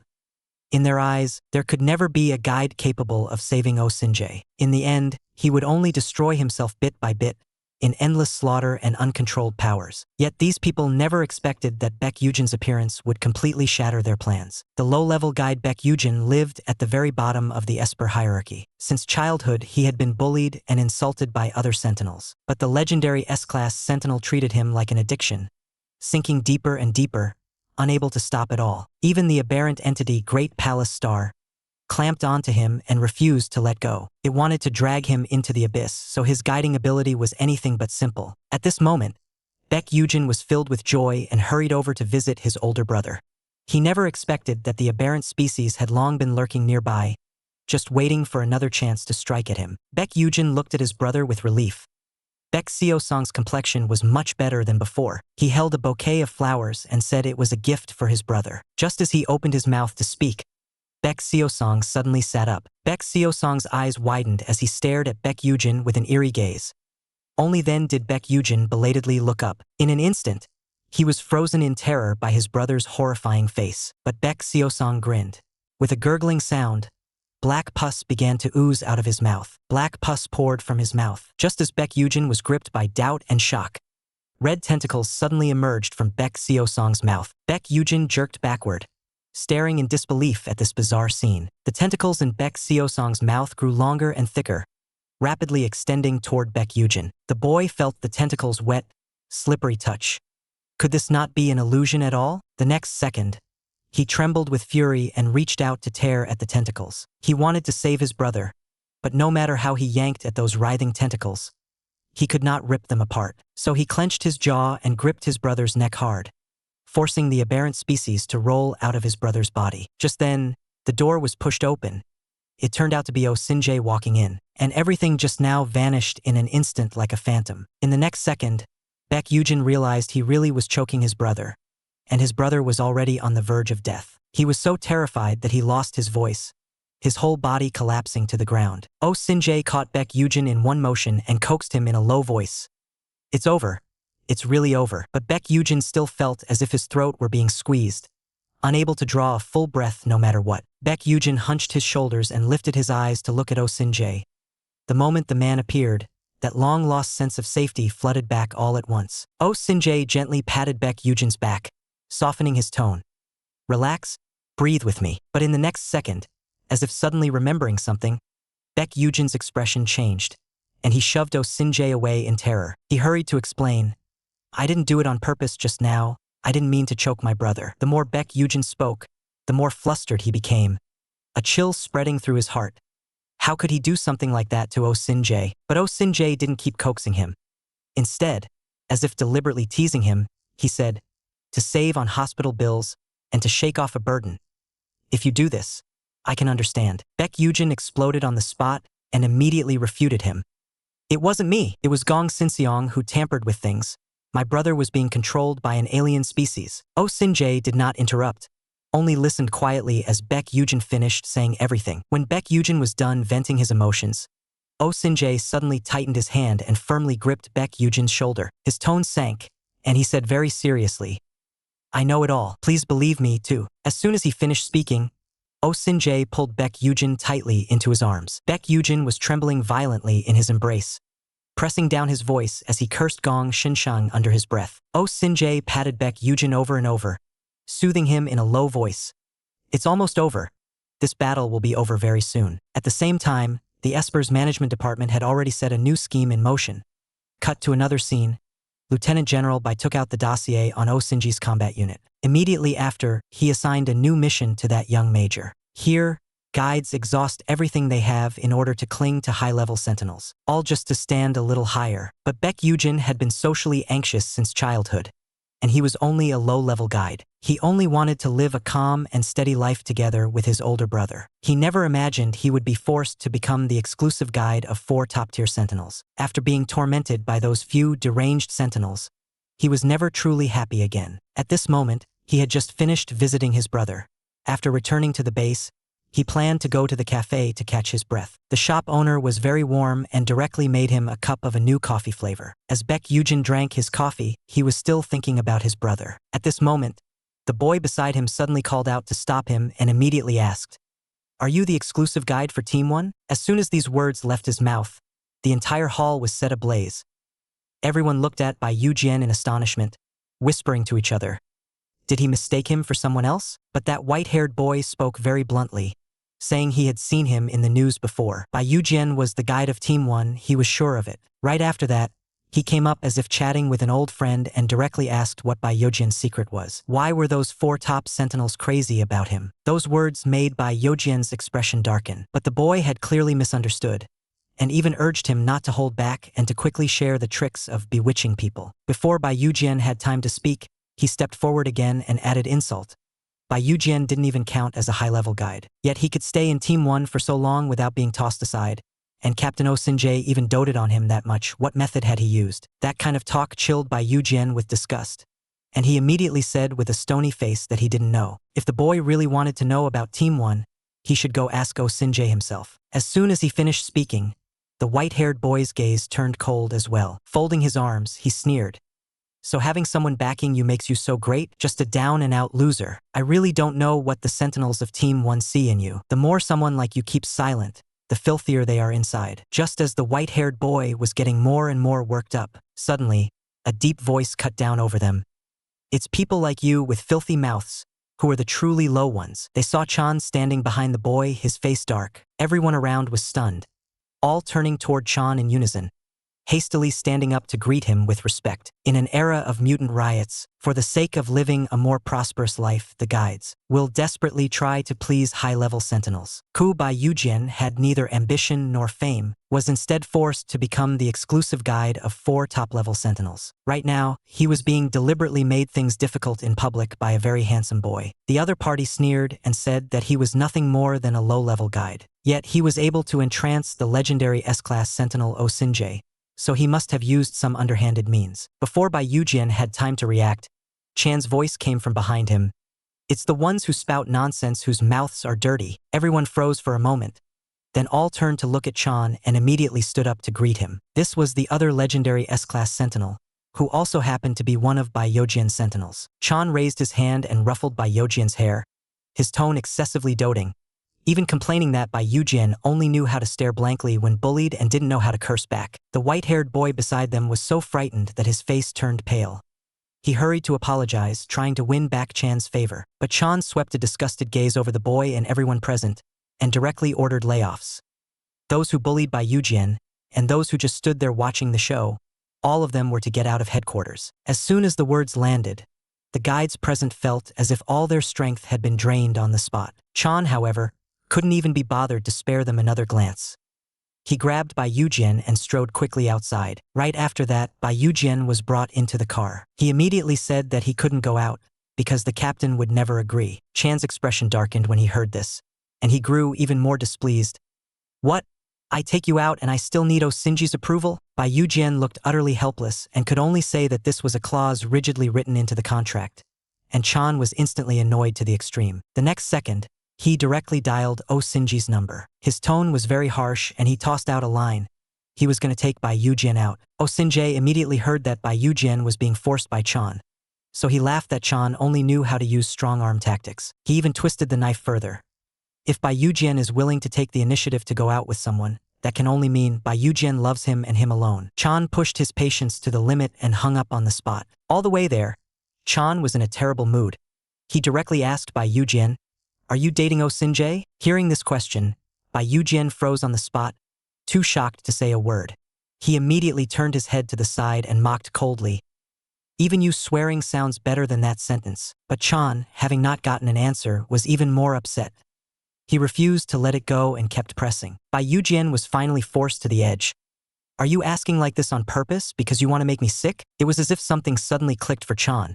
He gave a low laugh and asked, "You really hate Osinje, don't you?" Holding back his anger, Baek Yugeon shot back, "Do you even need to ask?" Hearing that, Chan actually smiled even more happily. Baek Yugeon added viciously, "It's not just Osinje I hate the rest of them too." But Chan looked completely unconcerned. As long as Baek Yugeon hasn't fallen in love with anyone, Chan can finally breathe easy, because that means he still has a chance to steal Baek Yugeon away. This top-tier sentinel, after having done something really excessive to the person he loves, he finally began to face his true feelings, so he directly switched into chasing mode. At this moment, Chan took Baek Yugeon to a food shop to watch a live football match. But Baek Yugeon's attention was hooked away by the fried chicken drumstick advertisement behind Chan.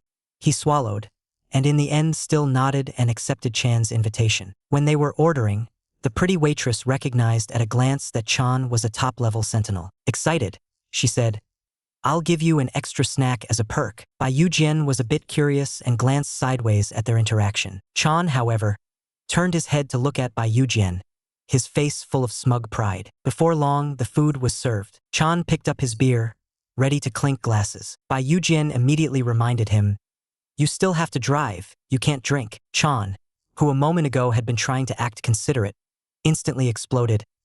"You brat, just behave yourself. Your big bro will do whatever he wants. If you've got the guts, wait till you're older than me to lecture me." After hearing that, Baek Yugeon hugged his beer glass, blankly calculating Chan's age, and only then realized Chan had already reached uncle age. Then Chan hurried to find a topic and asked about Baek Yugeon's childhood. But the boy softly said he couldn't remember, so Chan simply started talking about himself. He awakened his powers in high school and thus went to the Ability Users Management Department. But that place was basically hell. Sentinels were divided into different ranks and made to fight each other in the training grounds. Although Oh Sin-jae was very unreliable at that time, they were thinking exactly the same thing. They both wanted to overthrow all of it, so Chan left together with Oh Sin-jae. Saying that, Chan casually handed Baek Yugeon a chicken drumstick. The boy didn't know how to use a knife and fork, so he could only scrape hard, but the chicken still didn't move at all. As Chan watched, he only felt it was both funny and a little cute. Smiling, he held the boy's hand, wanting to teach him how to use the knife and fork. But Baek Yugeon suddenly slapped Chan's hand away as if frightened, and shrank back into the corner. The more scared the boy was, the more stifled and uncomfortable Chan felt inside. "I won't force you." Chan lowered his voice to coax him. "It's really hard for me to talk to you when you're hiding in the corner. Come sit over here. Okay?" Baek Yugeon tentatively shifted over to Chan's side, and Chan softly encouraged him as if soothing a small animal. "Yes? Sit right here. It's just perfect." Just then, a sudden cheer erupted from nearby. Baek Yugeon's attention was instantly captured by the ball game. Seeing the boy finally relax, Chan secretly let out a sigh of relief. Baek Yugeon had clearly been classified as a low-level guide. Yet somehow, four top-level sentinels were all hopelessly hung up on him. Among them, Chan, who loved bullying people the most, in order to salvage his image in the boy's heart, simply took the initiative and brought the boy out on a date to watch a game. Having lived at the very bottom of the ability users since childhood, Baek Yugeon had never even seen a television. He was quickly hooked by the ball game on the screen, but he didn't understand the rules, so he could only keep turning his head to ask Chan over and over. Chan was amused by his earnest and adorable manner, and the two of them just chatted like that for a long time. As the alcohol slowly kicked in, Baek Yugeon's fear of Chan also gradually loosened. He seemed to have forgotten all his worries and was smiling especially brightly. But Chan was completely captivated by this kind of Baek Yugeon. Right after one goal, Baek Yugeon even excitedly asked how exactly he had scored that ball just now, and in the next second he was pinned in place by Chan's gaze. Chan stared at Baek Yugeon, the desire in his eyes almost completely undisguised. Baek Yugeon's breath hitched, and he instinctively stepped back. But the next second, Chan lunged forward, rubbing and kissing him like a big cat, clinging and refusing to let go. After that, the two of them went back to the car. Chan couldn't help starting to get handsy again, but Baek Yugeon was clearly not cooperating. Chan didn't get angry. He just suppressed his emotions and turned to go buy something to coax him. As soon as Chan left, Baek Yugeon drowsily saw a shadow flicker past outside the car window. With no guard up at all, he opened the car door, only to bump into two unfamiliar men. They immediately covered Baek Yugeon's mouth and dragged him into another van. As Chan was walking back, that van happened to brush right past him. Inside the vehicle, the two men were pinning Baek Yugeon down hard, laughing in their excitement. This top-level sentinel still didn't know his wife had already been kidnapped. Who would have thought that, even with another top-level sentinel secretly watching over him? Their bonded guide was the exclusive guide of all four of them, the guide belonging exclusively to the four of them.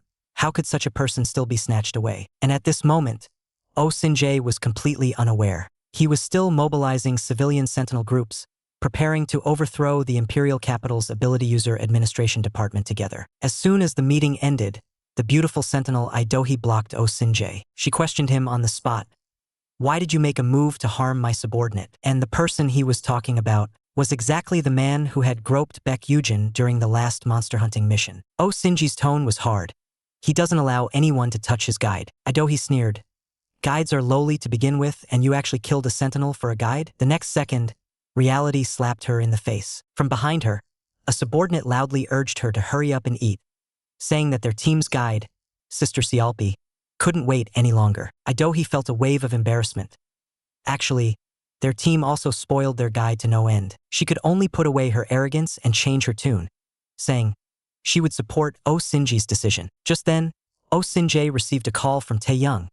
The other party only said one thing: their wife had gone missing. The man's gaze instantly dropped to freezing point. At this moment, Baek Yugeon, as a guide, was brought into the Ability User Management Department. At a glance, the boy recognized the other party as Major Jong Janga, the major who had once imprisoned him and his older brother. Baek Yugeon, losing control of his emotions, shouted, "On what grounds are you kidnapping me?" Major Jong, however, was very calm.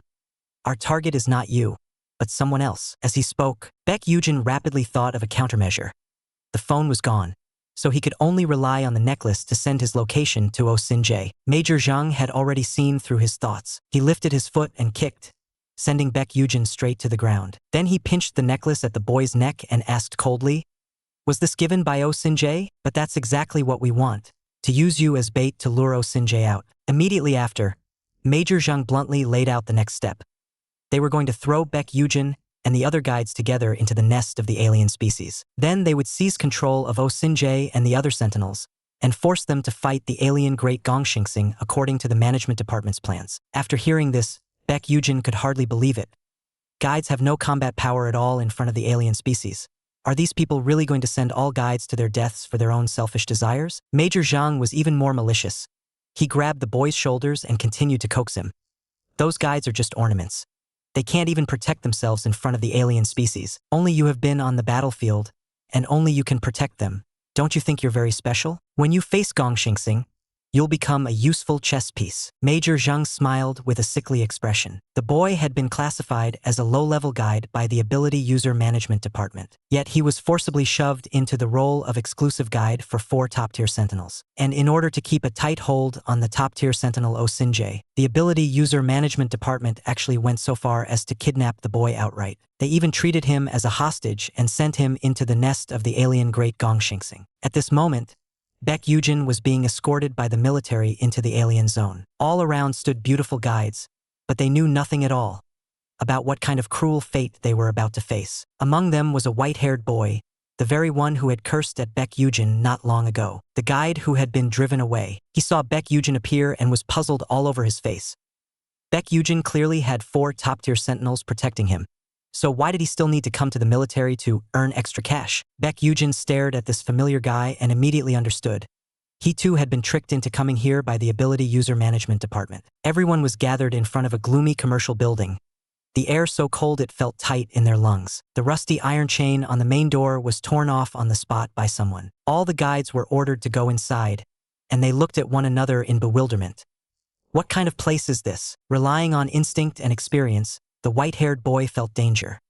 He hurriedly demanded to withdraw, but no one paid attention to him. The soldiers lined up in formation, directly cutting off all routes of retreat for the guides. Just as Major Zhang gave the order, that great door slowly swung shut, and only then did the guides realize something was wrong. In terror, they scattered in all directions. At the same time, the command room of the Ability User Management Department was blown into ruins. Osinjae walked out from the rubble, one hand dragging an unconscious soldier. He forcibly suppressed the destructive urge in his heart, his voice icy. "Where is Baek Yugeon?" Lieutenant General Baek looked coldly at this man who had lost control, deliberately pretending not to understand. Osinjae was instantly ignited with rage, and the wall behind Lieutenant General Baek exploded on the spot. Osinjae pressed him down and forced him back step by step, biting out each word as he demanded, "Where exactly is my guide?" Admiral Baek only smiled with amusement. Osinjae, who once looked down on guides the most, now actually cared this much about a single guide. It seemed Baek Yugeon was indeed unusual. He then opened his mouth and told Osinjae, "Guide Baek Yugeon is right in the nest where the aberrants once appeared, and he will become the key to capturing the aberrants."